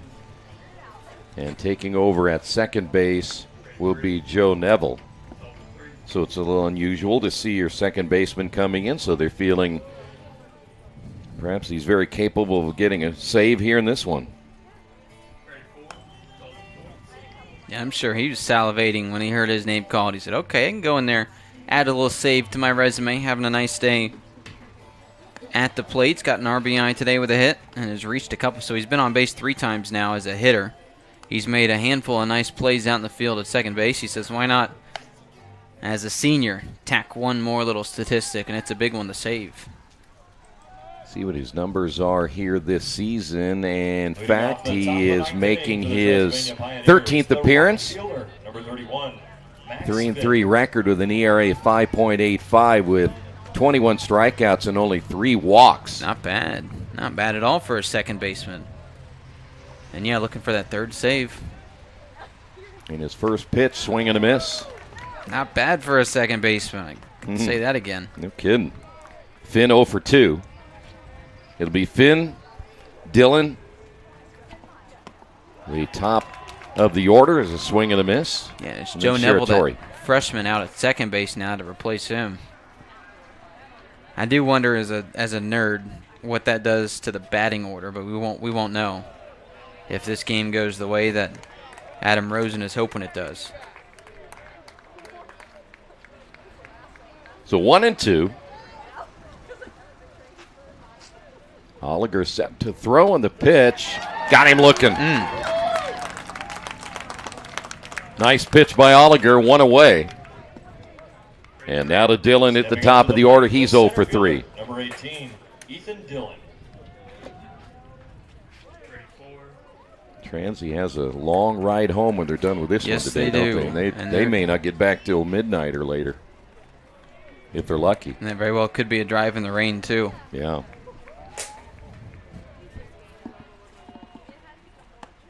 Didn't like that one. That looked pretty framed well to me. Yeah, couldn't have missed by a whole lot. Yeah. So 1 ball, no strikes. Oliger with the pitch. There's a nice breaking ball in there for strike 1.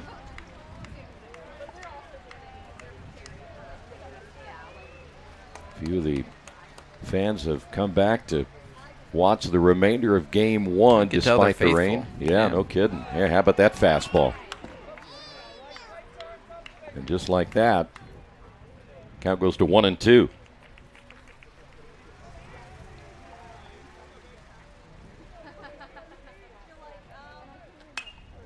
That one's hit foul. Well, we've had 2 rain delays. We've had the fighter jets fly around, which has been kind of fun. We've had the tarp on and off few times. Here's a fly ball into center field. Brown will go back on it. There is virtually no wind here. There's out number 2. Yeah, he sure is wishing there was some wind. And now Shiratori will step to the plate. Last opportunity here for Transylvania, who was hoping to get a series win by winning this one. And then they would have won last night and then game number 2. But then now they're going to have to think about game 3, as you said earlier, still fighting both these teams for position. Certainly going to throw the kitchen sink at game 2. Which, I mean, they've put out a lot of quality arms on the mound. Makes you wonder how they're going to get through game 2. But it's going to be magnified next week when you're playing sometimes twice in a day. You're playing, sometimes 4 times in a 2-day span. You're really going to need to use those arms. How about that breaking ball?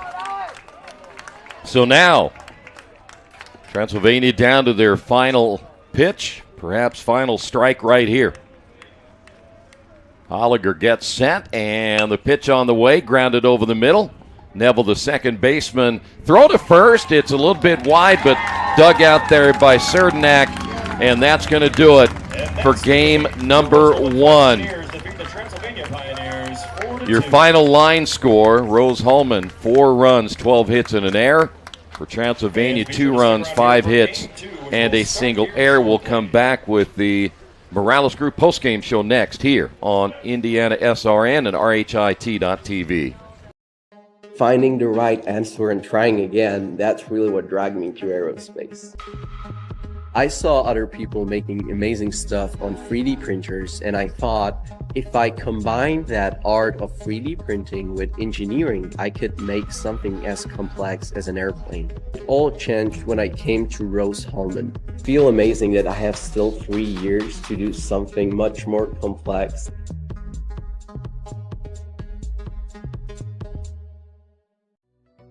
Hello and welcome to Game Day. My name is Keith Myers. I'm the Vice President of IndianaSRN. We're glad that you joined us today. If you'd like to see more content just like tonight, just hit the donate button. Every dollar that you donate will go right back into more games right here on IndianaSRN, which means more games for you. It's IndianaSRN, where you always have a front row seat.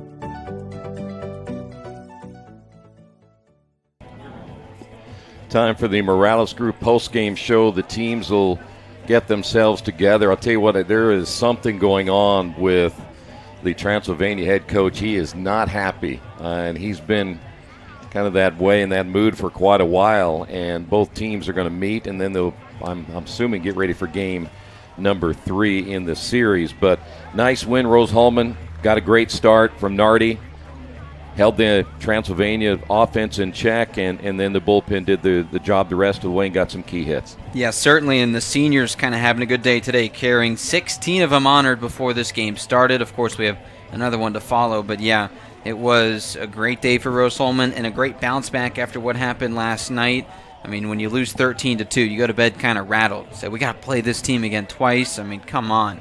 They come out there and they show that, you know, they're just as good, if not a better team.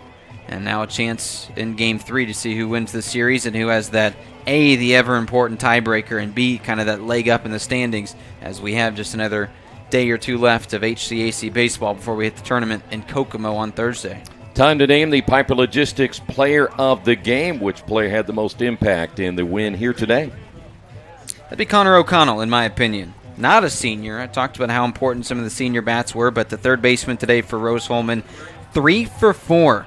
And he scored the game's first run, really got the tone started when he crossed the plate the way that he did. Rose Holman got the early lead, and they were able just to hold on the rest of the game. So I would say that would be the third baseman, Connor O'Connell, as your Piper Logistics Player of the Game. All right, that's going to do it for our Game 1 broadcast. Don't forget Game 2 coming up in a few moments. They'll be a lot faster than normal because they want to get this second game in here today before perhaps more rain, but there is, again, a threat of rain all day long the rest of the day here in Terre Haute, so we wish them luck in getting this next game underway. Thanks to our crew again here in Game 1. Thanks to you for hanging with us for the last 4 and almost half hours of baseball here from Rose Holman. But again, the Fighting Engineers win Game 2, that final 4-2.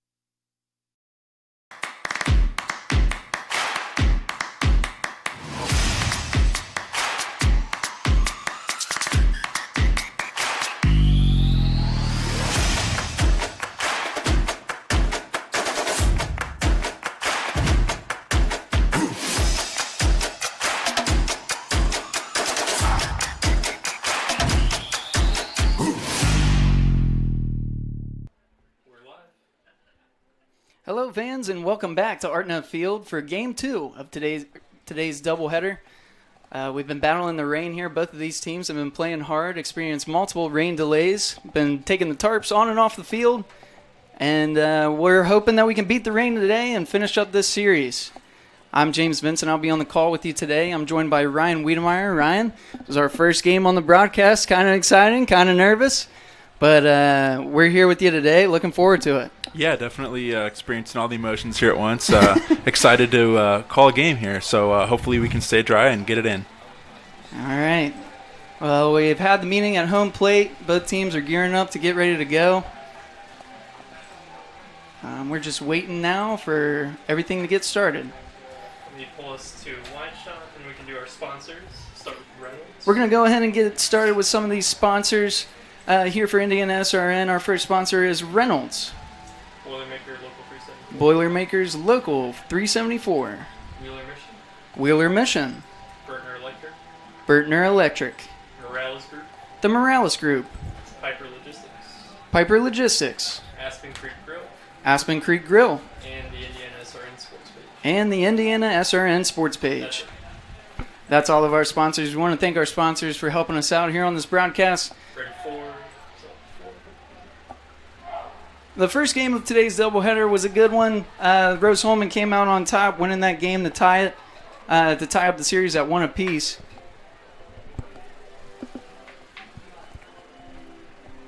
We can take a break if you want. Scroll profile.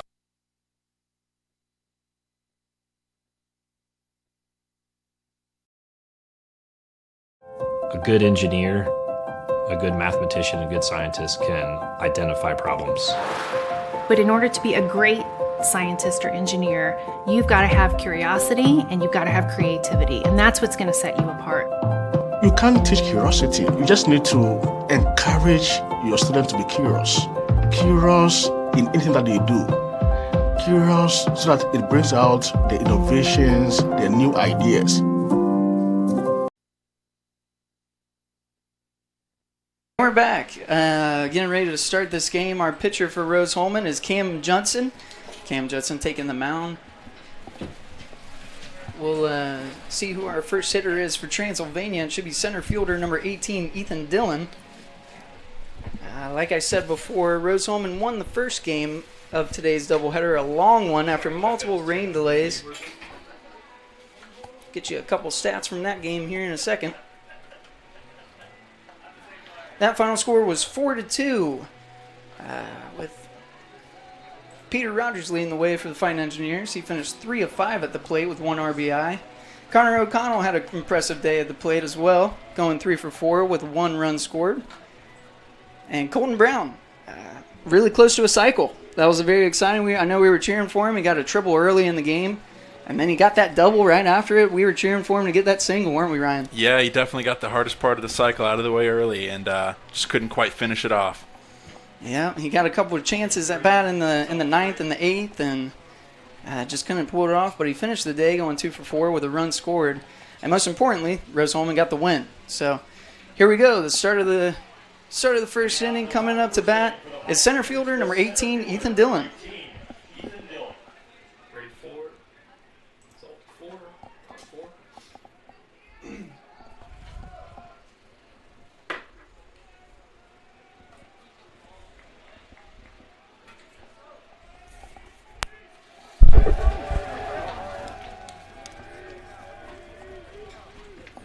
The first pitch to Dillon is in there for a strike.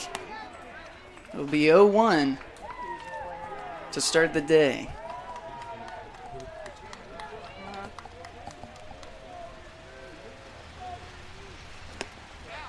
Second pitch in there, a swinging strike. The count will go to 0-2.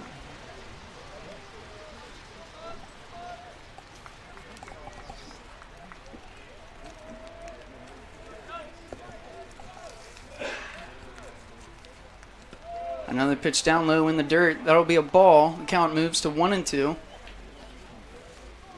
And it's starting to rain again. You see the umbrellas come out. It's starting to rain. But at this point, I think the players are kind of into it. I think they're kind of used to the rain, and we've been battling it all day. We're going to try to get this game in as quickly as possible. That pitch is hit hard to shortstop. Able to make the play over there and over to first base. That was Peter Rogers with the put out. I'll be the first out, 1 down for the Fighting Engineers. Coming up to the plate now is the shortstop, number 26, Seda Shiratori. 26, Seda Shiratori. Yeah, and it's really coming down now, James. It's really coming down. We've seen the facilities crew here put a lot of Diamond Dry on the dirt and everything they can do to make sure they keep the field in good condition for these players, making sure nobody gets hurt. That pitch is in there for a strike. It'll be 0-1 to Shiratori. Judson looking good so far. Yeah, he's really looking to get things dialed in today, and hopefully he'll be able to continue a hot streak. That pitch in there for a strike. Finds the lower corner. That'll move the count to 0-2. 1 out here for the Fighting Engineers.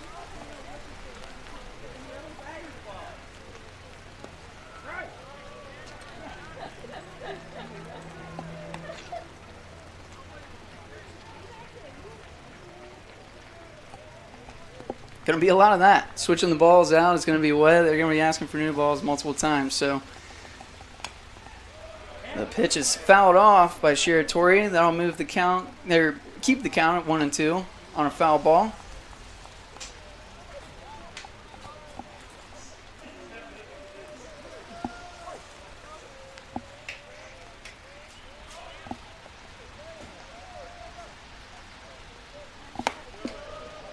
That one goes in there for a ball. Moves the count to 2-2.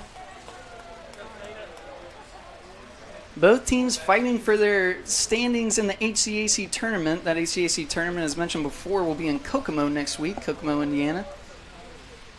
That pitch is hit hard. Looks like it'll go out to right fielder. What a catch by Tyler Etrusco. Out in right field, able to catch that ball in foul territory for the second out of the inning. Yeah, that's not an easy play by any means out there with the wet grass, so shout out to him. Yeah, a good sliding catch, too. Really, really nice. Our next batter is the third baseman, number 8, Baxter Tedesco.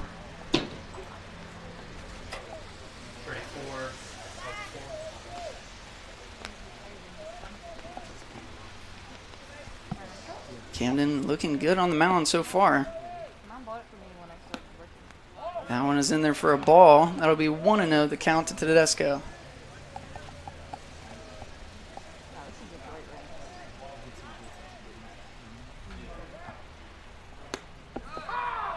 That one a strike. It moves the count to 1-1. 2 outs here for the Fighting Engineers, looking to close out this first inning and then get their bats up. We'll see if Judson can close out this inning strong. That one in there a little low. Going to be the second ball of that bat. Moves the count to 2-1.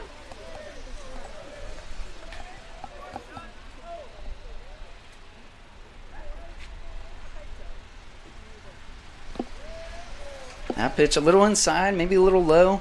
Another ball moves the count to 3-1. Judson trying to avoid the walk here and keep people off the base pass.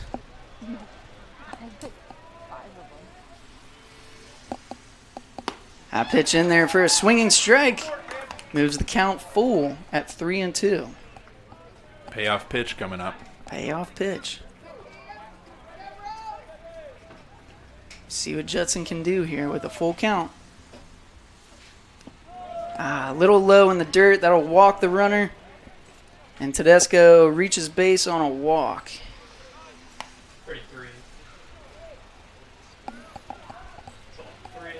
Our next batter for the Pioneers is the second baseman, number 14, Henry Mitchum. Judson just looking for that final out here in the top of the first. 2 outs for the Fighting Engineers.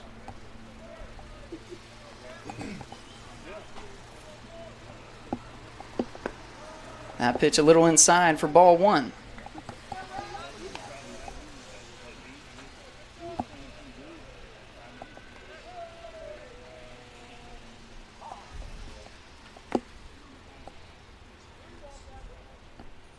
Another ball switch. Yeah, let's switch them out again.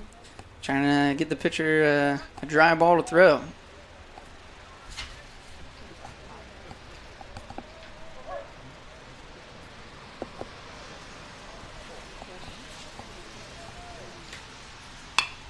Nice hard hit ball over to the shortstop. Peter Rogers grounds the ball, gets it over to first base, a little bit off the bag. That's a tough play. That'll be another base runner. That runner over at second advances. Tedesco will go to second, and Mitchum, will reach first. Next up for the Pioneers, that replay here, we'll take another look at it. Rogers, a hard drive ball. He's driving in fast. A great throw over to the first baseman, just throws him off the bag just a little bit. And we're back on the mound. Now batting is number 5, the first baseman, Austin Taylor. That one goes in there for a strike. Count is 0-1. Just one out here. You got to find a way to get the out. You can get it at any plate. Judson trying to get out of a jam here. He's looking over. He's going to make the pickoff throw to second. And that's unsuccessful. Runner reached back. He's safe. Taylor looking for the next pitch here at the plate. Judson eyeing that man over at second base. That ball is hit foul to right field. That'll be a foul ball. Look out in the parking lot. That'll be a foul ball. That'll move the count to 0-2. Again, Rose-Hulman just looking for their final out of this inning here. With base runners on first and second, and Transylvania Pioneers threatening.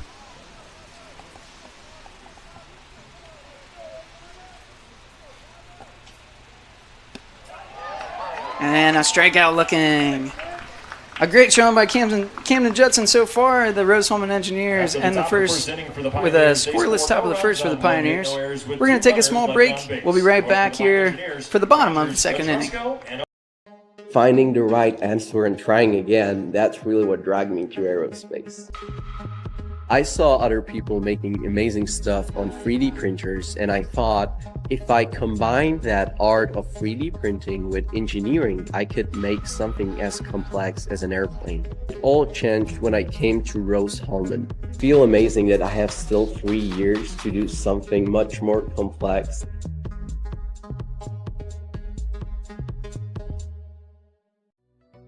Hello and welcome to Game Day. My name is Keith Myers. I'm the Vice President of IndianaSRN. We're glad that you joined us today. If you'd like to see more content just like tonight, just hit the donate button. Every dollar that you donate will go right back into more games right here on IndianaSRN, which means more games for you. It's IndianaSRN, where you always have a front row seat.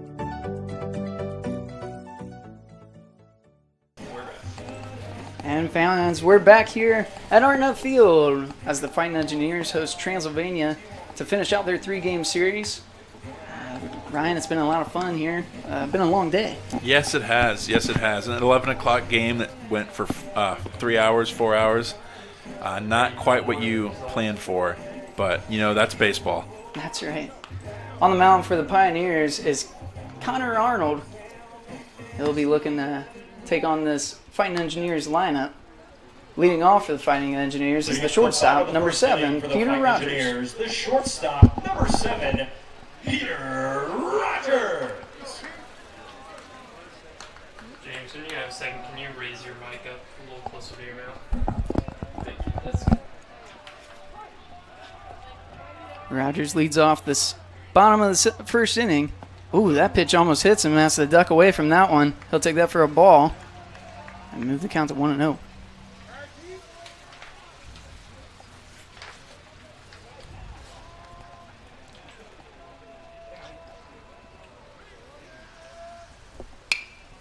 That one's hit high over to right field.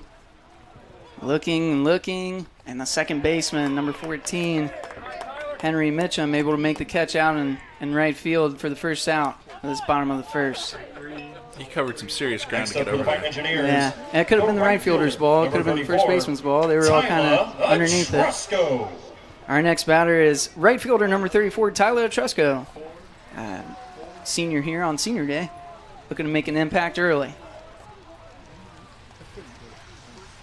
First pitch by Arnold is hit hard to right field again. Right fielder looks like he's going underneath it, and he'll make the catch.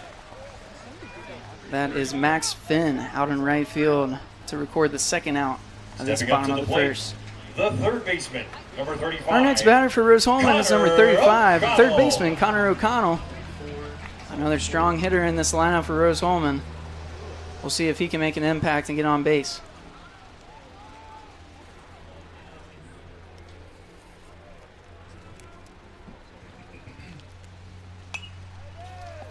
That pitch is hit for a foul. It'll be an 0-1 count.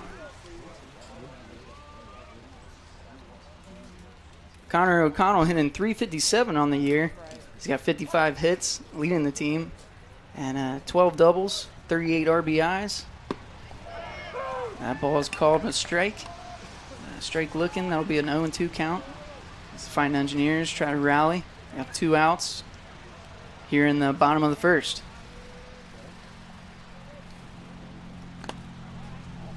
That pitch by Arnold a little low. Gets away from the catcher.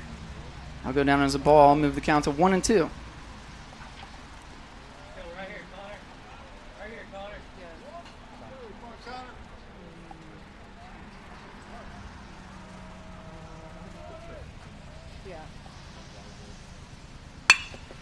That's a hard hit ball to the center fielder. That'll go down as a base hit. Connor O'Connor, our first base runner for the Fighting Engineers in Game 2 of today's doubleheader. Yeah, good contact on that one. We're going to sail it right over the second baseman's head, right in that Next little, up for the little Fighting gap. Engineers, the designated hitter. We're going to take another look at that 41, one here. Connor Mason O'Connell. That's a great hit over the pitcher, right in that soft spot of the Transylvania defense. Our next batter here is going to be Mason Rasmussen. He's DHing today, normally playing catcher. Mason standing with a .326 batting average. He's got 47 hits, 29 runs scored this year, and 27 RBIs. That pitch in there for a ball. A 1-0 count. Again, the Fighting Engineers holding on. 2 outs here in the bottom of the first. That pitch is hit hard. Gonna go foul to right field. Over into the parking lot. One hopped into a car. One hopped into a car. That gray Nissan.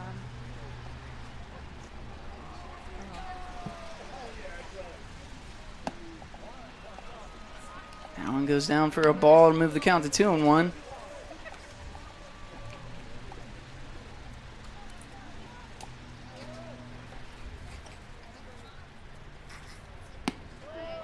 And a strike call looking. That'll be a 2-2 count here for Rasmussen.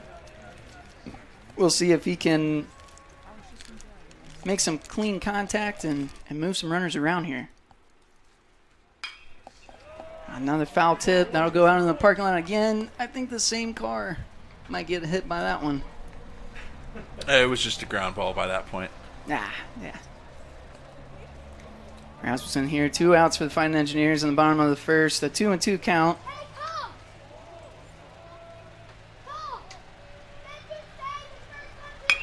A hard hit ball over to the shortstop. Shortstop will just flip it over to the second baseman to get the out and finish the inning. And that'll do it for the end of the first inning, and the score is still tied 1-1 as we head into the bottom or the top of the second. The first inning.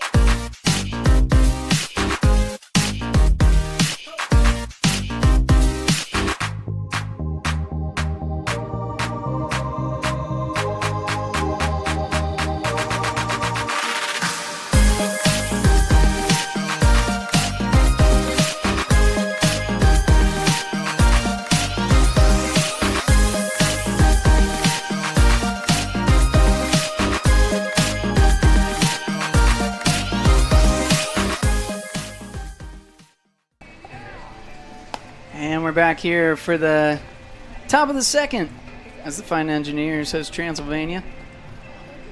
Camden Judson still on the mound. Let's take a look at some of his stats here, Ryan. Camden Judson. Camden Judson holds a record of 1-2 on the bump for the Fighting Engineers this year. He's pitched 35.2 innings and has 30 strikeouts. An ERA of 7.57. Had a great appearance in the first game by Brad Nardi. Yeah, unfortunate for him, he couldn't finish the whole game after the 2 rain delays, but he was really dealing while he was in there. Yeah, good showing for Brad Nardi. Leading off the top of the second inning for the Pioneers, the left fielder, number 19, Chris Hettinger. Now leading off for the Pioneers is left fielder Chris Hettinger.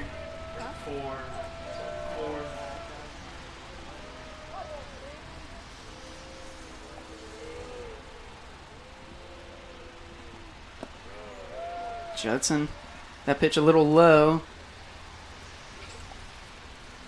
Looks like a little bit of dirt into the eye of catcher Rylan Hickson. He's going to wipe that off and walk that off for a second.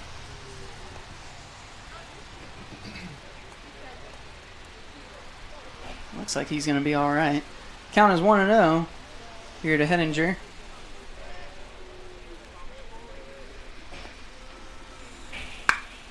Judson, the pitch, a hard hit ball over to left field, and Jackson Summers over there to make the play and get the first out. Stepping up to the the Fighting plate, Engineers. the designated hitter. Yeah, decent contact, just not quite enough power to get over the fence. We're going to take another look at that one. A hard hit ball over to left field. Jackson Summers able to track it down, get underneath it early, and make the clean catch.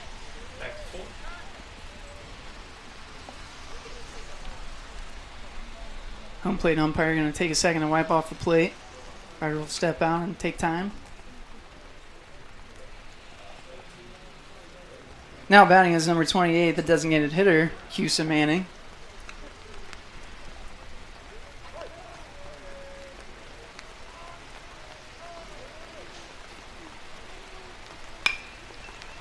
The rain really starting to come down now. That ball hard hit over to right field, and Tyler Otresko able to go over and make the catch. An impressive catch when it's raining like that, don't you think, Ryan? Yeah, I had to wipe some rain out of his eyes. Still looking at that. I was talking about that earlier. I think some of these fly balls when it's raining, it's so you don't even really think about that sometimes. You're looking up into the sky for a fly ball and all the rain's falling in your face. Yeah, especially with the overcast conditions we're dealing with here. It could be easy to lose the ball in the sky. Yeah, tough one. Pitch in there for a ball to the catcher, number 10, Bryce Drewer. Fighting Engineers have 2 outs here. The count is 1-0. Hard hit ball. That's going to go foul. Move the count to 1-1. 2 outs for the Fighting Engineers, looking to keep this game scoreless here in the top of the second.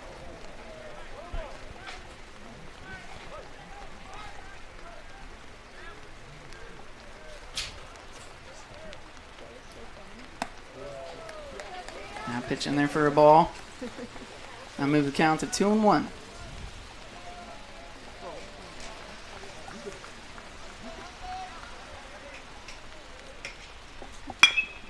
That one hit hard to center field. And that'll bounce off the wall. Colton Brown over there trying to throw it back in. That'll go down as a double for Drewer and a base runner for the Pioneers. Yeah, got to be difficult for the pitcher to keep a grip on the ball here. No matter how many times you switch out the baseball, it's still going to get wet in these conditions. It is really coming down here. All the fans have their umbrellas nice and prepared. And we're just going to try to make sure that we get this game in, but it is starting to come down hard. The right fielder, number 31, Max Finn. Our next batter for the Pioneers is right fielder number 31, Max Finn.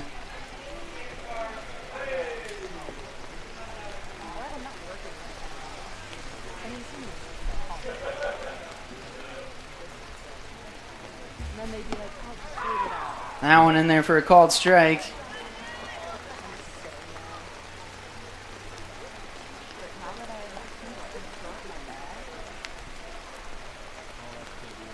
Count moves to 0-1. The pitch by Judson catches the batter box again for a strike looking. That moves count to 0-2. See if Justin can finish off this batter and get the Rose home and find the Engineers out of this inning. He looks over to second, throws it over there. Runner threatening over there. Here comes the tarp. And the rain delay hits us again.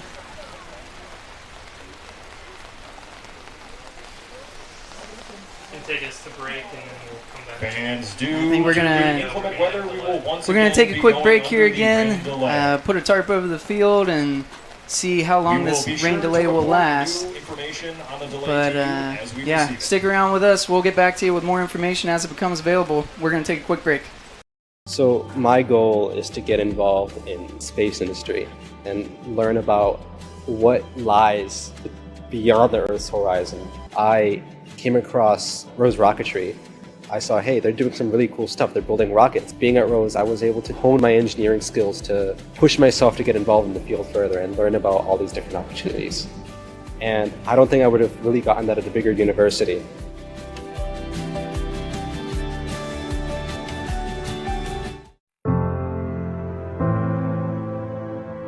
Calling officials cheaters or corrupt, insulting referees, Threatening officials. Berating young umpires, learning the ropes. Violent language in the stands. screaming at a referee in the parking lot. It's not a game.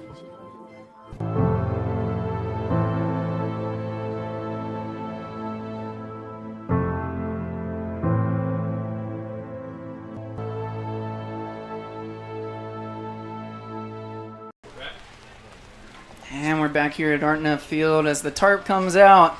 The rain has gotten a little too much for the game, and the coaches and trainers decide, umpires decide that we need to take a little break and take a look at the weather. Not sure what we're gonna, how long this rain delay will last. The last couple of maybe like a half hour. The first one lasted about an hour. So not sure when we're gonna come back here as they tarp up the field. We'll have a graphic up. I'll keep people updated. You guys can hop off the mic.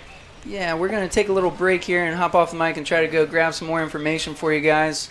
We'll be right back on here in a little bit as we endure this rain delay. Once again, our third rain delay of the game, or of the day. Here in Game 2, we're stuck in the top of the second. So.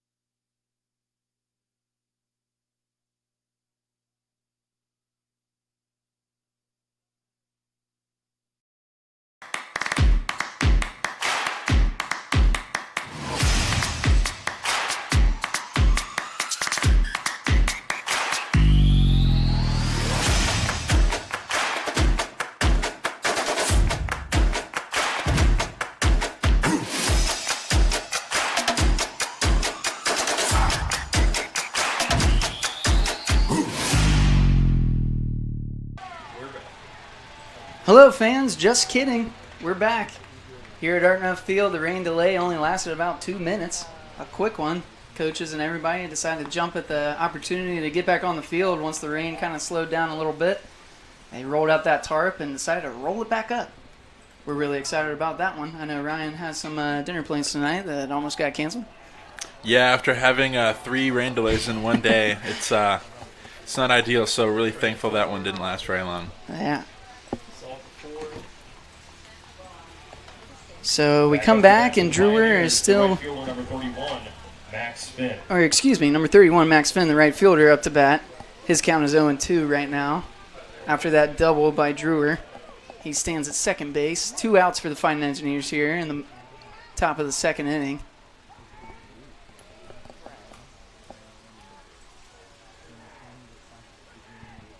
The pitch by Judson.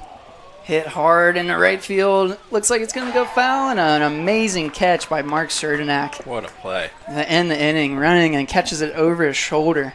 Not easy to do even when it's dry out. Yeah, more impressive to do when it's raining like crazy. So that ends the top of the second inning. We'll take a quick break and see you guys back here at the Fighting Engineers in the bottom of the second. So I started working on Babcock Ranch 16 years ago.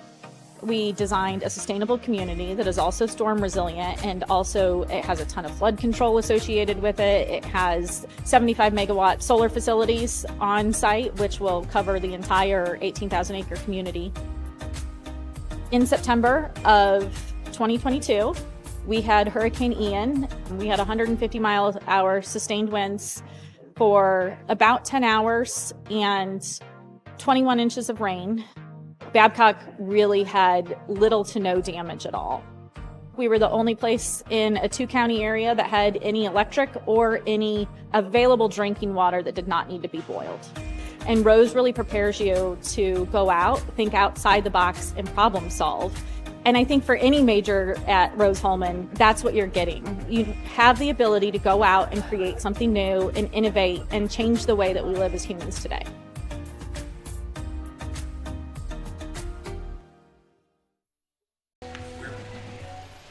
Fans, we're back here for the bottom of the second inning. Leading off for the Fighting Engineers is going to be Mark Cerdanak, the first baseman. Number 19, Mark Cerdanak. Mark Cerdanak on the year with a batting average of .279. He's got 26 runs scored, 36 hits, and 19 RBIs. 5 home runs, leading the Fighting Engineers in that category.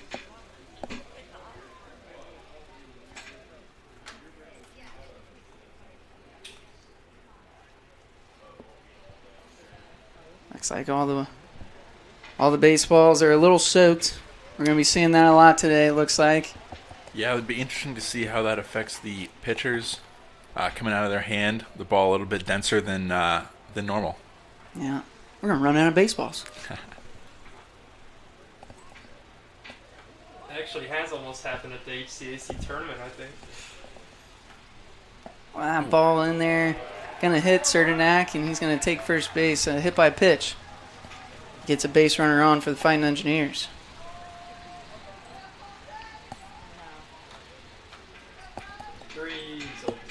Now batting for the Fighting Engineers. Now batting for the Fighting Engineers, we'll have the center fielder, number 12, Colton Brown.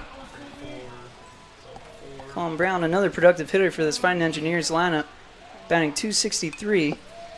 That ball's fouled back for the first pitch, move the count to 0-1. Colton Brown, another senior here on Senior Day. 21 runs scored this season, 35 hits, and 22 RBIs. We'll pick off attempt over there. Threatening Cerdanak over at first base.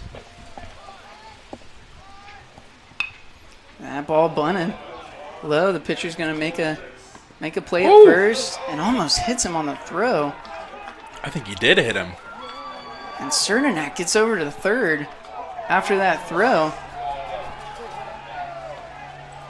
A confusing play. It looks like the play was initially called an out, but I think Brown may have been called safe on that play and reaches first. Replay. We're going to take another look at that one.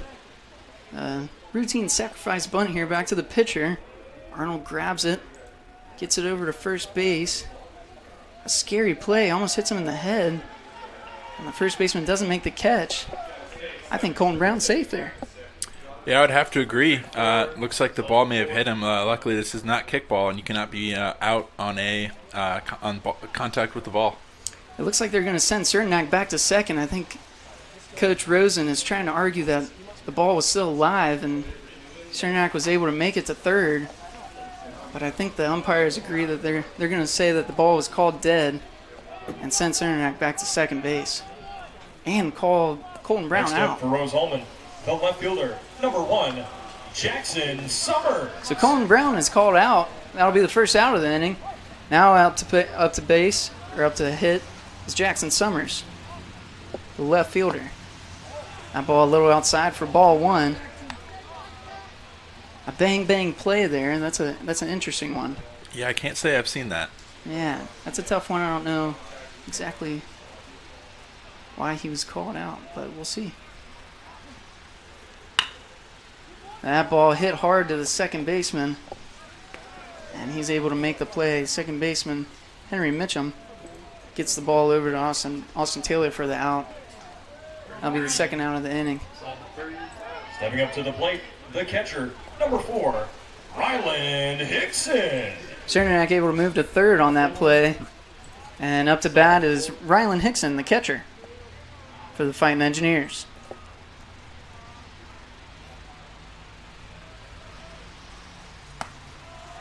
That one a little high, takes it for ball 1, moves count to 1-0.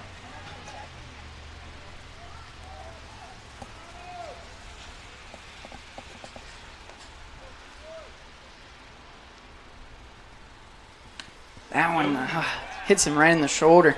Take that one as a hit by a pitch, and Hickson will take first base. Second hit this inning. Yeah.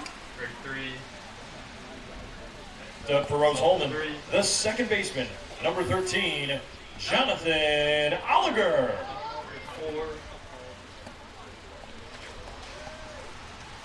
Now batting for the Fine Engineers is second baseman, number 13, Jonathan Oliger. We'll have a quick time here as the Transylvania Pioneers call for a meeting. Fine Engineers threatening to score here, trying to get some runs on the board early. Yeah, got runners on the corners. Just like last game, looking to score first and really set the tone for this afternoon. See if they can do it. Arnold talking to his infielders and trying to come up with a plan on how they're going to get this last out. 2 outs for the Pioneers here in the bottom of the second. Fine Engineers threatening to score with Cernak on third. And Hickson on first. 3. Salt 3.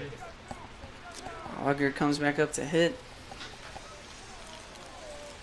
Oliger with a 2.34 batting average, with 19 runs and 26 hits, 16 RBIs. Let's see if he can get another one here.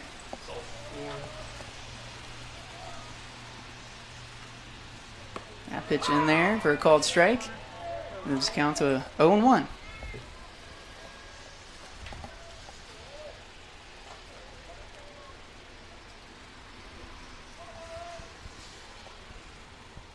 That pitch hit hard. And it's going to be a foul ball. 0-2 for Oliger.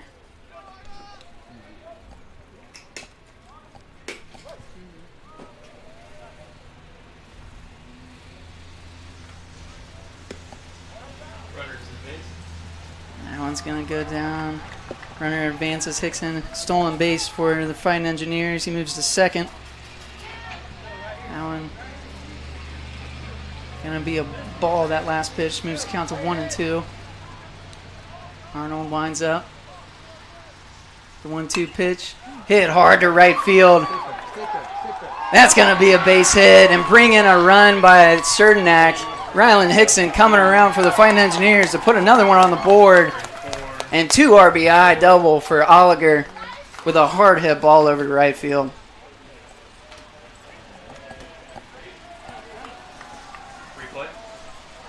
Let's take another look at that one. Just absolutely smoked it. A line drive over down the right field line. Gonna land just fair and bring around those runs to put the Fine Engineers up by 2 here in the bottom of the second.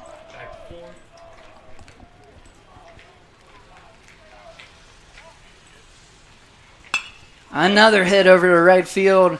It's going to be a line out to the right fielder to end the inning. We're going to take a quick break, but that puts the Rose-Hulman Fine Engineers up 2 after an Oliger double. We'll be right back with the top of the third inning. They say nice guys don't finish first. So maybe it's time to reconsider what it means to be first. It's about being your best, but knowing you could be even better. It's being present, but respectful of history. You sure you want to make that move? It's donating something more valuable than money. It's believing in yourself and something bigger. It's coming from different families, but treating each other like brothers. It's not just being a man, it's being a Mason.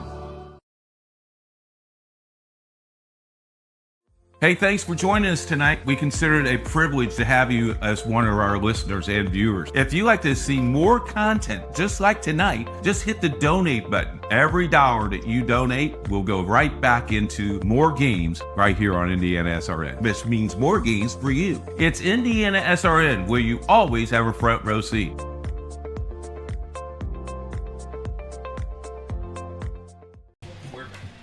And we're back here at RHIT Field in the top of the third. Rose-Hulman up 2-0. Ryan, talk to us about that scoring play. Yeah, well, you had 2 hit by pitches in that inning with Serdenak and Hickson reaching base from hit by a pitch, and Oliger was able to bring them both around with a double to the opposite field. Yeah, earned 2 RBIs and put the Fine Engineers ahead here early in the second inning. Here in the top of the third, we'll see the top of the order for the Transylvania Pioneers. It'll be Ethan Dillon up to bat with Sita Shiratori on deck. Judson gets his warm-up pitches in.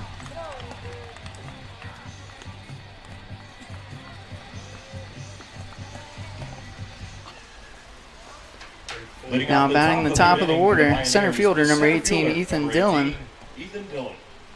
Let's take a look at what Ethan Dillon's been able to do for the Pioneers this season.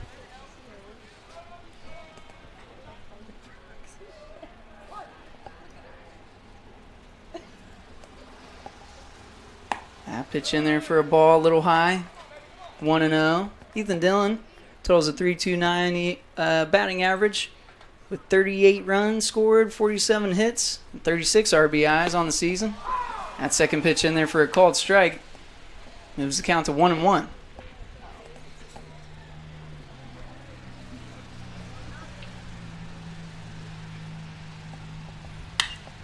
That one hit hard to left field. Might be over the head of Jackson Summers, and it is. A solo shot for the Pioneers to cut the lead for the Fine Engineers to 2-1. Yeah, he really got a hold of that one. That is Dillon's 6th home run of the season for the Pioneers. And that brings up the shortstop, number 26, Sita Shiratori. Let's take another look at that home run.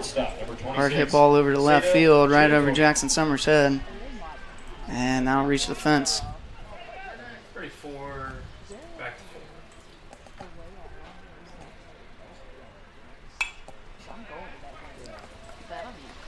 Shiratori fouled out in the last at bat in the first inning. That pitch he hits foul for a strike. Moves the count to 0-1.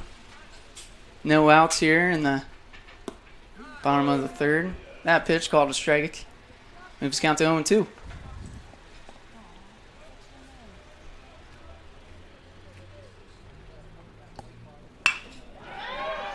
Another hard hit ball. Straight to center field. It'll go down as a base hit. You have the Pioneers a runner at first. 33. It's all 3. Stepping up to the plate, the third baseman, number 8, Baxter Tedesco.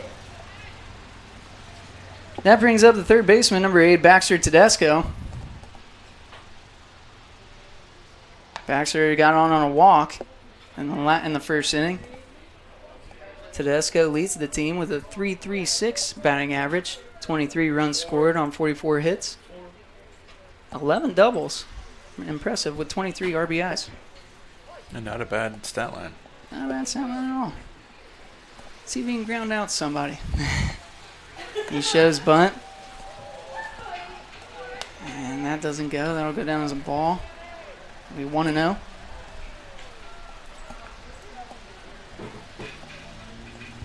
Looks like they might be trying to play some small ball, move the runner over. We'll see if he tries to bunt again. And he does show bunt. That ball, pitch a little low, goes down for another ball, moves the count to 2-0.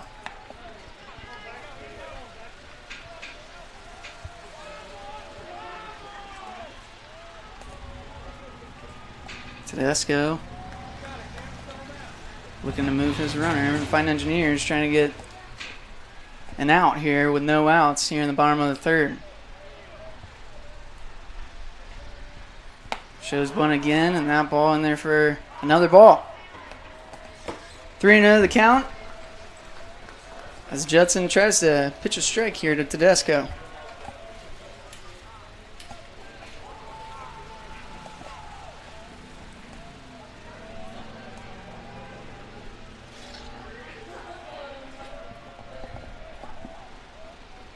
Judson, high pitch, walks Tedesco and moves Shiratori over to second base. That'll be 2 base runners for the Pioneers here. You hate to see that with no outs. Yeah, and it looks like the Engineers have a pitcher warming up in the bullpen. Not quite sure who that is, but Judson's day may be shorter than he would have wanted. Yeah, we got the coach for Arizona coming up to talk to the pitcher, have a little meeting at the mound, calm him down. No outs here, so he's in a bit of a situation. Ryan Cavaney they're talking to his pitcher, Camden Judson, trying to figure out what they're going to do next.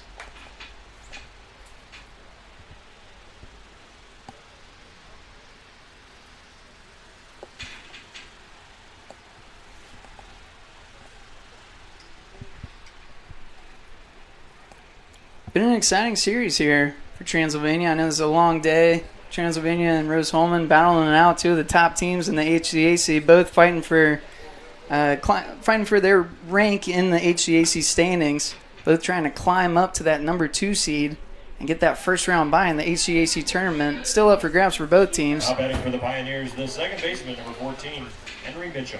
We'll see the second baseman, number 14, Henry Mitchum, come up to the plate. No outs here. Fine Engineers really need to figure something out. That ball is a little low. Going to go down as a ball for 1-0 with runners at first and second. Judson asking for a new ball. How many baseballs we got? Not enough.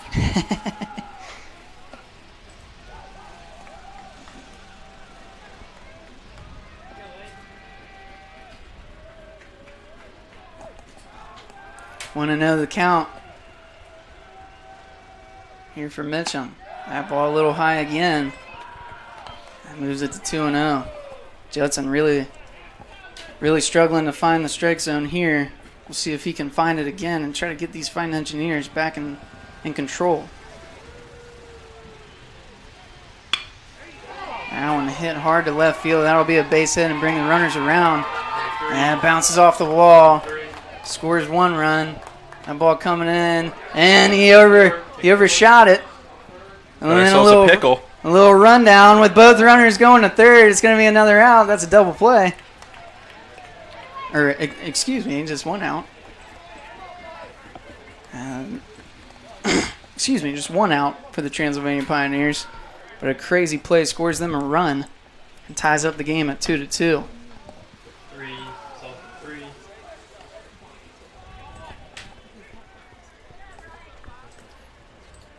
Next up for the Pioneers, the first baseman, number 5, Austin Taylor. Your next batter for the Pioneers, first baseman, number 5, Austin Taylor.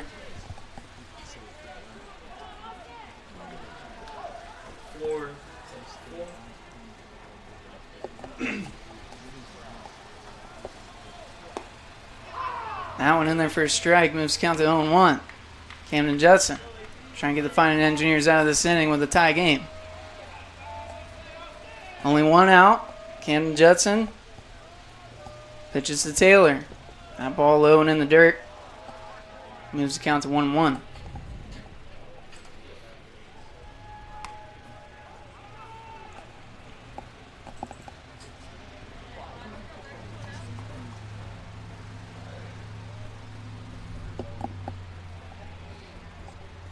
Baseballs are being switched again, James. I think we're going to get used to that very quickly here.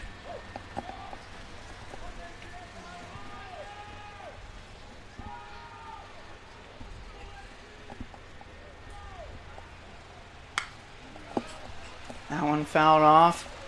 Moves the count to 0-2.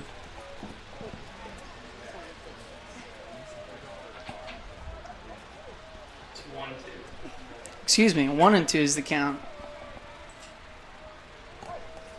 1-2 the count to Taylor.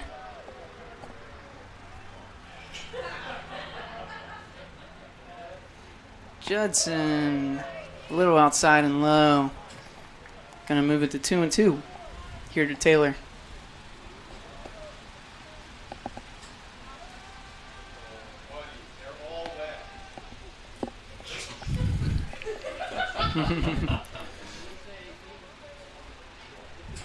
And pitchers trying to be as picky as they can. At some point, you just got to work with what you got.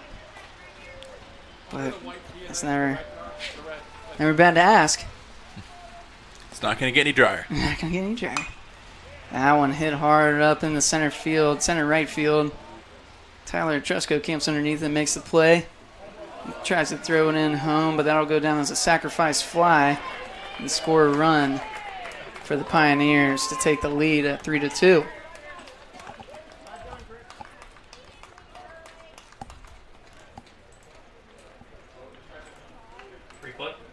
And take another look at that one.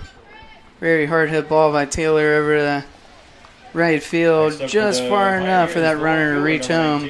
Tyler Trusco kind of fumbles that ball in the exchange a little bit, I think, and got it down in the dirt, but that's all right. Run scores for the Pioneers. Now batting for Transylvania is left fielder Chris Ettinger. He takes that one for a strike. 0-1 the count.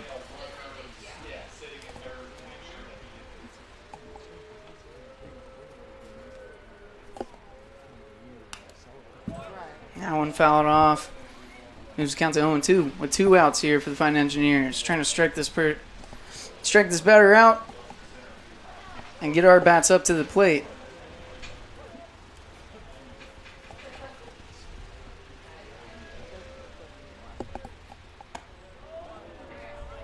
A little high and inside there. High and inside, goes down for a ball. It'll be 1-2. Judson working the batter, seeing what he can get away with.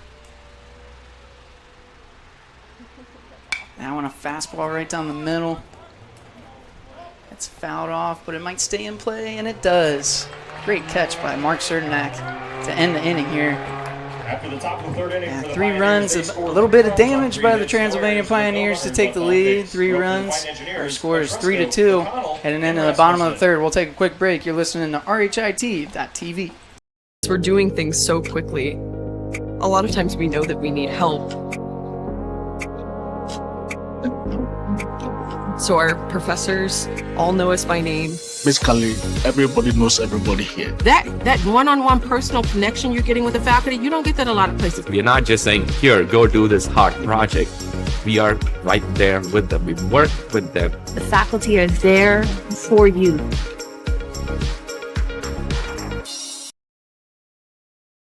A good engineer, a good mathematician, a good scientist can identify problems. But in order to be a great scientist or engineer, you've got to have curiosity and you've got to have creativity. And that's what's going to set you apart. You can't teach curiosity. You just need to encourage your students to be curious. Curious in anything that they do. Curious so that it brings out the innovations, the new ideas.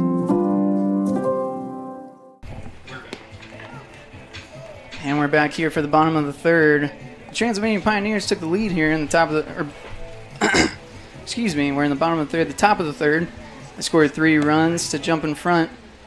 And as the Fighting Engineers bring up Tyler Tresco. The 3rd inning for the Fighting Engineers, the right fielder, number 34, Tyler Tresco.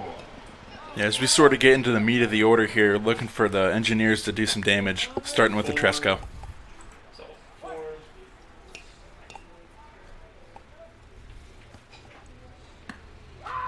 Straight call there, moves the count to 0-1.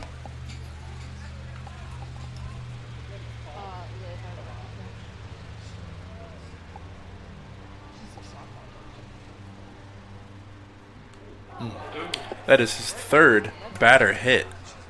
Another batter hit by a pitch. And remember, we talked about it earlier. Those hit by pitches come back to bite you. He had 2 of them come around to score. Those are those Rose Holman runs. Yep, just like the old saying from the Cincinnati Reds, walks will haunt, but this time it's hits by a pitch. Yep, that's right. So another base runner on for Rose Holman early with no outs. Connor O'Connell, 3rd baseman, coming up to hit. He leads the team in RBIs. We'll see if he can get a hit here. He leads the team in hits as well.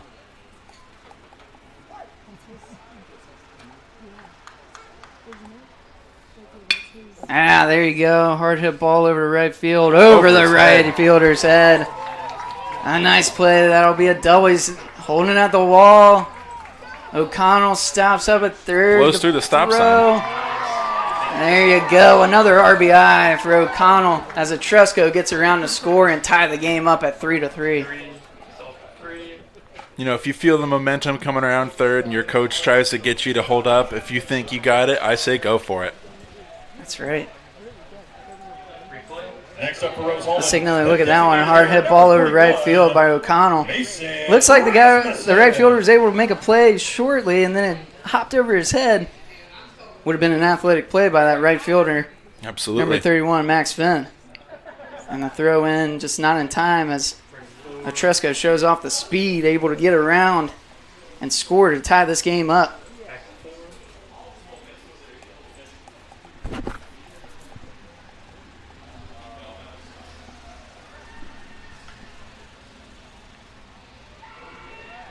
Looks like Arnold's going to stay out there for at least one more at-bat after a meeting with the coach.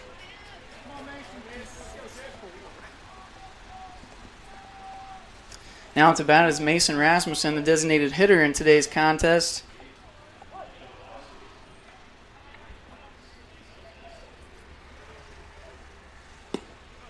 That one in there for a called strike. 0-1.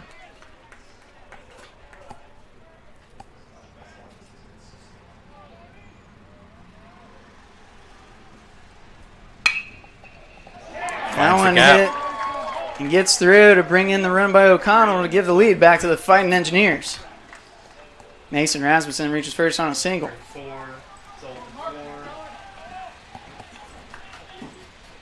Good contact there. Way to go down and get it. Engineers, the 1st baseman, number 19.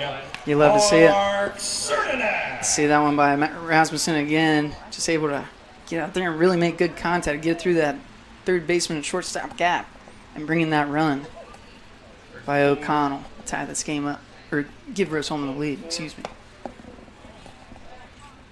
Now batting is going to be Cernak. He takes that first pitch for a ball. It's 1-0. No out still for the Fighting Engineers with a base runner on first and Rasmussen. That a crazy pitch. Looked tough swinging for Cernak. Going to move the count to 1-1.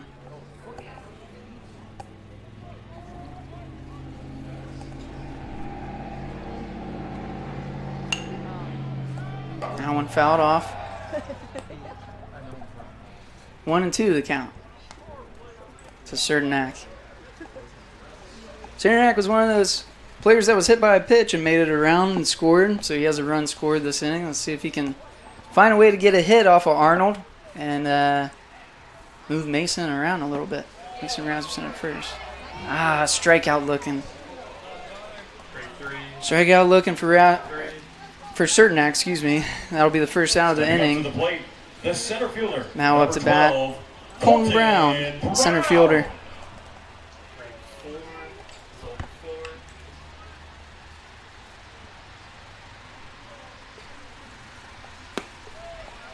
That one swinging. He'll take the first strike. 0-1.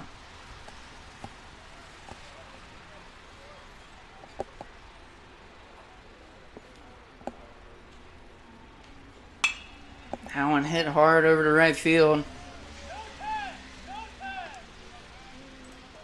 Right fielder Max Finn will make the play. Get the catch for the second out of the inning, and here in the bottom of the third.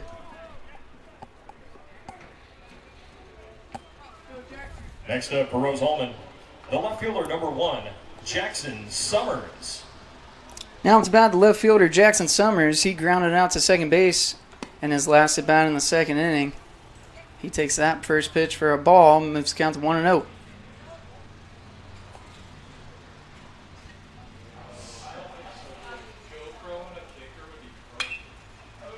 A little pop-up over to second baseman.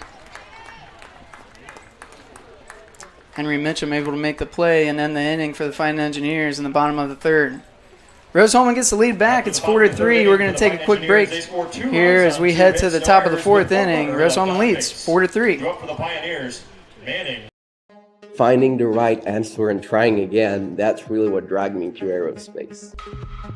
I saw other people making amazing stuff on 3D printers, and I thought if I combine that art of 3D printing with engineering, I could make something as complex as an airplane. It all changed when I came to Rose-Hulman. I feel amazing that I have still 3 years to do something much more complex.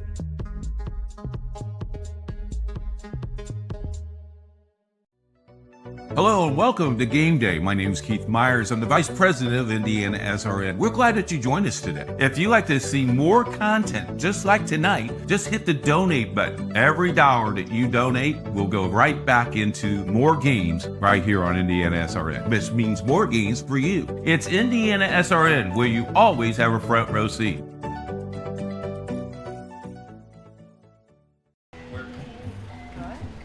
And we welcome you back in here for the top of the fourth inning. Liam Richardson is your new pitcher for the Fighting Engineers, the freshman out of Black Lake, Ohio.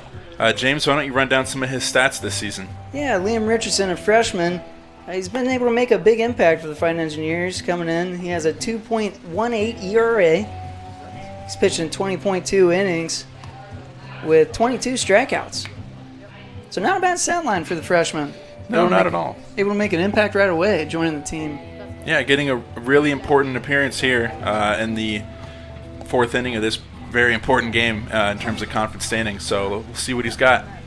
Yeah, as I said before, the conference standings, both of these teams fighting for that 2 seed or 1 seed if it's still on the table. But that's a big advantage when you get to the conference tournament. You get that first round bye. You can save some arms. Yep, absolutely. And play less games and get further into the tournament.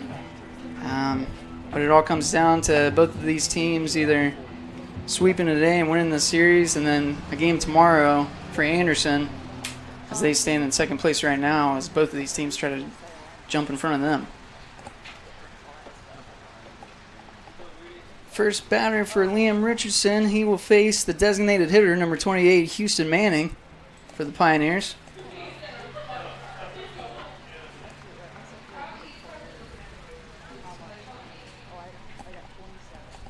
Leading off the top of the fourth inning for the Pioneers, the designated hitter, number 28, Houston Manning. Houston Manning on the season with a .324 batting average. Totals 11 runs scored and 22 hits with 14 RBIs. That one inside almost hits him. I'll take that one for a ball. 1-0.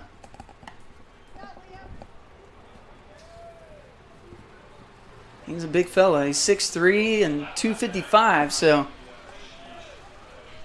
a mountain of a man over at the plate for the first batter for Richardson. That one's grounded over to second base and gets through the gap. That'll go down as a single for Manning as he reaches base for the Pioneers. Yeah, Manning wins the battle. The Giants there. Richardson, 6'4", 220 himself, loses that battle. That brings up the catcher, number 10, Bryce Drewer.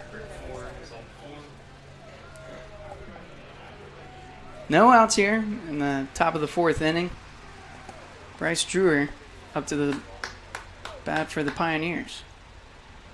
He shows bunt. He lays one down the first base line. Richardson able to hop on it and get it over to Cernak for the first out of the inning. Moves the runner over on the sacrifice bunt. Break 3. Sold 3.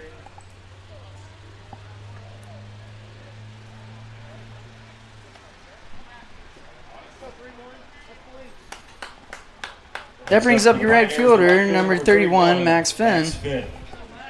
Max Finn fouled out to the first baseman in the second inning in his first at bat. See if the fine engineers can get him out here. Richardson in there for a ball.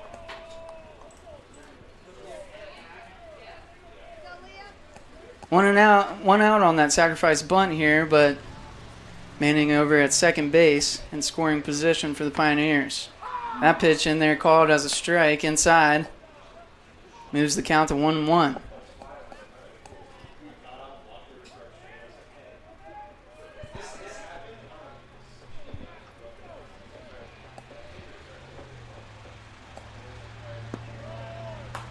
Another pitch in there for a ball, a little low. Makes the count 2-1.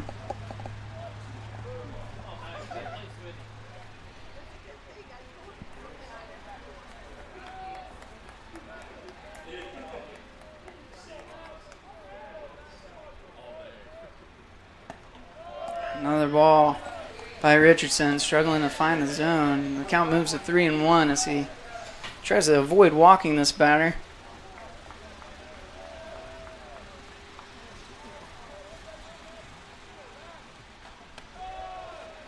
And he does. That ball a little high for ball 4 as Finn reaches first on a walk. Now batting for Transylvania, the center fielder, number 18. We'll move to the top of the order for the Pioneers. Center fielder number 18, Ethan Dillon, up to bat. Dillon grounded out in the first inning and then hit a home run in the third inning to put the the Transylvania Pioneers on the board and start that rally to really tie the game. That one in there for a strike. Yeah, another freshman battle here between the pitcher and the batter. Dillon himself, a freshman from Louisville, Kentucky, from Trinity High School. Count 0-1. Richardson stares down the runner at second. Delivers the pitch, swinging. Moves the count to 0-2.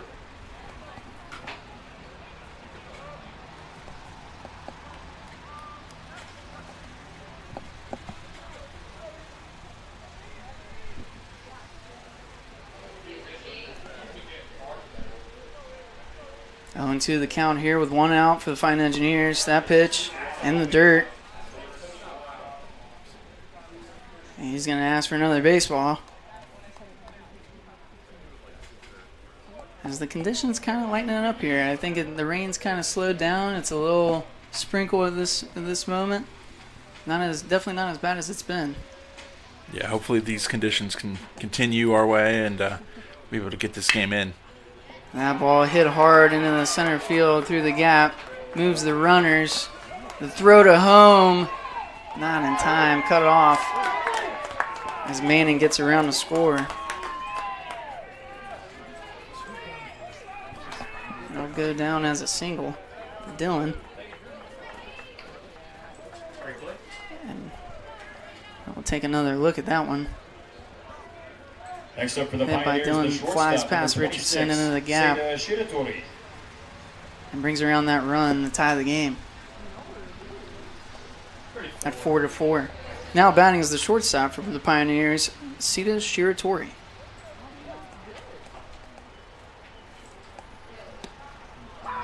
Down in there for a called strike. Moves count to 0-1. One out here for the Fine Engineers. Runners for the Pioneers on first and second.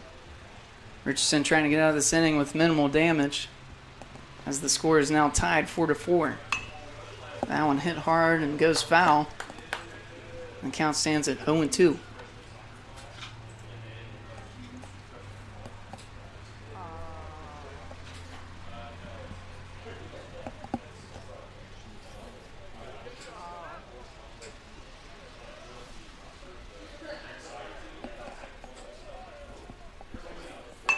That pitch hit. It's fair. Rolls down the first baseline. Cernak throws it to Richardson. Oh boy. Sure, Torrey tripped up at first base. Looks like he's okay. He pops back up. Cernak goes over to check on him. Looks like he's all right. He's going to walk off without recording. We'll take another look at it. It looked like a nice line drive, little ground ball over to first base. Richardson just gets a little in front of the bag, it looks like, and trips him up. Number 8, Baxter Tedesco. That's sure Torrey's okay and able to pop back up and be all right. He looks like he's going to be good.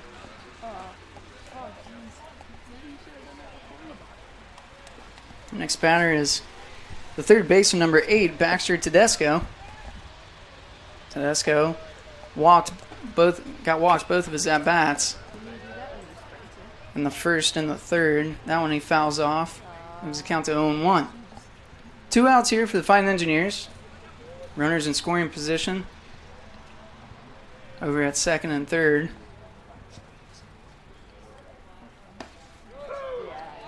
That one called a strike. Richardson seemingly trying to work that breaking ball in there. Gets that one for a called strike. There you go. 0-2. We'll see if we can strike him out and end this inning. Another hard hit ball over to right field. It'll go foul. It's Tedesco battles at the plate for the Pioneers. Yeah, Richardson came in there with a fastball this time, trying to throw him off guard. Good job by Tedesco to foul that one off. Yeah. That pitch hit a hard high to right field. Tedesco slips at first, but regains his balance and is able to make the catch. A flair for the dramatic. Tyler Tedesco makes the catch to end the inning. We'll take a quick break and be back with the bottom of the fourth. See the Fighting Engineers try to retake the lead. Your score is 4-4. You're listening to RHIT.TV.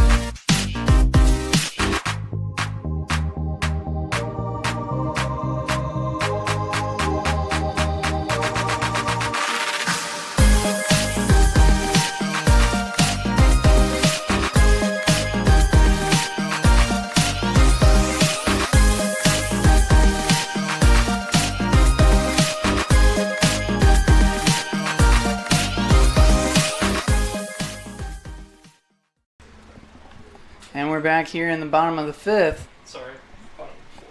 Oh, excuse me, bottom of the fourth inning. Fighting Engineers trying to regain the lead. Now on the mound, number 11. Score is tied 4-4. We got a new pitcher here for the Transylvania Pioneers. Ryan, why don't you tell us a little bit about this pitcher? Yeah, Nathan Hale is a 6'4" sophomore out of Crestwood, Kentucky, from South Oldham High School, which is in the Louisville area. We'll see what he's got this afternoon. This is the first pitching change for the Transylvania Pioneers.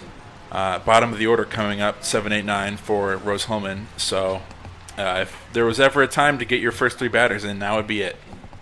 Nathan Hale enters today's contest with a 3.06 ERA. He's 0-1 on the year, 17.2 innings pitched, and 11 strikeouts.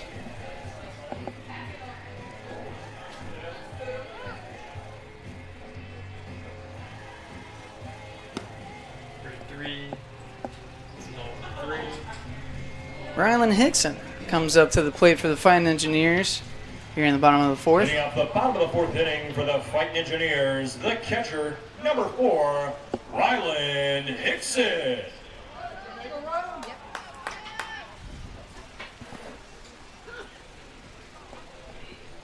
Rylan Hickson, one of those batters that was hit by a pitch that got around to score for the Fighting Engineers in his last at bat in the second.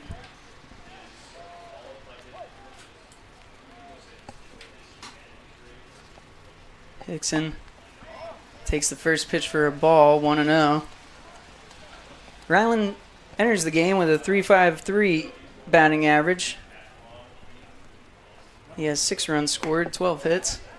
That pitch in there for a ball, 2-0. And 3 RBIs for Hickson this year.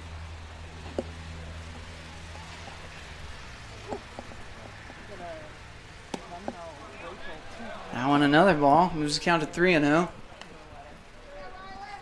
Hickson, another senior here on Senior Day. Great Senior Day presentation over there at the beginning. 16 seniors honored. One of the biggest senior days I've seen from a baseball team. Yeah, absolutely. Hickson takes that pitch, and it's the 4th ball, moves him to first base on a walk, and brings up second baseman number 13, Jonathan Oliger. Second baseman number 13, Jonathan Oliger. One of my favorite parts of the Senior Day ceremony for the Rose Home and Fine Engineers is always the first pitch to the parents. I think that's really cool. A great tradition that the Fine Engineers do. As that pickoff attempt is no good. Ryland Hickson safe at first. Yeah, pretty cool to see the parents throw out the first pitch to their sons today. A couple pitches went a little wild, but that's okay. We're not calling balls and strikes. That ball by Oliger fouled off on the bunt attempt. And moves the count to 0-1.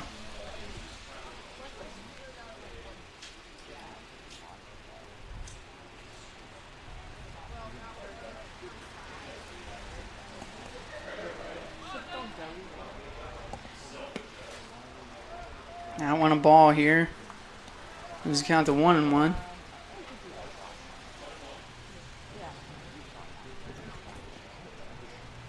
Oliger doubled in his last plate appearance, brought in 2 RBIs.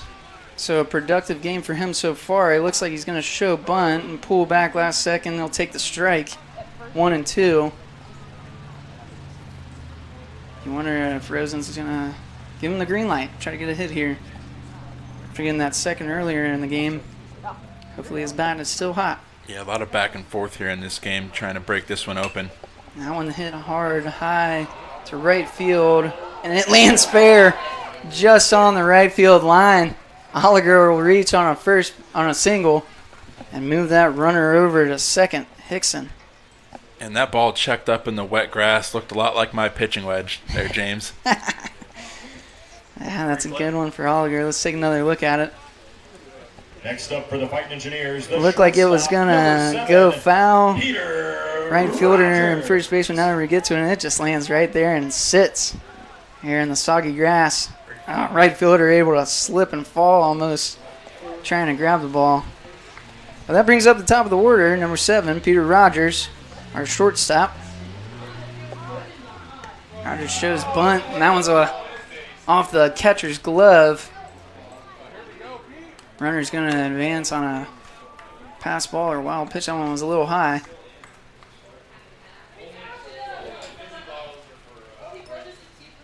Yeah, as the rain starts to come back a little bit, it's going to be hard for both pitchers and catchers to get a handle on the ball here, so not surprised to see some issues fielding. Both of the runners, Oliger advances to second, Hickson advances to third. Now both in scoring position as Rogers takes the 1-0 pitch. Rogers fouls that one off in the right field. Count moves to 1-1 with no outs for the Fighting Engineers as they threaten to score.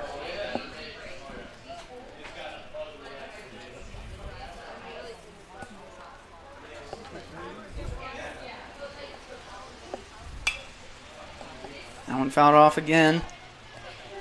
Count stands at 1-2.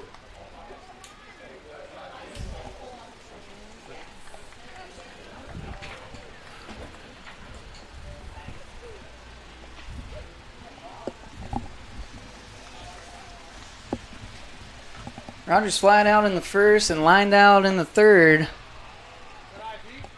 We'll see what he can do here as the count moves to 2-2 on that pitch. A little low for a ball. Still no outs for the Fighting Engineers as they try to tack on some more runs here and jump back in front and take the lead. That pitch fouled off by Rogers. He stays alive. Quality of bat. Lots of pitches here. Yeah, really doing a great job to work off some of these balls. That one there, a breaking ball.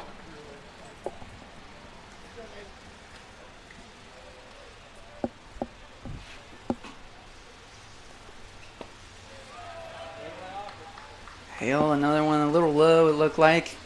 I'll go down as a ball and move the count full. 3-2, no outs. Rose Holman has base runners on second and third, trying to score. Payoff pitch. And they're a little high, and it'll walk Rogers to first base and load the bases. Stepping up to the plate, the right fielder. That brings up right fielder number 34, Tyler Etrusco. Etrusco flew out to right field in the first and was hit by a pitch and scored a run in the third. Looks like Transylvania is going to have a little meeting at the mound trying to figure out a strategy as the bases are loaded with no outs for the Fighting Engineers. Yeah, definitely not an ideal situation to be in, especially when you have the number 2 batter in the order coming up to the plate. Great situation for Rose Holman as they try to regain the lead. 3.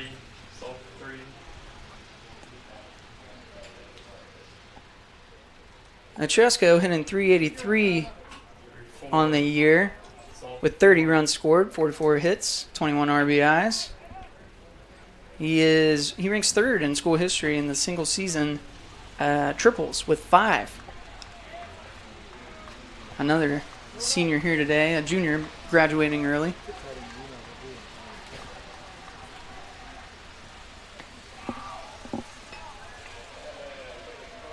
Or excuse me, just a senior, I apologize. Etrusco, the senior. That pitch, a ball. Count as 1-0.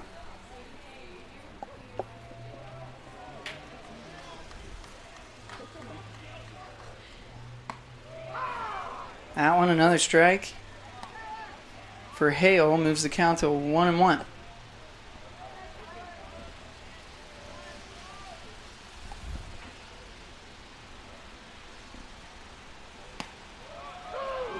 And there for another called strike, looking.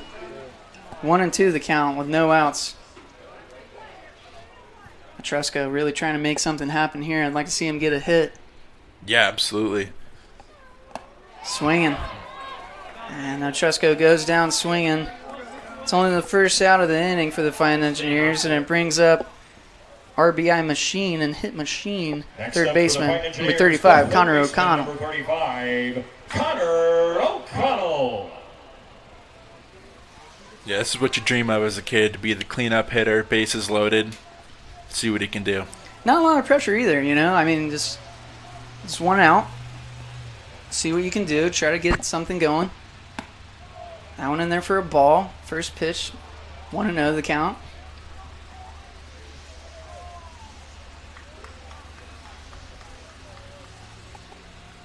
O'Connell been a productive hitter for Rose Holman all year long. See if he can make something happen here as he fouls that second pitch off to move the count to 1-1.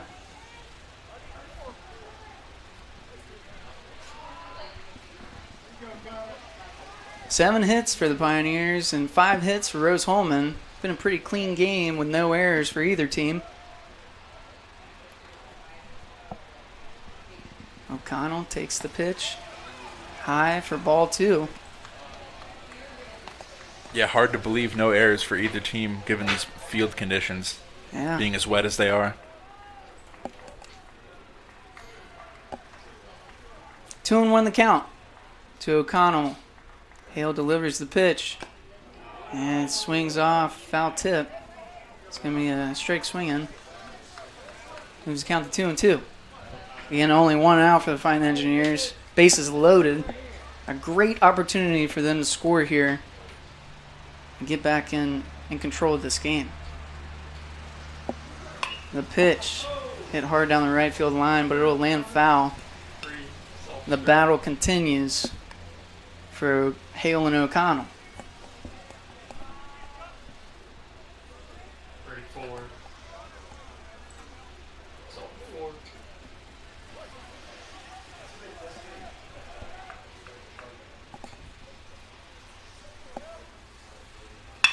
That one hit hard for a base hit to right field.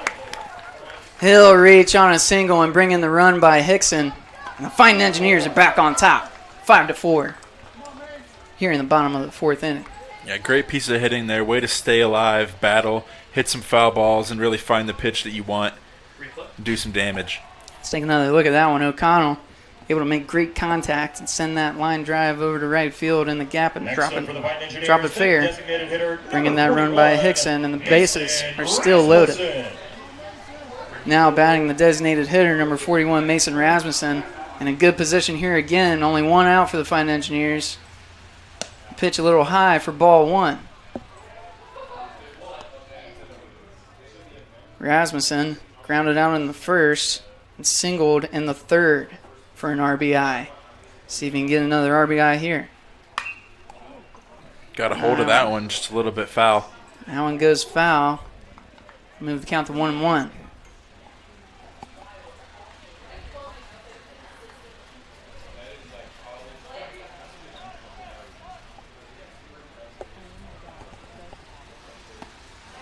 That one swinging by Rasmussen. Moves the count to 1-2. Again, only one out for the Fighting Engineers. You'd like to see him get a couple more with the bases loaded. A great opportunity.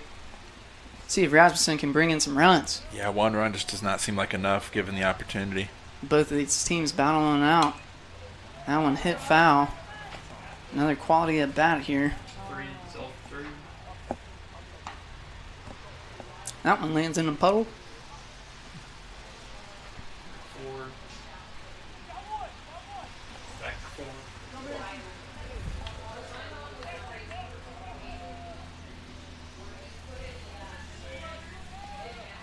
Rasmussen, the count 1-2. It's another one foul. Continues to battle at the plate. Staying on 4. The rain's still somewhat coming down. All the fans still have their umbrellas out. Yeah, pretty good turnout here from the Transylvania crew, driving from Lexington, a probably 4-hour drive, and they're still here. Yeah.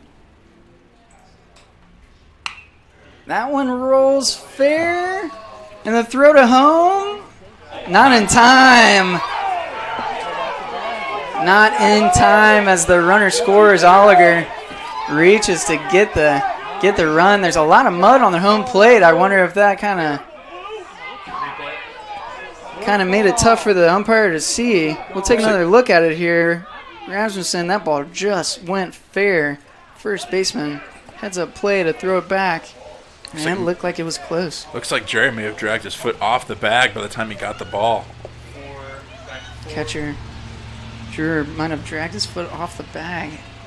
Lots of mud on that home plate. I know it's real wet and soggy. Got to be hard to see. Got to be hard to see for that umpire. But in any case, Oliger scores and extends the Rose-Hulman lead to 6-4. And the bases remain loaded after Rasmussen reaches on that hit. Or fielder's choice, excuse me. Looks like the manager's going to come out here for the Pioneers, possibly for a pitching change. If they change, we're going to Gonna have a little meeting at the mound. Hale's day is done. Hale's day is done. Well, we're going to take a quick break as the Transylvania Pioneers change out their pitcher. Rose-Hulman retakes the lead 6-4 here in the bottom of the fourth. So my goal is to get involved in space industry and learn about what lies beyond the Earth's horizon. I came across Rose Rocketry. I saw, hey, they're doing some really cool stuff. They're building rockets. Being at Rose, I was able to hone my engineering skills to push myself to get involved in the field further and learn about all these different opportunities. And I don't think I would have really gotten that at a bigger university.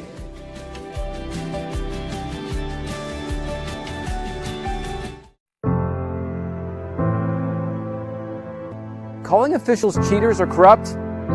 Insulting referees. Threatening officials. Berating young umpires, learning the ropes. Violent language in the stands. Screaming at a referee in the parking lot. It's not a game.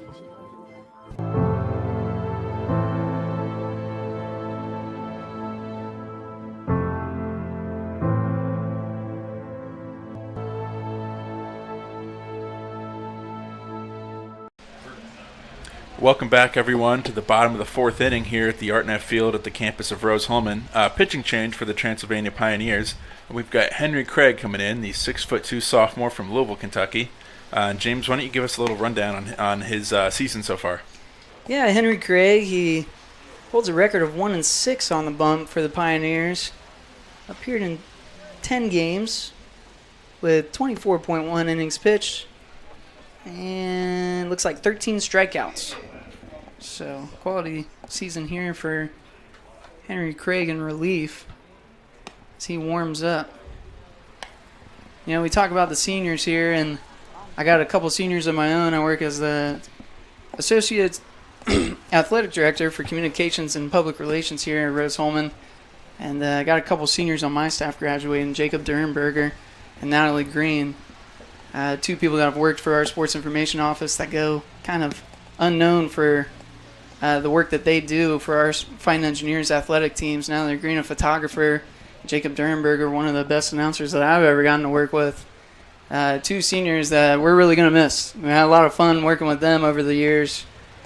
And sad to see them go, but with this platform, me on the broadcast today, I had to give them a shout out because they don't get a senior day, but they've done the senior day announcements and the senior day photos for our baseball team today, and I really appreciate all the work that they've done for our athletic department.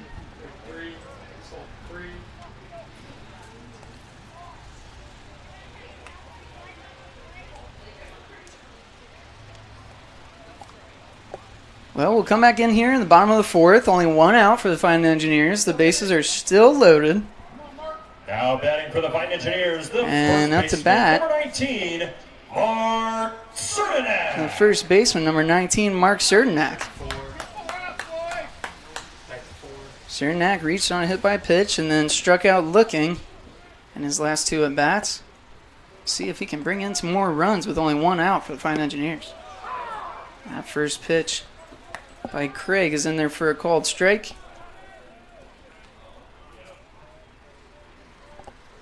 Oh, 0-1 the count.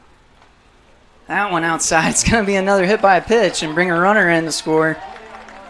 That's two hit by pitches for Cernak. He's wearing them today. Yeah, it's a good thing he's not wearing the white jersey. Otherwise, it might be a little more brown than white. Yeah, that's right. Next scores the run by Rogers. The center fielder, number 12, and keeps the bases loaded for the Fine Engineers. Score now 7-4. Only one out still. As Colton Brown steps up to the plate. Colton Brown had a sacrifice in the second inning to move the runner around, and then flew out to right field in the third inning today. That one hit hard to the third baseman. He's able to make the force out at home and tries to get the double play at first, but Brown able to reach in time for the fielder's choice. Summers up to bat next. We'll see if he can bring a run in with two outs, bases loaded.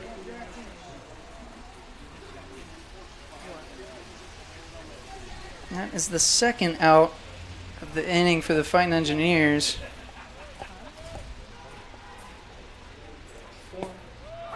That pitch by Craig in there for a strike. Now batting the left fielder, number 1, Jackson Summers. Left fielder Jackson Summers at the plate.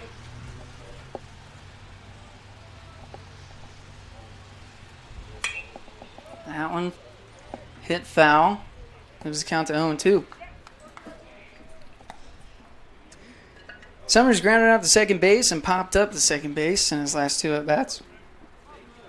See if he can make a play here to put the Fine Engineers up by even more runs.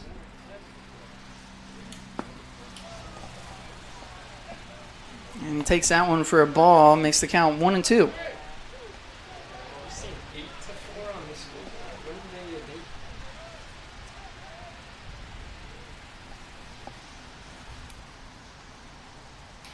Have 7. That one fouled off again. Count stands at 0-2 and with 2 outs.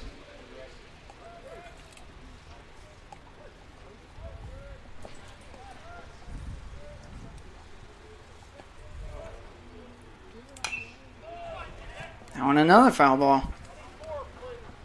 Count stands at 1-2. 2 outs here. Bases loaded. Fine Engineers getting another opportunity to score some more runs.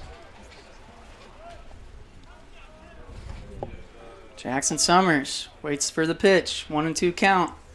That one, a strikeout swinging for Summers. And that will end the inning.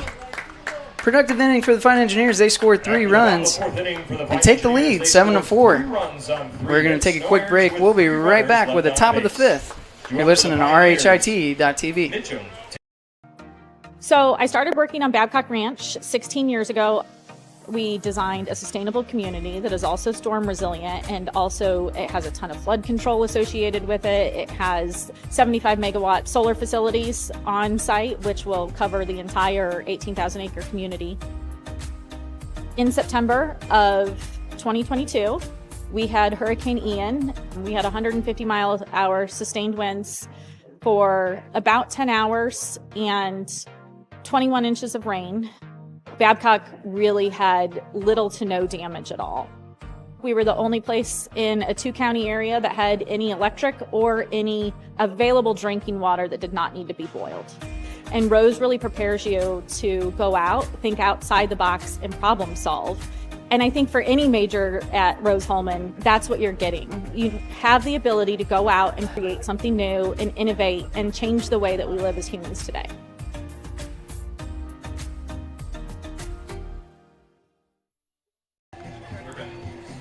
Fans, welcome back to the campus of Rose-Hulman here at RHIT Field. Top of the 5th inning, here for the Pioneers, with the first baseman Austin Taylor leading off. Richardson still on the mound for the Engineers, who were able to score 3 runs in the bottom of the 4th inning to extend their lead to 4-7. Henry Mitchum, 14, the second baseman, is actually leading off for the Transylvania Pioneers. Taylor is on deck.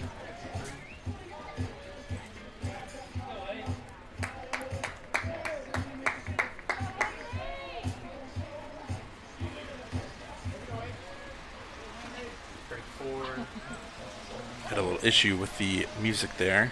First pitch here underway from Richardson.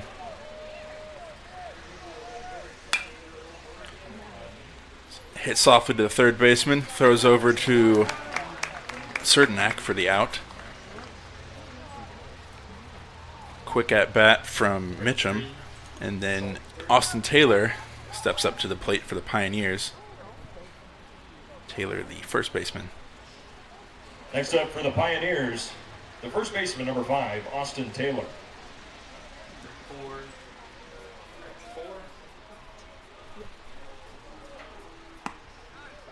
First pitch in there for a strike, breaking ball.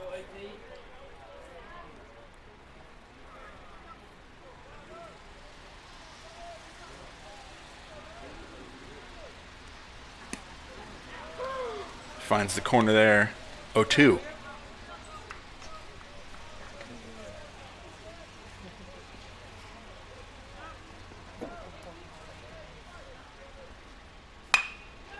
That one hit over the second baseman's head for a single. Taylor there with a nice piece of hitting. That'll bring up number 19, Chris Hettinger, the left fielder.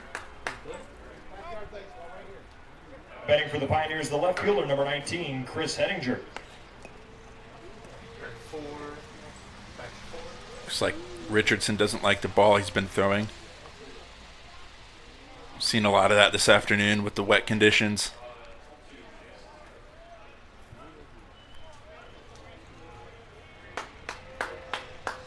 First pitch to Hettinger.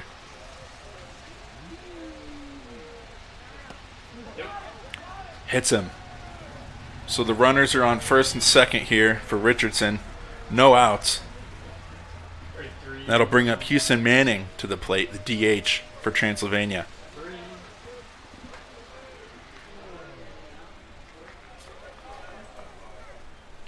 Now batting for the Pioneers, the designated hitter, number 28, Houston Manning.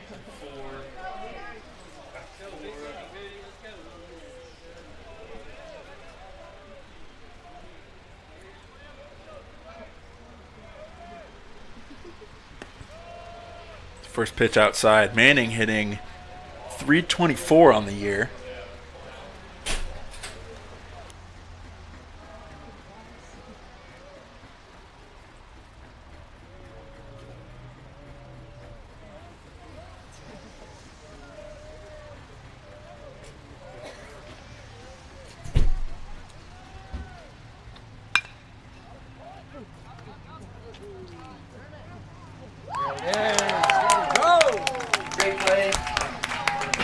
Great play by the Fine Engineers.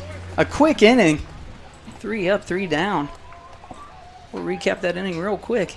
After the top of the 5th inning for the Pioneers, they scored no runs on 1 hit, no errors. Ground out with by one runner Mitchum. left on base. Taylor singled. For the Fine Engineers, Head Hickson, injury hit by a Oliver, pitch and and advanced Taylor to second.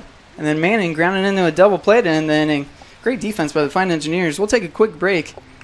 Here in the top of the 5th, we'll head into the bottom of the 5th as the Fine Engineers look to extend their lead there. You're listening to RHIT.TV. They say nice guys don't finish first. So maybe it's time to reconsider what it means to be first. It's about being your best, but knowing you could be even better. It's being present, but respectful of history. You sure you want to make that move? It's donating something more valuable than money. It's believing in yourself and something bigger. It's coming from different families, but treating each other like brothers. It's not just being a man, it's being a Mason. Hey, thanks for joining us tonight. We consider it a privilege to have you as one of our listeners and viewers. If you'd like to see more content just like tonight, just hit the donate button. Every dollar that you donate will go right back into more games right here on IndianaSRN, which means more games for you. It's IndianaSRN, where you always have a front row seat.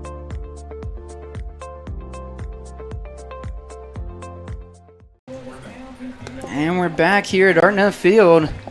Rose Holman taking on Transylvania. Has the lead right now, 7-4. It's the bottom of the 5th. And it's the same pitcher out there for Transylvania, Henry Craig. As the Fine Engineers look to extend their lead. First batter for the Fine Engineers is going to be number 4, the catcher, Ryland Hickson. Number 4, Ryland Hickson. Hickson was hit by a pitch in the 2nd inning and reached on a walk in the 4th inning. Scored 2 runs today for the Fine Engineers. That one hit hard to center field. And an amazing catch. Amazing catch by the right fielder, number 31, Max Finn. What an athletic play, especially out there in the wet grass. Yeah, looks like he may be shaken up a bit. Standing there grabbing his lower back. He seems to be okay running it off, but what a play. Yeah, here we'll take a look at the replay. Just a diving catch. What a catch by Finn. Able to get back up like we said. He looks all right. Now batting for the Fine Engineers is Oliger, Jonathan Oliger, the second baseman. He doubled earlier and singled, so he's 2 for 2 today. He scored 1 run and has 2 RBIs. Definitely the hot bat for the Fine Engineers in this game.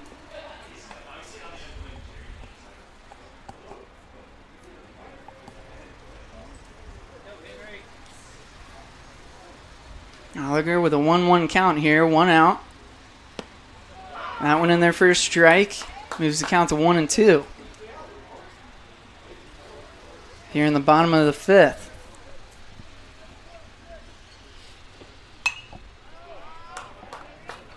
That one fouled off.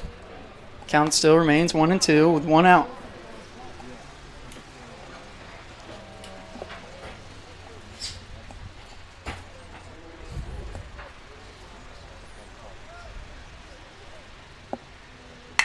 That one hit through the gap. Shortstop tries to make a play, but not in time, as Oliger gets his 3rd base hit of the day.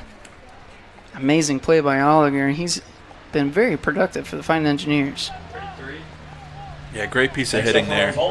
The shortstop. Fight it off, find the pitch you like, make some good contact right up the middle.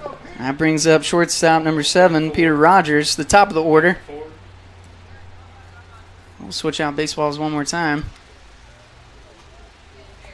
Only 1 out for the Fighting Engineers. Base runner Oliger on first. Here in the bottom of the 5th with a 3-run lead, 7-4.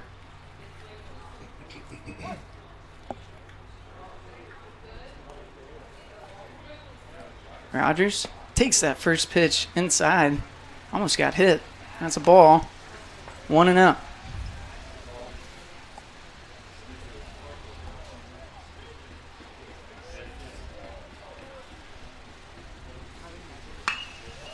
That one hit foul. Moves the count to 1-1.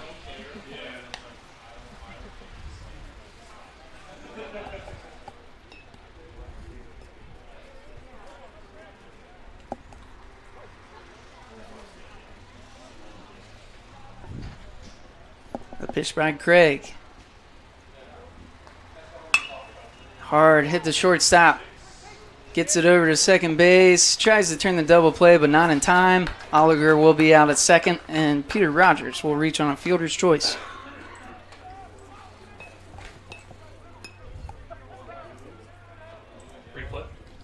Take another look at that.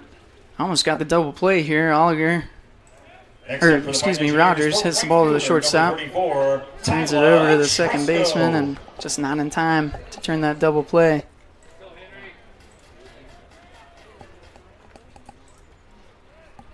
Now batting is Tyler Otrusco, as he takes that first one swinging. It's the count 0-1. He flew out to right field in the first. He was hit by a pitch in the third and struck out swinging in the fourth. He has one run today, scored off that hit by pitch. A pickoff attempt over at first. Rogers reaches back safely. Craig, a right-handed pitcher, has to turn all the way around to throw that ball over to first.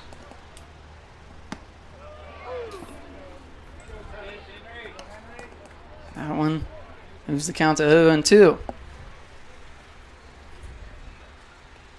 2 outs here. Pioneers trying to get out of this inning, not give up any more runs to the Fighting Engineers. That one high. Peter Rogers goes to steal. And the throw is a bit away. He almost went to third. Good job there by the center fielder to cover the second baseman's back. And he's fast. That would have sent Rogers over to third. Yeah, he's fast. Heads up play. He can make it happen. He's a senior with a lot of stolen bases in his career. He ranks 9th in career records with 35 stolen bases in the Rose-Hulman record books and 5th in stolen base attempts. This season, even in the single season record books, he's 4th in stolen bases with 20 and 5th in stolen base attempts with 23. That ball fouled off. The count 1-2 right now to Otrusco. 2 outs for the Fighting Engineers as they now try to get Rogers around to score another run. Otrusco gets a hit here, and Rogers can speed around that third base and run down that third baseline and get home. Yep, all you got to do is put in play when you have someone that dangerous on the base path. That one hit foul over to first baseline. Count remains 1-2, 2 outs.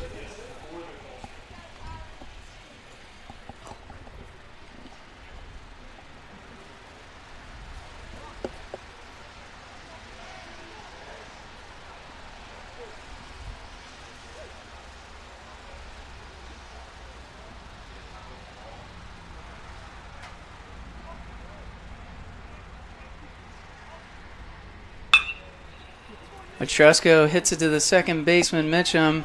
He gets it over to the first baseman, Taylor, to make the out, and end the inning for the Transylvania Pioneers. We'll head to the top of the 6th with the score Rose-Hulman ahead 7-4. We're doing things so quickly. A lot of times we know that we need help. So our professors all know us by name. Basically, everybody knows everybody here. That one-on-one personal connection you're getting with the faculty, you don't get that a lot of places. We are not just saying, here, go do this hard project. We are right there with them. We work with them. The faculty are there for you.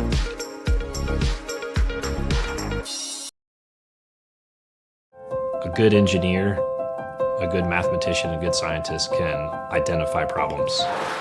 But in order to be a great scientist or engineer, you've got to have curiosity and you've got to have creativity. And that's what's going to set you apart. You can't teach curiosity. You just need to encourage your students to be curious. Curious in anything that they do. Curious so that it brings out the innovations, the new ideas. And we're back here at ArtNet Field as the Rose-Hulman Fighting Engineers host Transylvania. Wrap up this 3-game series, tied at 1 game apiece. Rose-Hulman leads it right now 7-4 here in the top of the 6th inning. Little landscaping going on out there, James. That's right, a little Diamond Dry. Gotta buy some stock in Diamond Dry right now. Yeah, it looks like they've used several buckets throughout the series last night and today. Yeah, that's right. They're not wasting it. Absolutely not. You're getting your money's worth. That's right.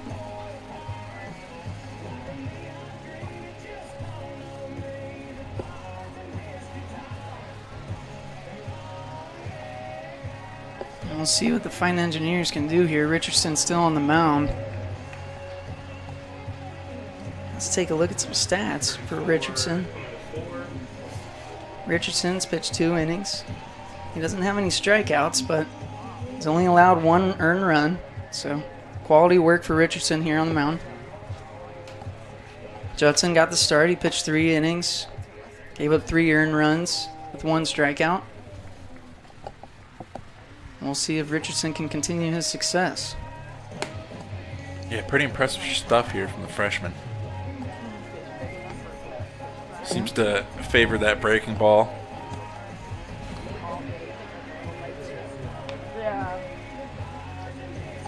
Let's see here.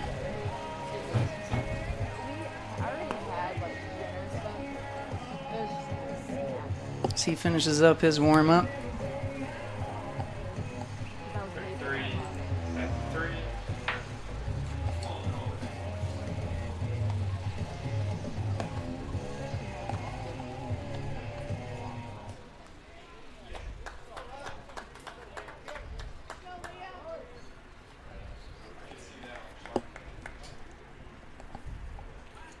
Your next batter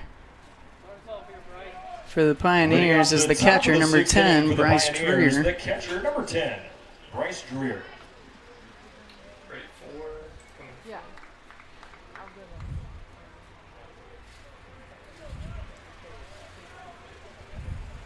Bryce Dreer had a sacrifice bunt back in the 4th and a double in the 2nd inning. So successful day for him so far.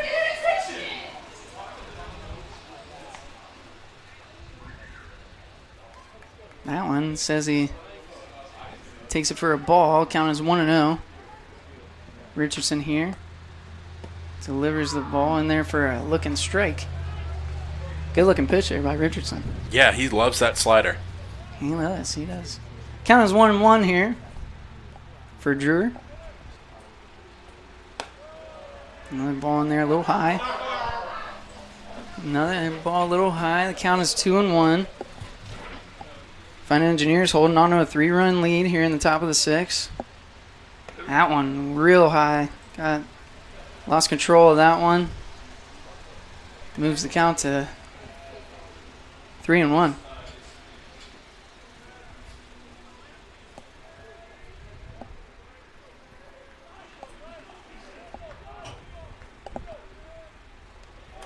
That one, another one, just way too high. Got to get the ball. Hickson goes back and grabs it in time. And the walk moves Drewer over to first base. Next up for Transylvania. We'll move to the top of the order for the Pioneers. Center fielder, number 18. Oh, excuse me, I'm sorry. At the bottom of the order, right fielder, number 31, Max Finn. Max Finn fouled out to first base and then walked. So he's looking for his first hit of the day. He takes that one for a strike. Count is 0-1. No outs for the Fine Engineers. Base runner Drewer over at first for Transylvania. Still holding on to that 7-4 lead, Rose Holman.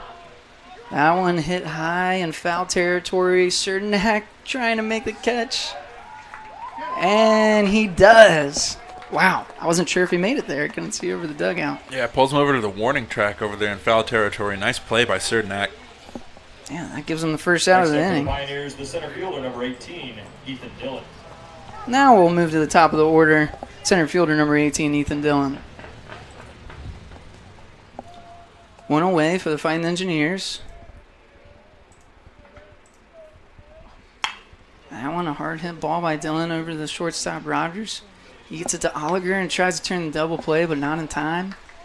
But they get the runner out. Good job by Cernak there to go up in the air and get that ball and not let it pass. Great job.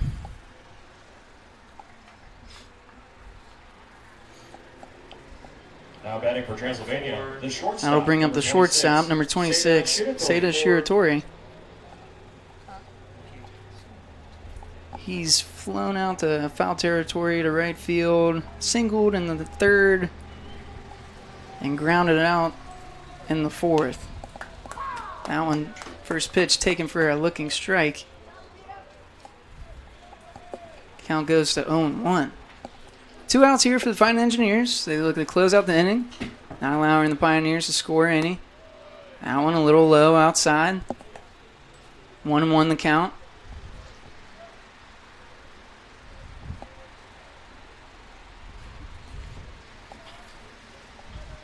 Pioneers haven't scored since the 4th inning.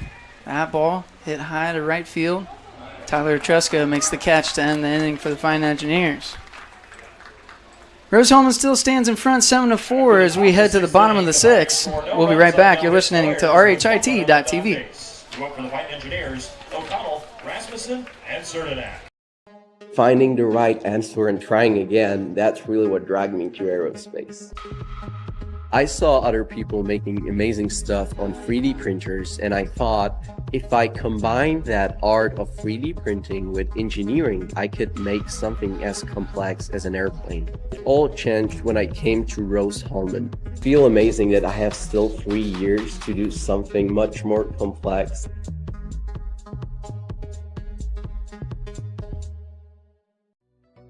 Hello and welcome to Game Day. My name is Keith Myers. I'm the Vice President of IndianaSRN. We're glad that you joined us today. If you'd like to see more content just like tonight, just hit the donate button. Every dollar that you donate will go right back into more games right here on IndianaSRN. This means more games for you. It's IndianaSRN, where you always have a front row seat. Offenbacher. I think it's Bacher. I'm going to go with Offenbacher. Hi, everybody. Welcome back. We're in the bottom of the 6th here. Pitching change for the Transylvania Pioneers. Now on the mound is number 39, Braden Offenbacher. Ryan, you got some cool fun fact for me here about Offenbacher. Why don't you share with the crowd? Yeah, Offenbacher here, a 6-foot sophomore out of Piqua, Ohio. Funny enough, that is the same hometown as my mother. So shout out to Piqua, Ohio, just a little bit north of Dayton, about 30 minutes. Got one of my favorite Skyline Chili locations there. So oh, man. Love me some Skyline Chili. I'm a Cincinnati native, so I miss my Skyline Chili living out here in Terre Haute, Indiana. You have to go up to Greenwood to get that, I think, or Plainfield maybe. Yeah, they have one in Indianapolis. I had my parents come and visit me and a couple weeks ago, and they brought me a whole grocery bag full of Skyline Chili. So love to hear that. I got a 2-year-old at home, so trying to share the love and get him addicted to the Skyline Chili.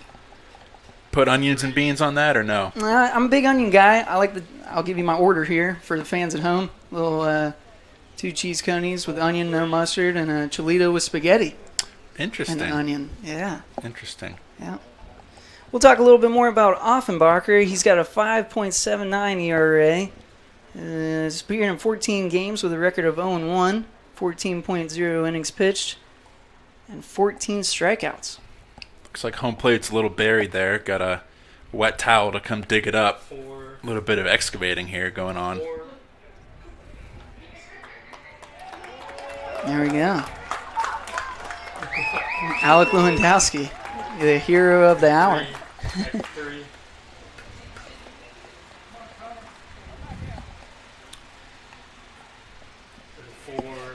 Third baseman Connor O'Connell started off the inning for the Rose-Hulman. For the Fighting Engineers, the third baseman, number 35. He singled in the first and tripled in the third. Been a very productive hitter and singled in the fourth. So 3 for 3 today. An impressive stat line for the junior. He takes that one for a strike. Moves the count to 0-1.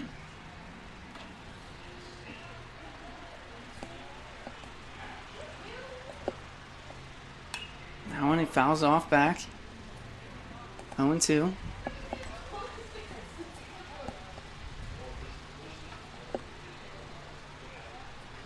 Offenbacher, right-handed pitcher. I believe Craig was another right-handed pitcher. So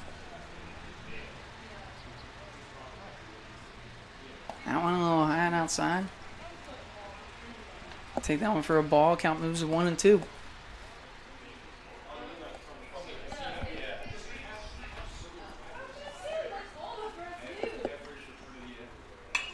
That one fouled off. Count remains at 1-2. Here with no outs. O'Connell leads off the bottom of the sixth for the Fine Engineers as they stand ahead 7-4 over the Transylvania Pioneers, trying to close out this series with both teams winning a game apiece. Yeah, really important to pick up the second win of this series as both teams already obviously have a win. Both teams there would like to get an extra day off in beautiful Kokomo, Indiana for the tournament next week. Well, that one taken for a ball, moves the count to 2-2 for O'Connell. Offenbacher. The 2-2 pitch. Hit hard to center field by O'Connell. It's sailing left away from that center fielder. And that'll be a hit. He's going to round first and get to second. He's going to third. The throw isn't in time. No, it is. Another triple for O'Connell. O'Connell able to make it to third. He is gassed. Aggressive base running there from O'Connell. Love to see that. Great effort on senior day here. Yeah, let's see this one.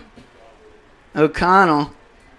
That ball hit. It looked like it was going straight, and then it started to sail left away from that center fielder. Yeah, nice little draw over his head. Yeah, went over the wall and the warning track, and O'Connell showing off the speed, able to get to third base safely. And I'll bring up Mason Rasmussen, the designated hitter. He takes that first pitch swinging. Really wanted a piece of that one there. Yeah, he did. Trying to bring that runner in for the Fine Engineers. 0-1 the count, no outs. O'Connell at third. That ball a little high. Going to go down as a ball to move the count to 1-1.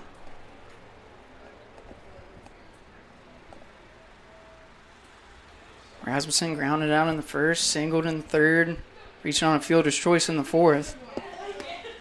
Swinging. Moves the count to 1-2.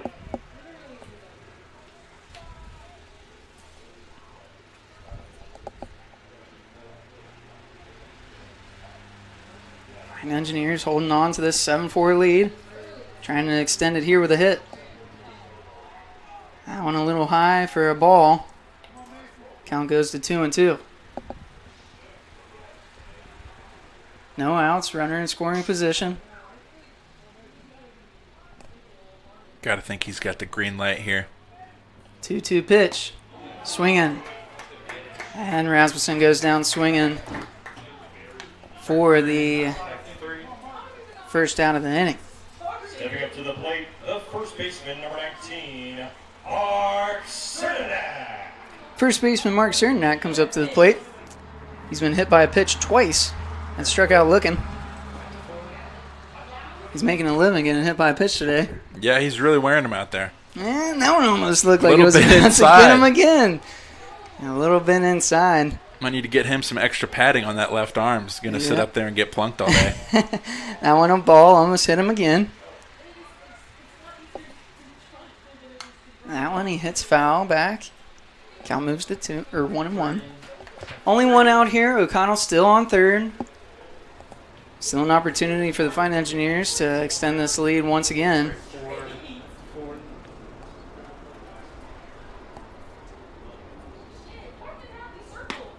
And that one called strike. Count at 1-2 here with one out. Offenbacher looks good on the mound. Yeah, he does. He's not afraid to throw that pitch in there, make these batters work. That one a little high. Gonna go in for a ball. 2-2 is the count.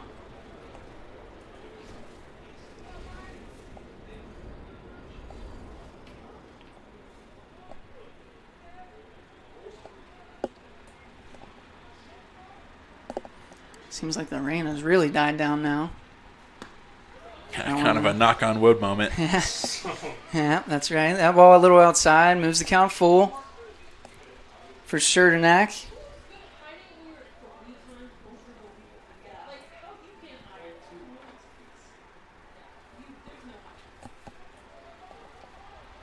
The payoff pitch for Offenbacher.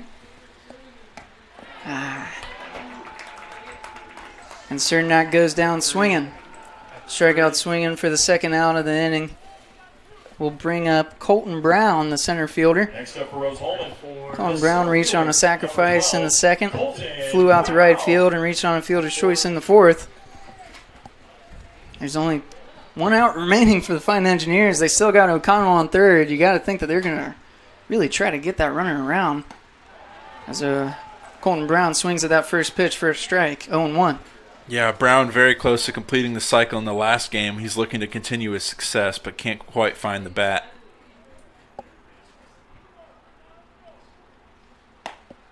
That one in there for a ball. Count goes to 1-1. Again, 2 outs. O'Connell at third.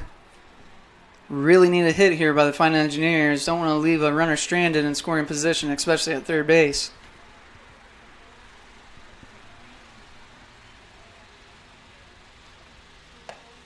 That one inside and high for ball 2.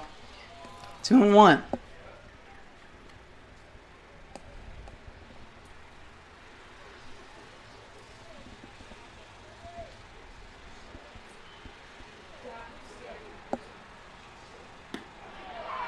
And a strike looking. Very nice slider there. That was nice. It looked like it was outside or inside and kind of breaks towards. Breaks away from the plate there. Yeah, broke away from the plate, went right over. 2-2 the count here with 2 outs. That one, and Brown goes down swinging. And the Fighting Engineers leave O'Connell on third. We'll head to the top of the 7th. Your score, Rose Holman ahead, 7, Transylvania 4.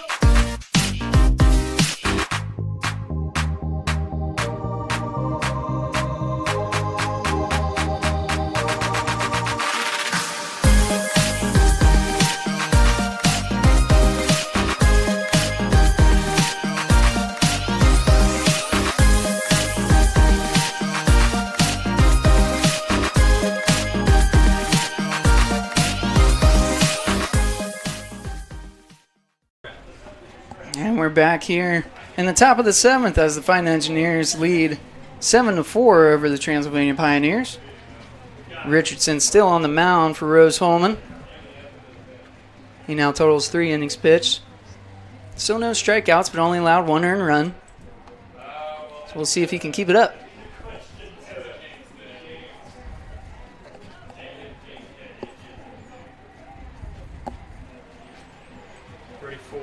Due up for Transylvania is the third baseman, number 8, Baxter Tedesco.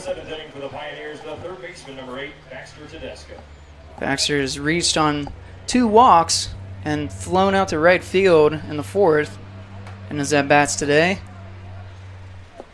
Richardson looking to get started early with a strike in there. Count is 0-1. I'd like to see him be aggressive, throwing strikes early in the count. I'd like to see that from a freshman, not afraid to challenge. And a hit by Baxter. Goes out to left field and is caught for the first out of the inning. 3-3, back to 3.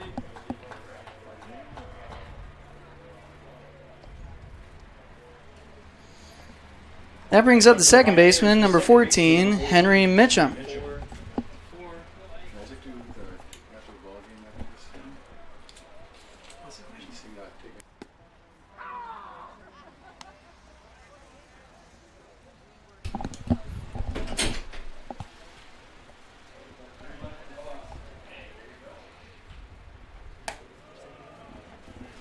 That one in there for a ball. Moves the count to 1-0 for Mitchum. Mitchum reached on a base hit in the first, had a double in the third, and grounded out in the fifth.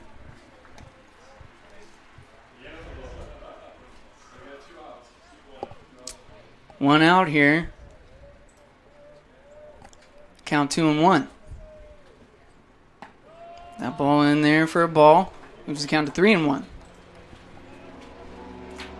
He's done a great job so far, Richardson, on the mound. See if he can give us a strike here and move this count to full. That one hit to center field. And the catch is made by center fielder Colton Brown for the second out of the inning.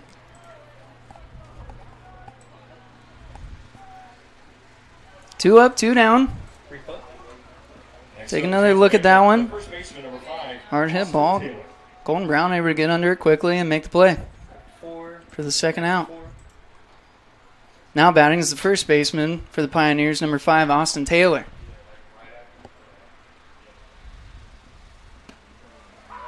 That one in there for a strike looking. Taylor struck out looking in his first at bat. Flew out on a sacrifice fly to right field in the third inning and reached on a base hit in the fifth. This one he fouls off and moved the count to 0-2. 2 outs for the Fighting Engineers. Richardson doing a great job on the mound. Third batter he's faced. He's already got 2 outs. Yeah, looking for a 1-2-3 inning here after this 0-2 pitch. Down in there a little high for a ball, 1-2.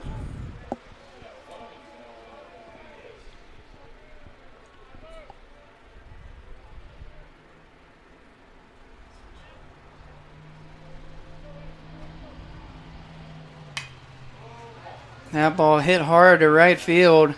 Etrusco able to get under it and make the play. 3 up, 3 down for the Fighting Engineers. They hang on to their lead, 7-4. We'll be right back as the Fighting Engineers come up to bat in the bottom of the 7th. You're listening. Anxious over algebra? Call Ask Rose, the free science and math homework helpline. It's free world-class tutoring. Just call, chat, email, or screen share. Learn more at AskRose.org. Confused by chemistry? Call Ask Rose, the free science and math homework helpline. It's free world-class tutoring. Just call, chat, email, or screen share. Learn more at AskRose.org. We're doing things so quickly. A lot of times we know that we need help. So our professors all know us by name. Basically, everybody knows everybody here. That one-on-one personal connection you're getting with the faculty, you don't get that a lot of places. We are not just saying, here, go do this hard project. We are right there with them. We work with them. The faculty are there for you. Really. Oh, I'll bring up his stats. And we're back here in the bottom of the 7th. Rose Holman stands ahead 7-4 over Transylvania in the series finale here on this rainy day. A new pitcher on the mound here for Transylvania, left-hander Jacob Moberly, the senior from Elizabethtown, Kentucky. James, why don't you give us a little insight on him? Yeah, Moberly stands with an 8.38 ERA. He has a record of 1-0. He's pitched 9.2 innings and has 10 strikeouts on the season. Quality relief pitcher here in the bottom of the 7th.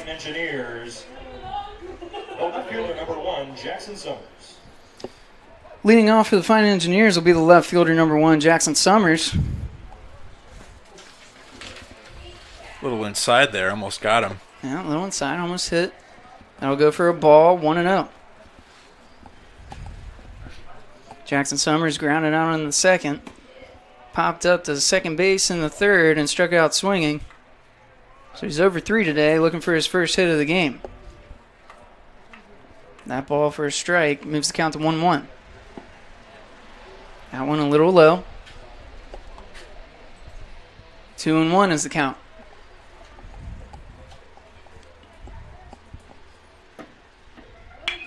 That one hit to left field. It has a chance. And it is gone. Home run for Jackson Summers. He used his yard card there. Yeah, he did. A solo shot to left field to extend the Rose-Hulman lead to 8-4 here in the bottom of the 7th with no outs. The leadoff hitter making a statement. Here's the replay. Let's take another look at that one. He really got a hold of it and ripped it to left field. What a hit by Jackson Summers. So for the Fighting Engineers, the catcher, number 4, Ryland Hickson. Back to 4. That'll bring up the catcher, number 4, Ryland Hickson. He'll take that first pitch for a strike. 0-1.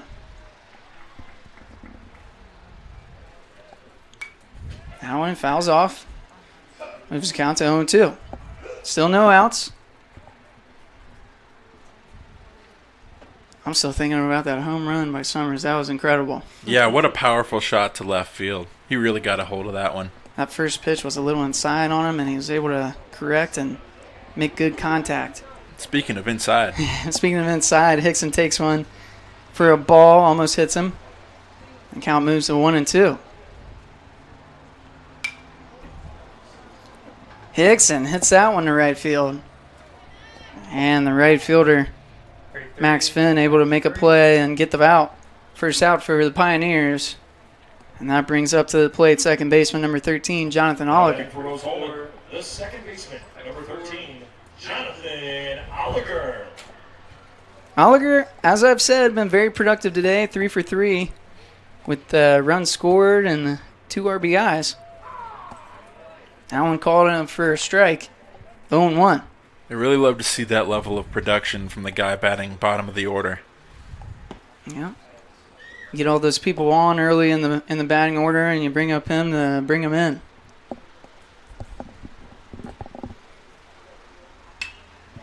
And this one, he pops up over to right field.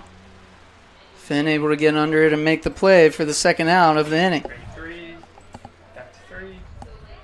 So 2 fly balls out there to right field, making Max Finn work for it. That'll bring us back to the top of the order. The shortstop, number 7, Peter Rogers, comes to the dish.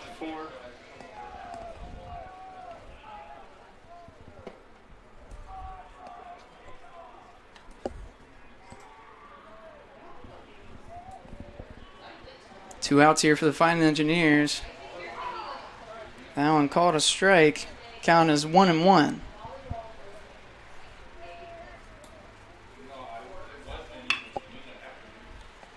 That one fouled off.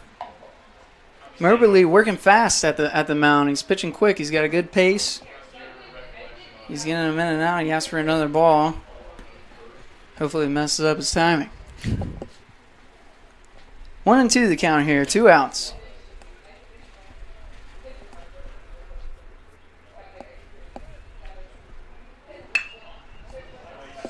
A nice hit over to left field. Lands fair. As Rogers rounds first and heads to second, it'll be a double to left field and another hit for the Fighting Engineers. Yeah, they're really pouring it on in this second game. 11 hits here through 6 and 2/3. That brings up the right fielder, number 34, Tyler Atresco. Atresco flew out to right. Was hit by pitch, struck out looking, and grounded out in today's game. 2 outs here for Atresco as Moberly tries to get out of the inning for the Pioneers. Takes the first pitch swinging. Count goes to 0-1.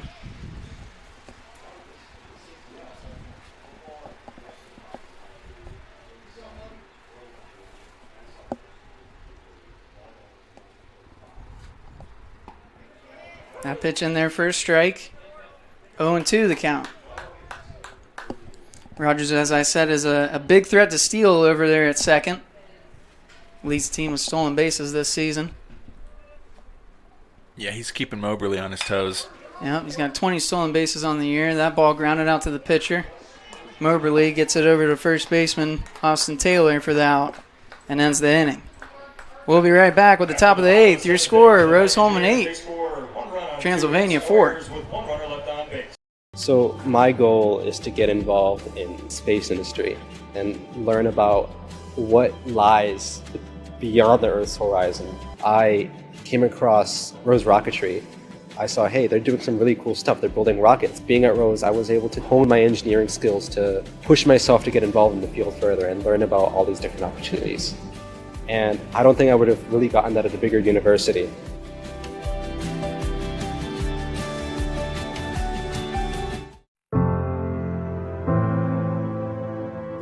Calling officials cheaters or corrupt? Insulting referees. Threatening officials.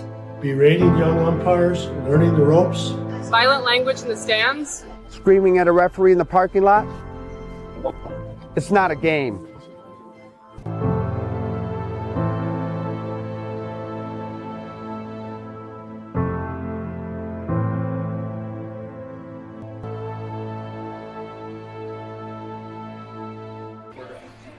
And we're back here at RHIT Field. Rose-Hulman leads 8-4 here in the top of the 8th. Liam Richardson on the mound, trying to hold on to this 8-4 lead for the Fighting Engineers, and he's doing a great job so far. Yeah, he's really been able to work the batters the way he wants, get the pitches into the strike zone where he wants them, and really fend off any sort of rally that Transylvania may try to put together. Leading off is going to be the left fielder, number 19, Chris Hedinger. He takes that one for a called strike. Count is 0-1.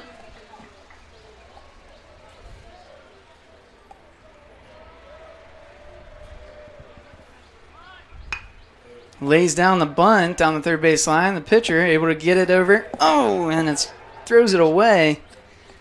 Oh, as Hedinger rounds first and heads to second. That's got to be an error on the pitcher. It's a tough throw to make for Richardson. That ball really died as soon as it left the bat and they're in the wet grass. That goes down as our first error of the game. Well, it took until the 8th inning. Hedinger advances to second on the throw. Despite these wet conditions. Yeah, it's been a pretty clean game despite the conditions. Now batting is the designated hitter for Transylvania, number 28, Houston Manning. Hedinger at second, no outs. And there for a called strike, count is 0-1.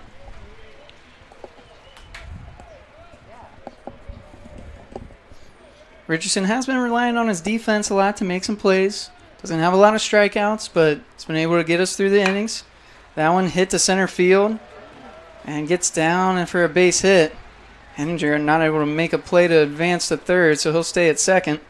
But a base hit for Manning puts runners on the bases for the Pioneers.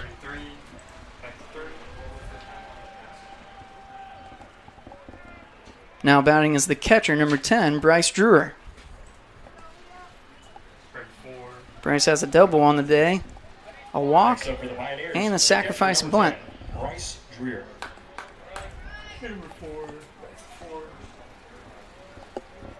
Still no outs. Runners at first and second for the Pioneers as Drewer comes up to the plate.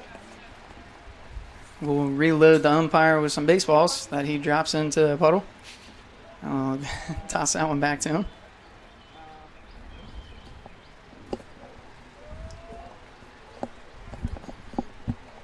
We'll wait on a couple more fresh baseballs. And we'll get back to the game.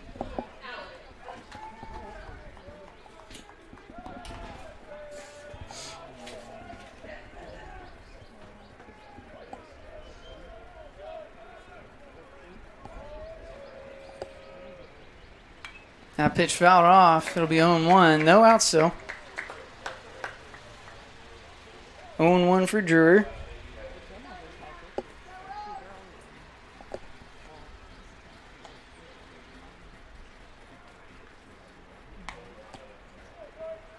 Richardson has been doing well, but he has allowed 2 base runners on. You think that Rosen might be thinking about making a pitching change at some point if this gets too ugly. Yeah, it does look like Rose-Hulman has somebody up and throwing in the bullpen. Not sure when we might see that batter. By Drewer. Pitcher, excuse me.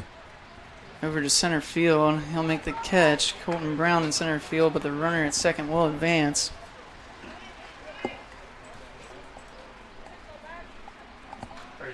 So a fly out to center field for the first out of the inning.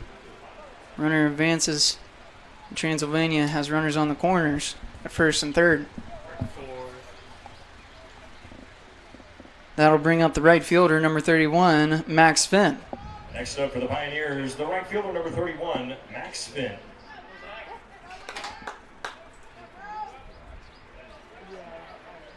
One out for the Fighting Engineers. Runners on the corners for Transylvania. That pitch in there for a called strike. 0-1 the count.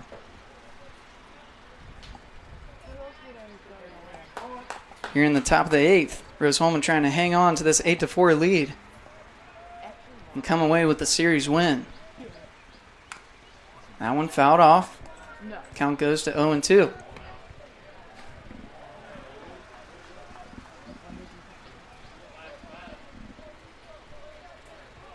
Senior day, last game of the regular season.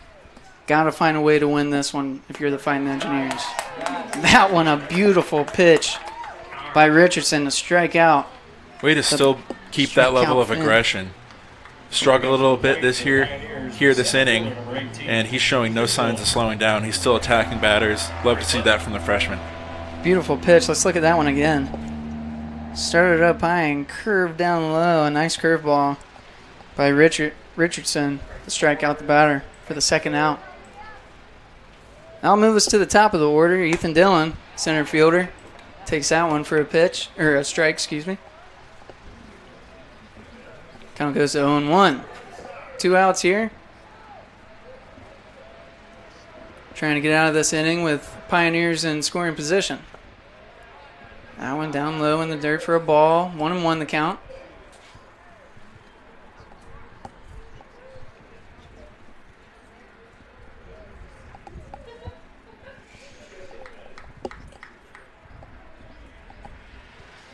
Dillon hit a home run in the third, so he's a threat to score. And he had a base hit in the fourth, so definitely a threat offensively. He takes that pitch looking for a strike to move the count to 1-2.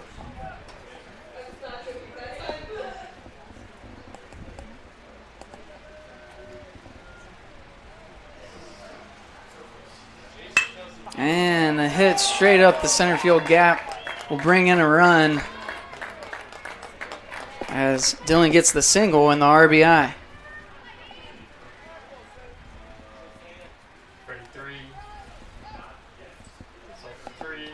Manning moves to second. Henninger scores and Dillon at first base.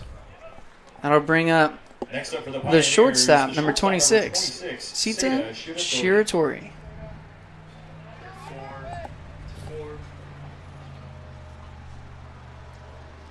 Coach for Transylvania calls time. Looks like it might be a pinch runner over at second base.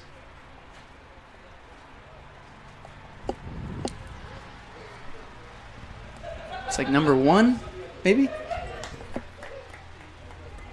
Running for the designated hitter, number 1, Warren Wilson. Warren Wilson, number 1, and pinch run for Manning over at second base.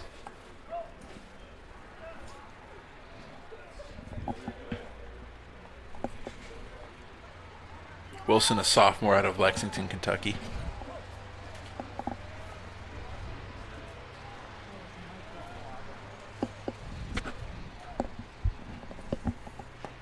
That pitch in there for a ball. Count is at 1-0. 2 outs here for the Fighting Engineers. Runners for Transylvania at first and second. Score is still 8-5 after Transylvania brought around a run here in the top of the eighth. That one in there for a called strike. Moves the count to 1-1.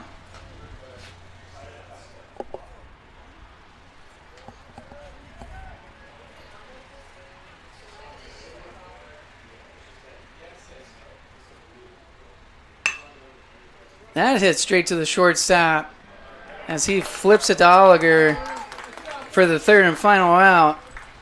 As we move on to the bottom of the eighth inning, Rose Holman leads 8-5. So I started working on Babcock Ranch 16 years ago. We designed a sustainable community that is also storm resilient, and also it has a ton of flood control associated with it. It has 75 megawatt solar facilities on site, which will cover the entire 18,000 acre community. In September of 2022, we had Hurricane Ian. We had 150 miles an hour sustained winds for about 10 hours and 21 inches of rain. Babcock really had little to no damage at all. We were the only place in a 2-county area that had any electric or any available drinking water that did not need to be boiled. And Rose really prepares you to go out, think outside the box, and problem solve.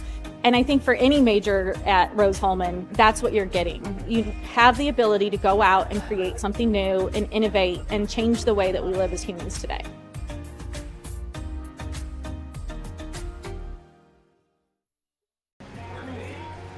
Welcome back here to Artneff Field, home of the Rose-Hulman Fighting Engineers, here for the bottom of the 8th inning. Rose-Hulman leads 8-5. We have a new pitcher for the Transylvania Pioneers, Kemper Dotson, 6'2 junior from Frankfort, Kentucky. James, why don't you tell us some about him? Kemper Dotson, not a lot of experience on the mound this season. He's got a 0 ERA, but he's only appeared in 8 games. He has 6 innings pitched and only 2 strikeouts, so not a lot of experience on the mound this season. See if the Fighting Engineers can take advantage of that. Yeah, maybe running out of arms a little bit, Transylvania. Yeah, maybe. At the end of a series, end of a 3-game series, you've used a lot of your bullpen. And a lot of these long games, especially today with multiple rain delays, you've had to kind of adjust your bullpen as needed. Absolutely. Got to pick whoever's fresh, first and foremost. Leading off the bottom of the 8th inning. Leading off for the Fighting Engineers will be the third baseman, number 35, Connor O'Connell.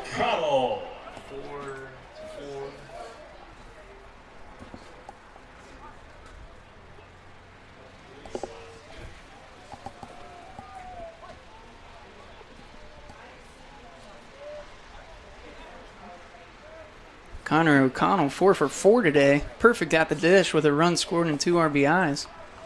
Takes that one for a ball. Count is 1-0. Second pitch. And there for a called strike. Count moves to 1-1. A unique release there for Kemper Dotson. A little sidearm action down low at his hip.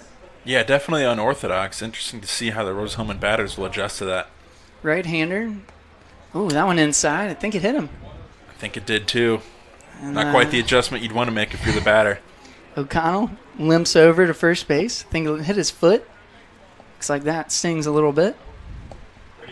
We'll hope he's okay. Now batting for the looks like he's walking it off. Designated hitter number 41, Mason Rasmussen. That brings up the designated hitter number 41, Mason Rasmussen. Rasmussen 2 for 4 on the day with 2 RBIs. See if he can get Rose-Hulman going here. He takes that first pitch swinging. Count goes to 0-1. No outs here. In the bottom of the 8th, O'Connell on first. Rasmussen, the 0-1 pitch. That one in there for a called strike. 0-2.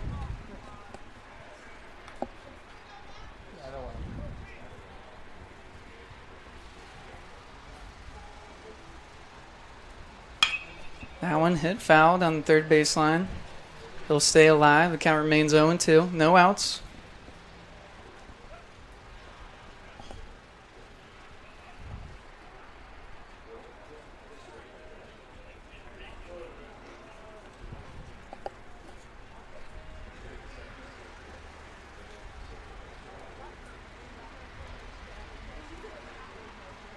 That pitch. Rasmussen goes down swinging. Strikeout swinging for the first out of the inning. That'll bring up first baseman number 19, Mark Certenac. Certenac 0 for 2 at the plate today with a run scored. Takes the first pitch for a strike. Count goes 0-1.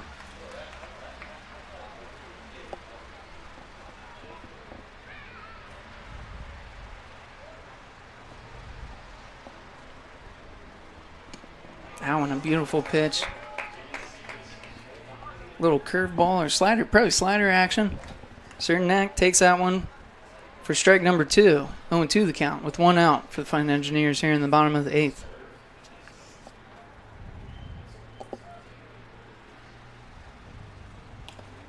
That one taken inside, gets away from the catcher, and O'Connell will advance to second on the wild pitch. 3. Moves the count to 1-2 here for Cernak. If you're Rose Holman, you got to think you got to add a couple more runs heading into this 9th inning. See if you can close this game out. Yeah, really pad that lead. Cernak fouls that one off, stays alive. Nice battle at the plate here. With O'Connell in scoring position, you got to think, if I can add two more runs, you got to feel pretty good about heading into this 9th inning. If you can just find the gap and get him home. High hit fly ball over to left field.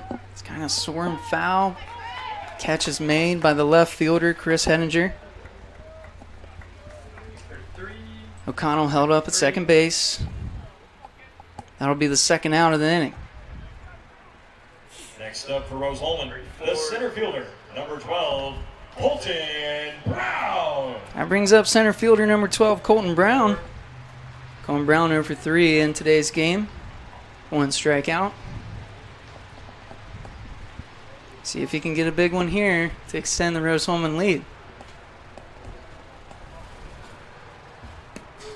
That one in there for a strike, looking. Moves the count to 0-1. 2 outs here for Rose Holman. Last chance to extend their lead as they head into the 9th.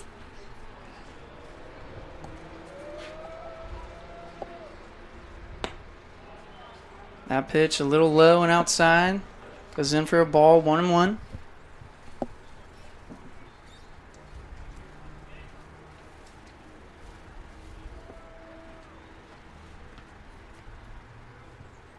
Dotson stares down O'Connell at second base. Delivers the pitch for a strike swinging.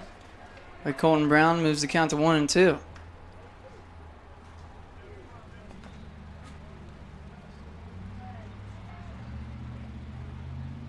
The 1-2 pitch.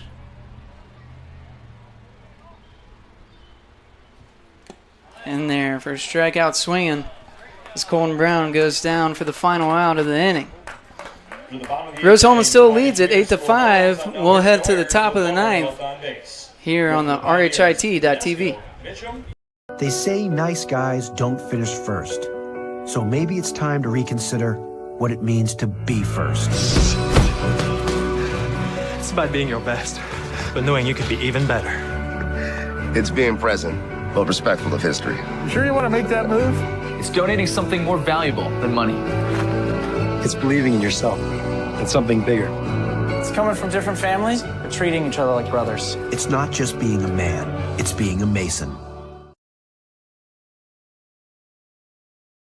Hey, thanks for joining us tonight. We consider it a privilege to have you as one of our listeners and viewers. If you'd like to see more content just like tonight, just hit the donate button. Every dollar that you donate will go right back into more games right here on IndianaSRN, which means more games for you. It's IndianaSRN, where you always have a front row seat.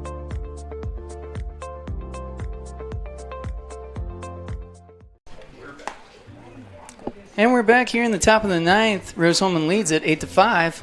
New pitcher on the mound for the Fighting Engineers is Caleb Mosteller. I'm on 3. Caleb Mosteller. Get you a couple stats for him real quick. A strong reliever for the Fighting Engineers. Caleb Mosteller enters the game with a 4.3 ERA. He's had 12 appearances this year with a 1-1 record, 14.2 innings pitched, and 12 strikeouts. They're looking to get the save here on Senior Day for the senior from Avon. That's right. He'll face Baxter Tedesco. 3.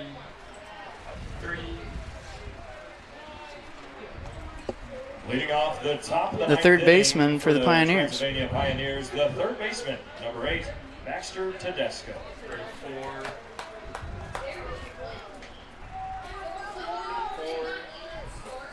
Mosteller looking for his first save of the season. Enters the game with a 3-run lead. I'll try to close it out to win the series.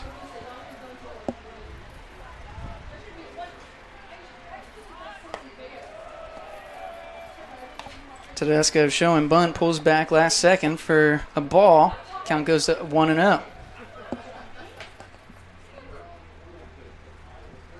That one hit straight to the shortstop.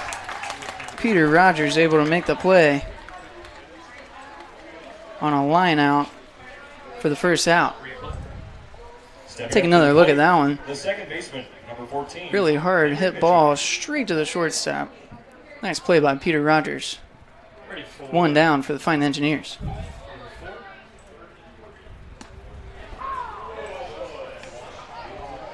Now batting is the second baseman, number 14, Henry Mitchum. He takes that first pitch for a strike, 0-1. The second pitch is a little high and inside. That'll go down as a ball, 1-1. Pioneers down in their final 2 outs.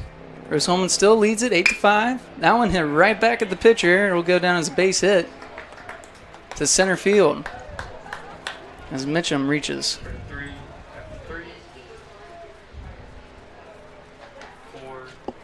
Next up for the Pioneers, the first baseman, number 5, Austin Taylor. Now bring up the first baseman, number 5, Austin Taylor.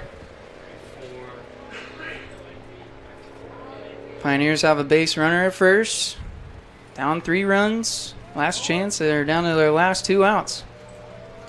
See if Mosteller can hold on to win this game for the Fighting Engineers and win the series overall. Pitch by Mosteller. In there a little high for a ball.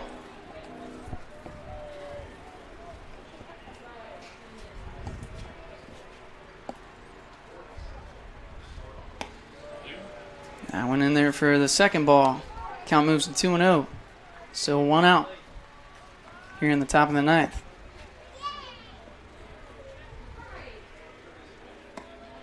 That one had some crazy movement on it, a crazy curveball. I thought that was a strike. I thought so too. I thought it broke down in the last second, but it's called a ball. Count moves to 3-0.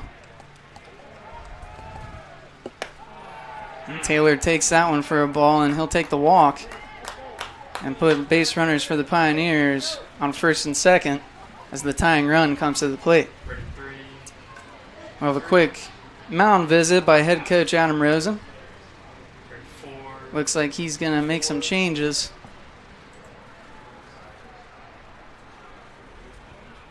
Here in his outfield, or his infield.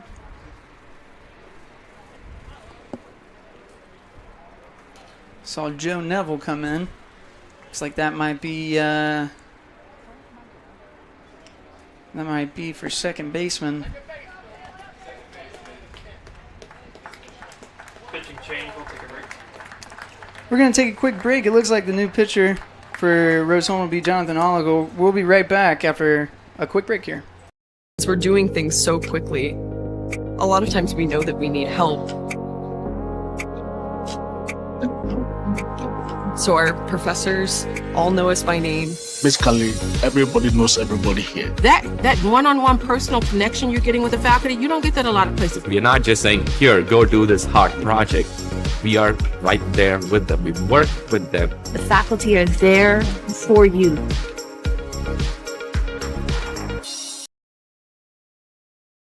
A good engineer, a good mathematician, a good scientist can identify problems.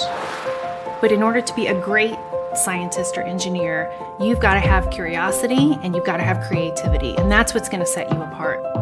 You can't teach curiosity. You just need to encourage your students to be curious. Curious in anything that they do. Curious so that it brings out the innovations, the new ideas. Welcome back. Top of the 9th here. 1 away. And we have a new pitcher, Jonathan Oliger, on the mound for the Engineers. He was also the closing pitcher in the first game, so he's looking for his second save of the day. Oliger is a senior himself from Dalton City, Illinois. James, what do you got on him? So Oliger, like you said, he's looking for his second save of the day. He's got. I said this earlier in the first game. He ranks third in career saves in the Rose-Hulman School record book. So he's a strong closer for the Fine Engineers. See if you can close the deal today. That's right.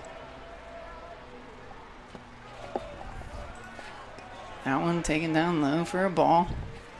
Oliger enters the game with a 5.57 ERA. 13 appearances. 21 innings pitched. And 22 strikeouts. That one in there for a strike. Moves the count to 1-1. One out here in the top of the ninth for the Pioneers. Base runners on first and second. Tying run at the plate as Oliger tries to pick up his second save of the day and win the series for the Fine Engineers. That one in there for a called strike. Moves the count to 1-2.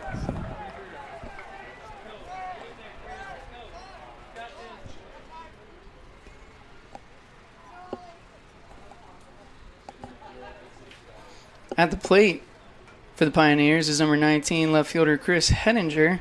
He's going to go talk to his third base coach and come up with a strategy to take on Oliger.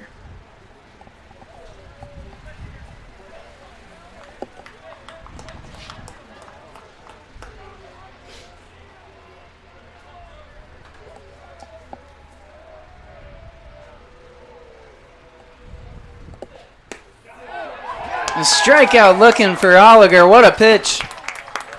2 down for the Pioneers as they're down there, their last out. Let's take another look at that one. Oliger with a nice delivery. It's right in there. Nice frame job by Hickson for the strikeout.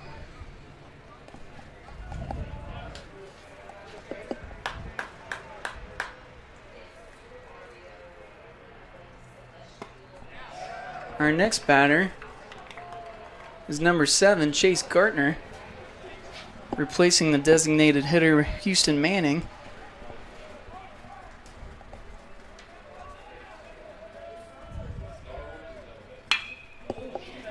That ball hit to right field. Uh-oh. Hits off the wall. Etrusco able to... Oh, it's stuck on the fence. He's able to get it in, but a double scores 2 runs and cuts the Rose-Hulman Fighting Engineers lead down to 1 as the score goes 8-7. Here in the top of the ninth, only 1 out remaining.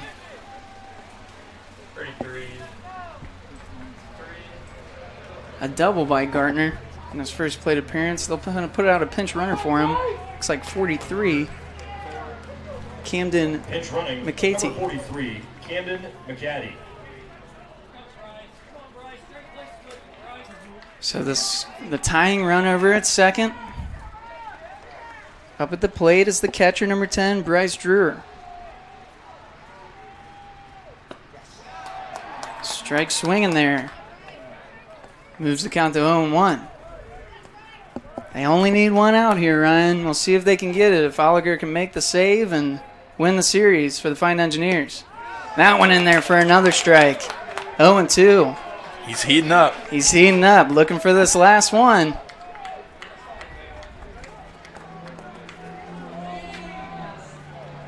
Oliger stares down the runner at second, delivers the pitch. Yes, he goes around swinging. And the strikeout swinging ends the game.